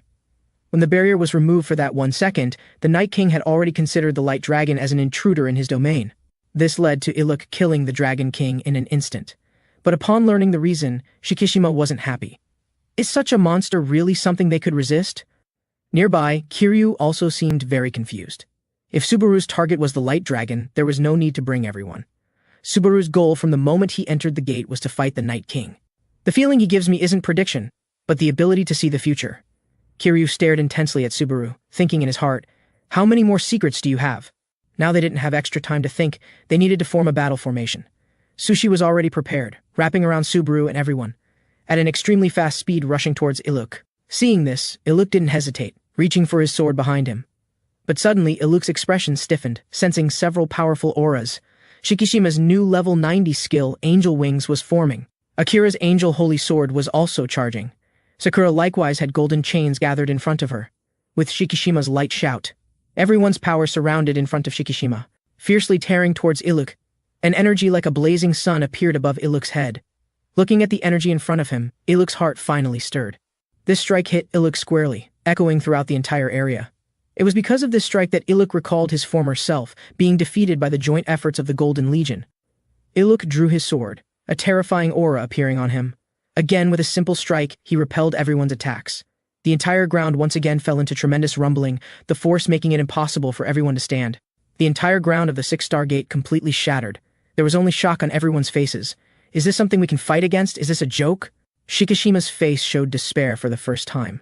Suddenly, Shikishima shouted, "He's coming towards us." No one could have thought that in less than a second, he had defended against everyone's attacks and even launched an extremely fast counterattack. Udo didn't hesitate at all, summoning the Golden Wall skill. Kiryu deeply understood that facing such a buff, they couldn't hold back. In the next moment, hundreds of defensive traps appeared behind the golden wall. Countless sword auras with breaking wind sounds came sweeping. The golden wall also began to slowly collapse. Nearby, Subaru was also greatly alarmed. This was faster than in his memory. In less than a second, countless sword auras had already enveloped Shikishima. The threat of death covered Shikishima. The sword aura suddenly began to explode. An intense battle had erupted just 10 seconds after entering the gate. In Iluk's eyes, Shikishima was certainly doomed. When the dust slowly dispersed, Shikishima was very grateful that he had withstood the attack. But looking carefully, it was Kiryu who had summoned hundreds of defenses to protect Shikishima, with only 3 defenses barely withstanding in the end. Sakura also didn't know what to do. This was completely overwhelming power. Everyone fell into despair in these few seconds. This was completely not on the same level. Shikishima said, "This was never a battle we could intervene in. Whether we ultimately win depends on Subaru. Through my skill I have already seen. Subaru has already reached the boss. Now it's up to them." Shikishima's face also showed a sad expression. He hadn't expected that in the end he still couldn't help Subaru, looking at Kiryu slowly saying, "We don't even qualify to stand beside Subaru to face the boss." And on the other side, Subaru's squad looked at the boss in front of them. "Once we get close to the Night King, we can restrict his sword aura. Next, we will fight carrying everyone's hopes." Carrion and Sayaka said in unison, "This time will be a fight to the death." In the next moment, Carrion softly said, "I'll leave the rest to you." Carrion and Sayaka's bodies erupted with blood-colored Thunder Lord power. In the next moment, Renji's eyes were filled with violent aura. Renji came back, so did the real Sayaka. Sayaka's eyes similarly showed the power of Thunder Lord. Nearby, Ginga and Fuchigami widened their eyes, because the aura on Sayaka and Carrion had completely changed. Facing the Night King's attack, Renji summoned the golden sword in his hand. Hot waves continuously spread to the surroundings. The Night King wondered if he was experiencing an illusion. This attack was too familiar. But in the next moment, the aura around Renji changed again. "I am glad to see you, my servant." Seeing this, Iluk began to tremble. The aura on his body began to gather uncontrollably, the killing intent in his eyes becoming increasingly sharp. It turned out that Iluk was once Ludwig's servant and also Ludwig's brother. To obtain stronger power, he turned to darkness, killing his only teacher. In the end, Ludwig united countless knights to subdue Iluk. At this moment, nearby Sayaka rapidly gathered Thunder Lord in her hand. Several feet of Thunder Lord instantly struck Iluk's body, and the ground instantly witnessed a heat wave. Renji didn't relax at all because such attacks couldn't cause damage to Iluk. Sayaka understood that this attack wouldn't defeat him. But what she never expected was that this attack couldn't cause even a bit of damage, which Sayaka couldn't understand. Iluk slowly raised his long sword. It's known that he possesses resistance ability. All ranged attacks would be weakened by 95%. Sayaka was very clear. Renji was using the golden sword. Having Renji as the main attacker was the best choice. Hearing this, Renji reassured Sayaka completely. He was now stronger than before. His level had risen to 97. At the same time, Subaru shouted for Ginga and Fuchigami. "The situation has already deviated from Subaru's future memory control. Let's attack together." At this time, Sayaka was already waiting to attack. Renji had already engaged in battle with the boss. Iluk's sword aura seemed to split the space, while Renji defended with golden sword aura at an extremely fast speed. The two's techniques were taught by the same master, and Ludwig knew Iluk's techniques very well.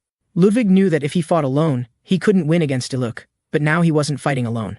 Renji and Ludwig were using the same body, and now there were also excellent comrades fighting together. Sayaka and Ginga always circled around, ready to attack at any opportunity. Renji had to defeat Iluk to fulfill Ludwig's wish. This was the price for Ludwig training him. Renji still remembered Ludwig's expression, seeing Ludwig angry and sad for the first time. 6 days ago, Subaru participated in the Rainbow Gate trial, and at the same time told everyone the future of the 6-star gate.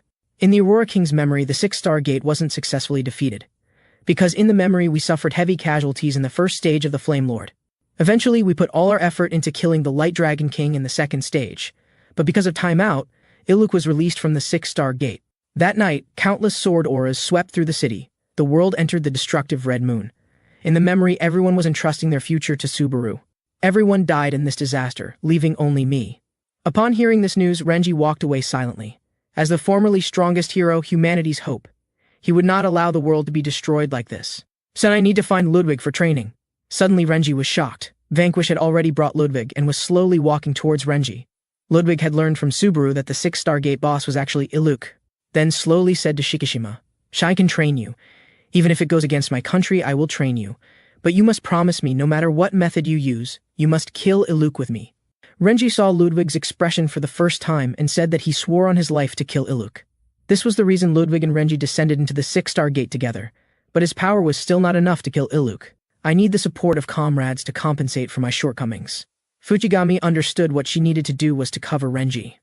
Watching for Iluk's moment of relaxation, she delivered a heavy kick that sent Iluk flying, and Renji seized this opportunity, fiercely slashing down at Iluk. The fallen Iluk instantly stood up, but what Iluk never expected was that Ginga had already formed an ice cage nearby. In just an instant, countless ice crystals froze Iluk. At this very moment, the ice began to collapse. In less than a second, Renji seized this brief interval and fiercely attacked Iluk. This attack gathered all of Renji's power, so fast that space itself trembled. But Iluk was too powerful, instantly shattering the ice and blocking Shikishima's full power attack. At the same time, the aura on Iluk gathered again, formless sword aura about to take shape. At this moment, Subaru seized the opportunity to use Death Fist, striking Iluk. Iluk flew backward again. But in just an instant, Iluk launched a counterattack towards Subaru. Just when Iluk was about to hit Subaru, Subaru shouted lightly. His entire person instantly disappeared, appearing above Iluk's head in the next moment. Just when Iluk was preparing to attack with his sword aura, Renji very tacitly had already arrived behind Iluk, coming with a sharp sword aura. Feeling danger approaching, Iluk wanted to defend, but Renji's speed was so astonishing that he couldn't block it. This attack hit Iluk squarely. At the same time, Renji kicked towards Iluk. This kick seemed ordinary, but it was Renji's level 90 ultimate skill, Kirin Strike, a technique that instantly transforms sword aura into physical arts, making the body as sharp as a blade. Iluk spat out a large mouthful of blood for the first time, then was sent flying by Renji. Nearby, Ginga was dumbfounded. Is this the strongest battle of the number 1 ranked hero? Looking at Iluk lying on the ground, seemingly without any trace of aura, he muttered in disbelief. Did we win? Sayaka's voice suddenly sounded. If only it could be that simple. He will wake up soon, and I must also join the battle. After training for so long, I should also show Subaru my strength, having the ability to fight alongside him. Several small Thunderlords appeared beside Sayaka. This was the Thunderlord's ultimate skill, 8-colored Thunderlord. Just at this moment, a golden light surrounded the originally fallen Iluk. The aura on his body was even stronger than before. It turned out that in the Rainbow Gate, Ludwig told everyone that Iluk's armor was God-bestowed armor. The God-bestowed armor was rumored to be created by the ancient god of the underworld. Just wearing it would continuously provide life. So we need to use explosive attacks to destroy the armor. We definitely cannot engage in a battle of attrition with him. If we cannot destroy his armor, then this battle will certainly end in failure. If the armor is destroyed, then Renji needs to use the Imperial Glory skill combined with the Kirin Strike. At this time, Sayaka indicated that she understood. Just need to launch explosive attacks to destroy the armor, right? Sayaka confidently stated that she would handle it after all. She was good at explosive attacks. I believe you after all. You are the disciple of the Thunderlord. In terms of speed, I don't think anyone can surpass you. At this moment, Iluk's heart shook, feeling a chill all over his body. The moment the Thunderlord's skill appeared, Iluk felt very anxious. At this time, Renji looked at Sayaka in front of him with a shocked face, only to see Sayaka's body surrounded by Thunderlord, every inch of her skin filled with violent aura. Sayaka only had 10 seconds of time. In Thunderlord mode, speed would increase by 1000% within 10 seconds. All power would be concentrated within these 10 seconds, and Thunderlord mode couldn't be cancelled. In just an instant, Sayaka disappeared from her spot. In the next moment, she appeared in front of Iluk like a ghost.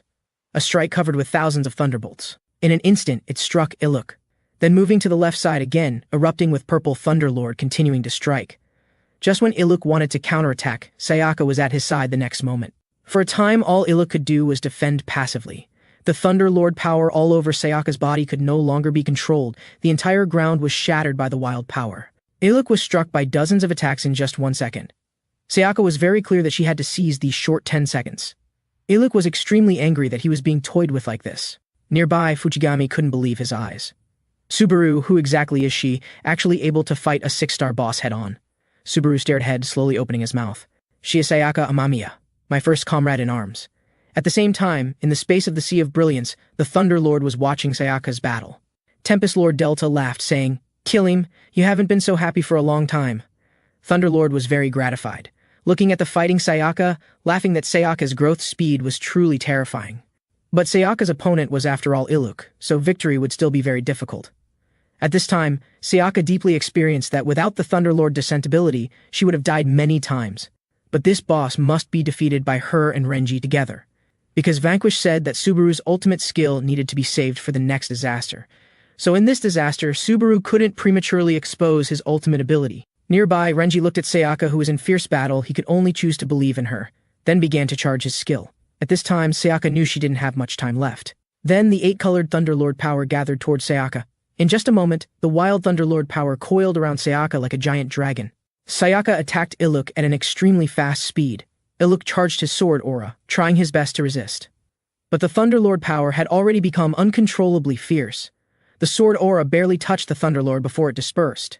The Thunderlord power poured down on Iluk like a giant dragon. The originally rock-solid armor showed cracks. When the last bit of Thunderlord power struck the armor, it suddenly shattered. At the same time, Sayaka's power had reached its limit, and she could no longer continue fighting. Iluk never dreamed that the god-bestowed armor would be shattered. Seeing this, Sayaka shouted, "Ent Renji, the rest is up to you, Mr. Renji." At this time, Renji had already gathered all his power. In the next moment, extremely strong sword aura engulfed Iluk completely. Renji didn't hesitate at all, accumulating all his power on his blade, rushing down at an extremely fast speed. Seeing this, everyone's expressions became very tense. Would they really win this time? Even the Thunderlord showed a gratified smile, but nearby Tempest felt a hint of ominous feeling. Ludwig's face showed fear, because until now, Iluk hadn't revealed his strongest skill. Sure enough, Ludwig's worries came true. Iluk's expression radiated divine light. In the next moment, streams of blood-colored energy began to gather, covered with black lightning. Energy appearing like a flood, the entire space filled with violent aura. "Ludwig, did you forget that we have the same master?" Iluk activated the skill Imperial Glory, instantly healing his injuries. "Do you know why I'm not in a hurry to kill you? Because I want to consume your power, seize your body, so that I can return to the underworld. I never thought Ludwig would choose you as his successor. I also want to thank my foolish sister for sending you to me." At this time, Ludwig suddenly realized, his face showing deep worry. Ludwig hadn't expected that Iluk had already learned the seizure ability. Now Iluk calmly murmured, "Do you know how, as a kin, one can go to the underworld? The first point is to be killed by me, a demon. Of course, seizing your bodies to return to the underworld isn't the best solution, because seizing your bodies will greatly reduce my power. But given the current situation, this is the only method that can allow me to return to the underworld." Renji couldn't bear to see his comrades being killed before his eyes and rushed over at an extremely fast speed.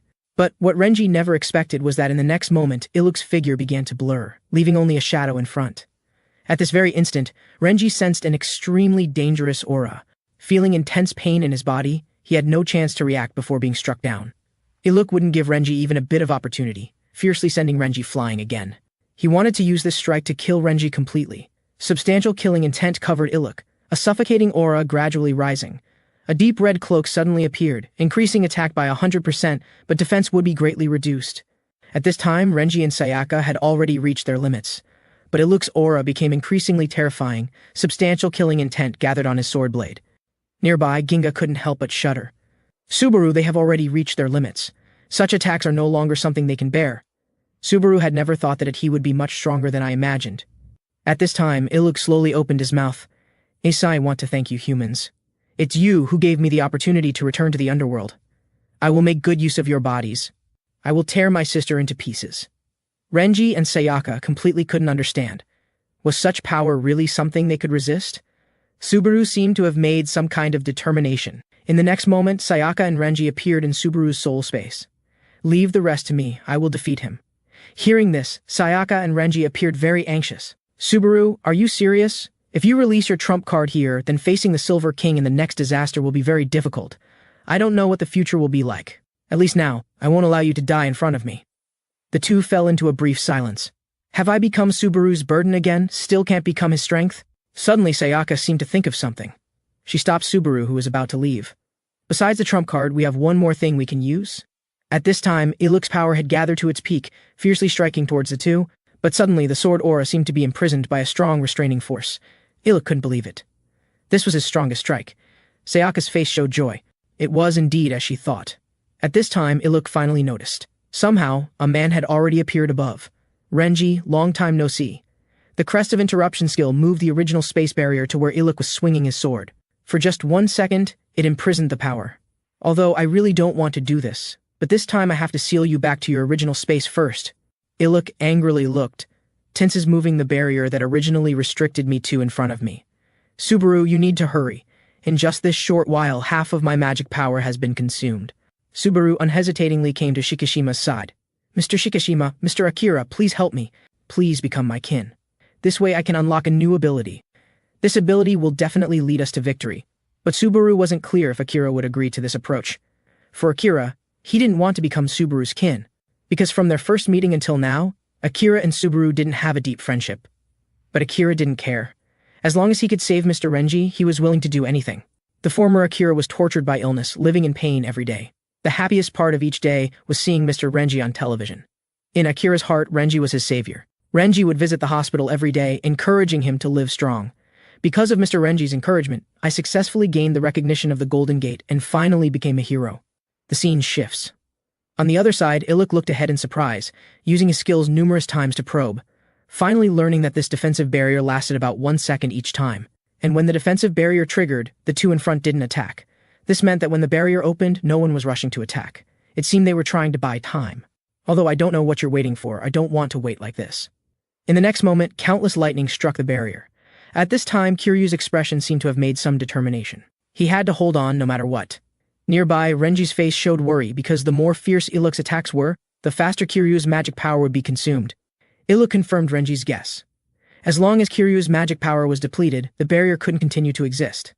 Kiryu listened to Iluk's words. He couldn't believe that in such a short time, his skill had been cracked. Iluk swung rapidly. Kiryu's magic power visibly decreased. Kiryu was very clear that continuing like this would lead to his death. Iluk seized the gap in the skill's duration. Fierce sword aura engulfed Kiryu. A huge rumbling sound arose and the ground trembled uncontrollably. Iluk murmured, "Is it over?" At this moment, Renji launches a sneak attack from behind, but clearly Iluk was already prepared. "You have almost no magic power left, what can you possibly do?"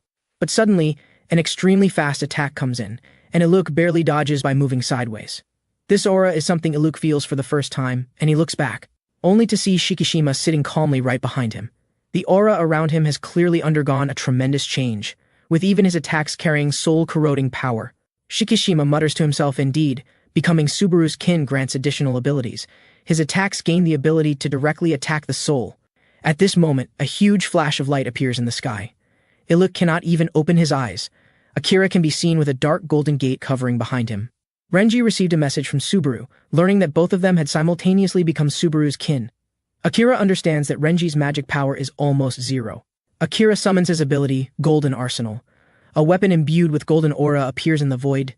The next moment it appears in Renji's hand, the weapon also carrying soul-crushing power. Sayaka also similarly received the military emblem and battle flag. At this moment, Subaru feels very conflicted. He doesn't want everyone to become his kin, but in order to conquer the 6-star gate, he has no choice.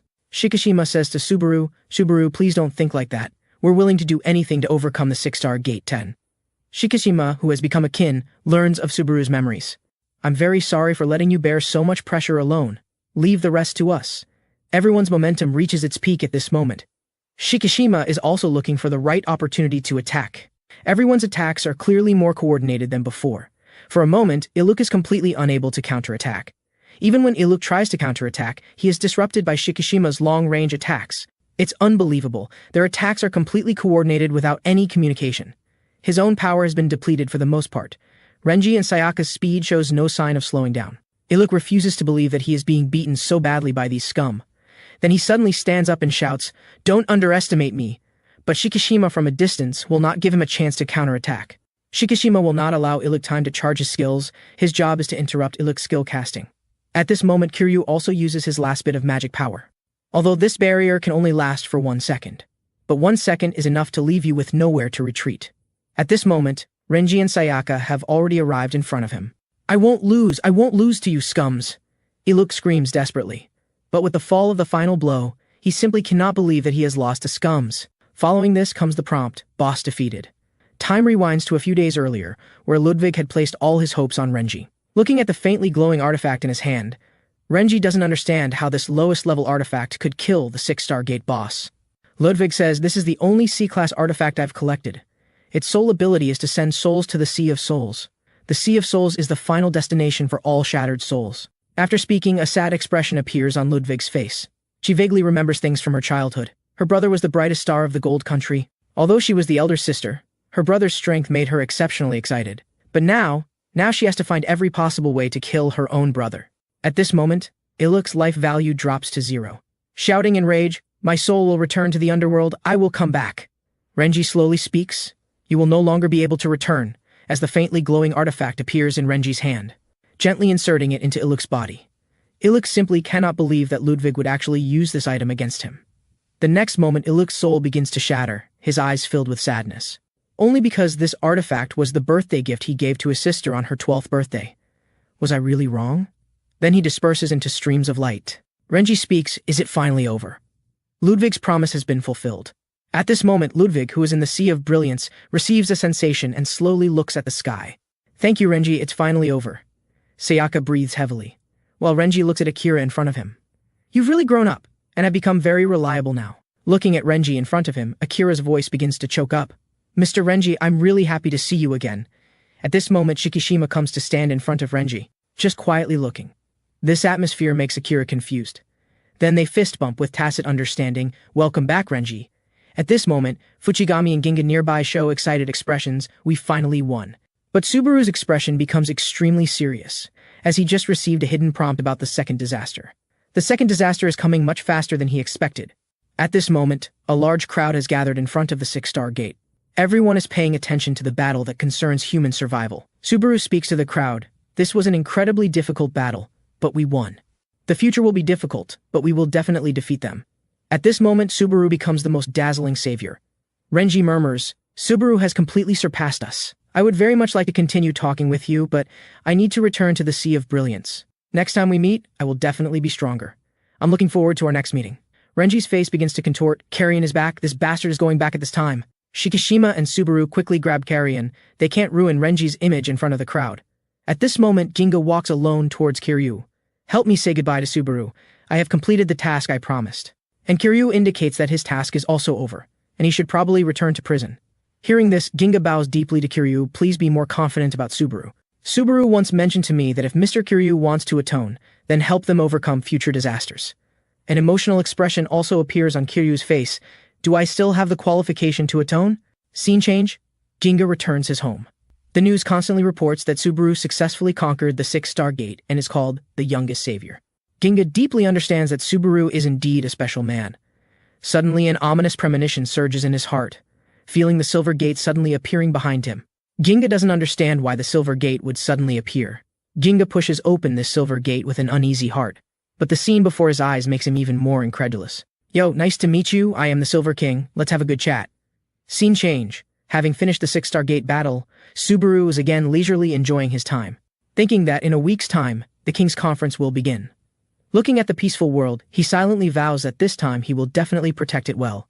Now there is one more important thing to do. That is to find Ginga, who has returned home. Ginga is very puzzled. Having just ended the 6-star gate battle, what business do you have with me now? Subaru casually asks, can you come with me to the underworld next week? Ginga is stunned for a while. Can ordinary humans really enter the underworld? Ginga knows that creatures from the gates come from the underworld, but can we really enter? I'm not surprised anymore, Subaru. Everything you say makes me feel panic. Going to the underworld, this is something no one can imagine, yet you say it so casually. Subaru indicates that he already considers Ginga a companion, so he wants to invite him.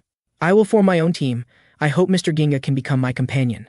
Never betray a companion. This will be the motto of my team. Subaru, you always make me feel at ease. I'm not confident in my own strength, but I believe in you, Subaru. Hearing this, Subaru shows a sad expression.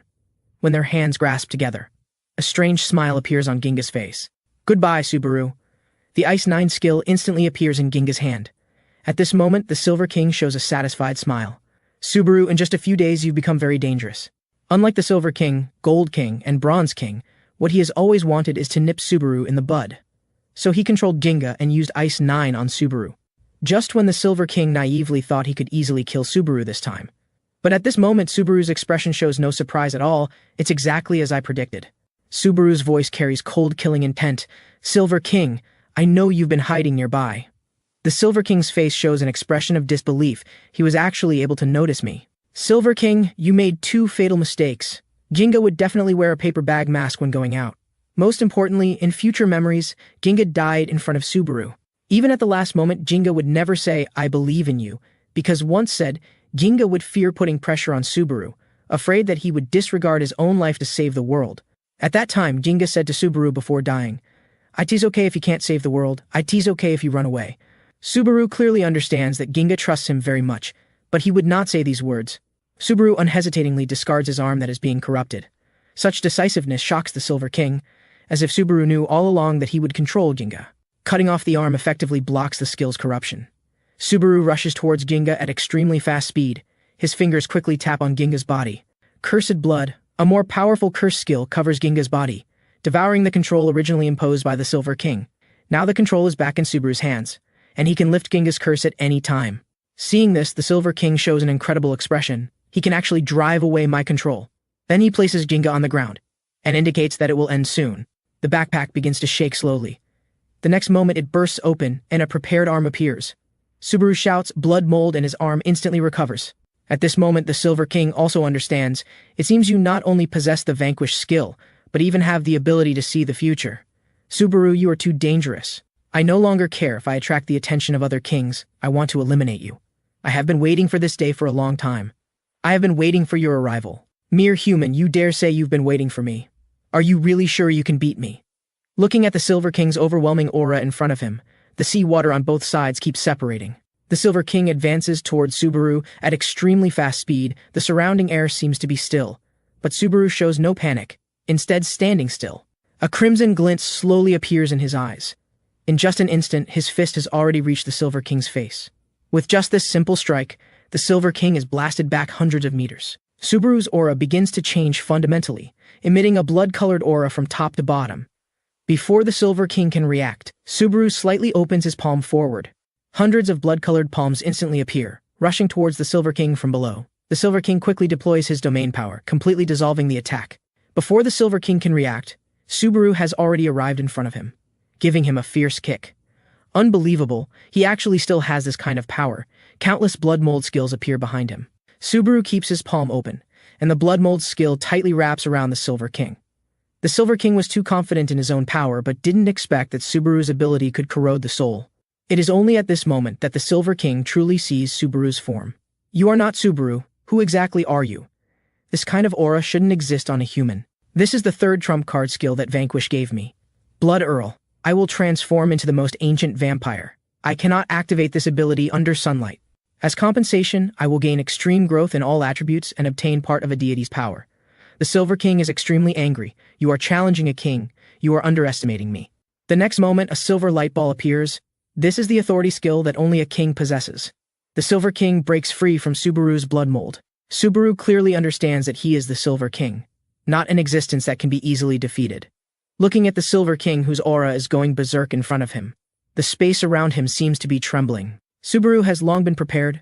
I will not allow anyone to die. In our battle, this will be a battle between you and me. I will use all my strength. But as a king, you are too arrogant. Followed by Subaru's cold voice echoing in midair. Get down here.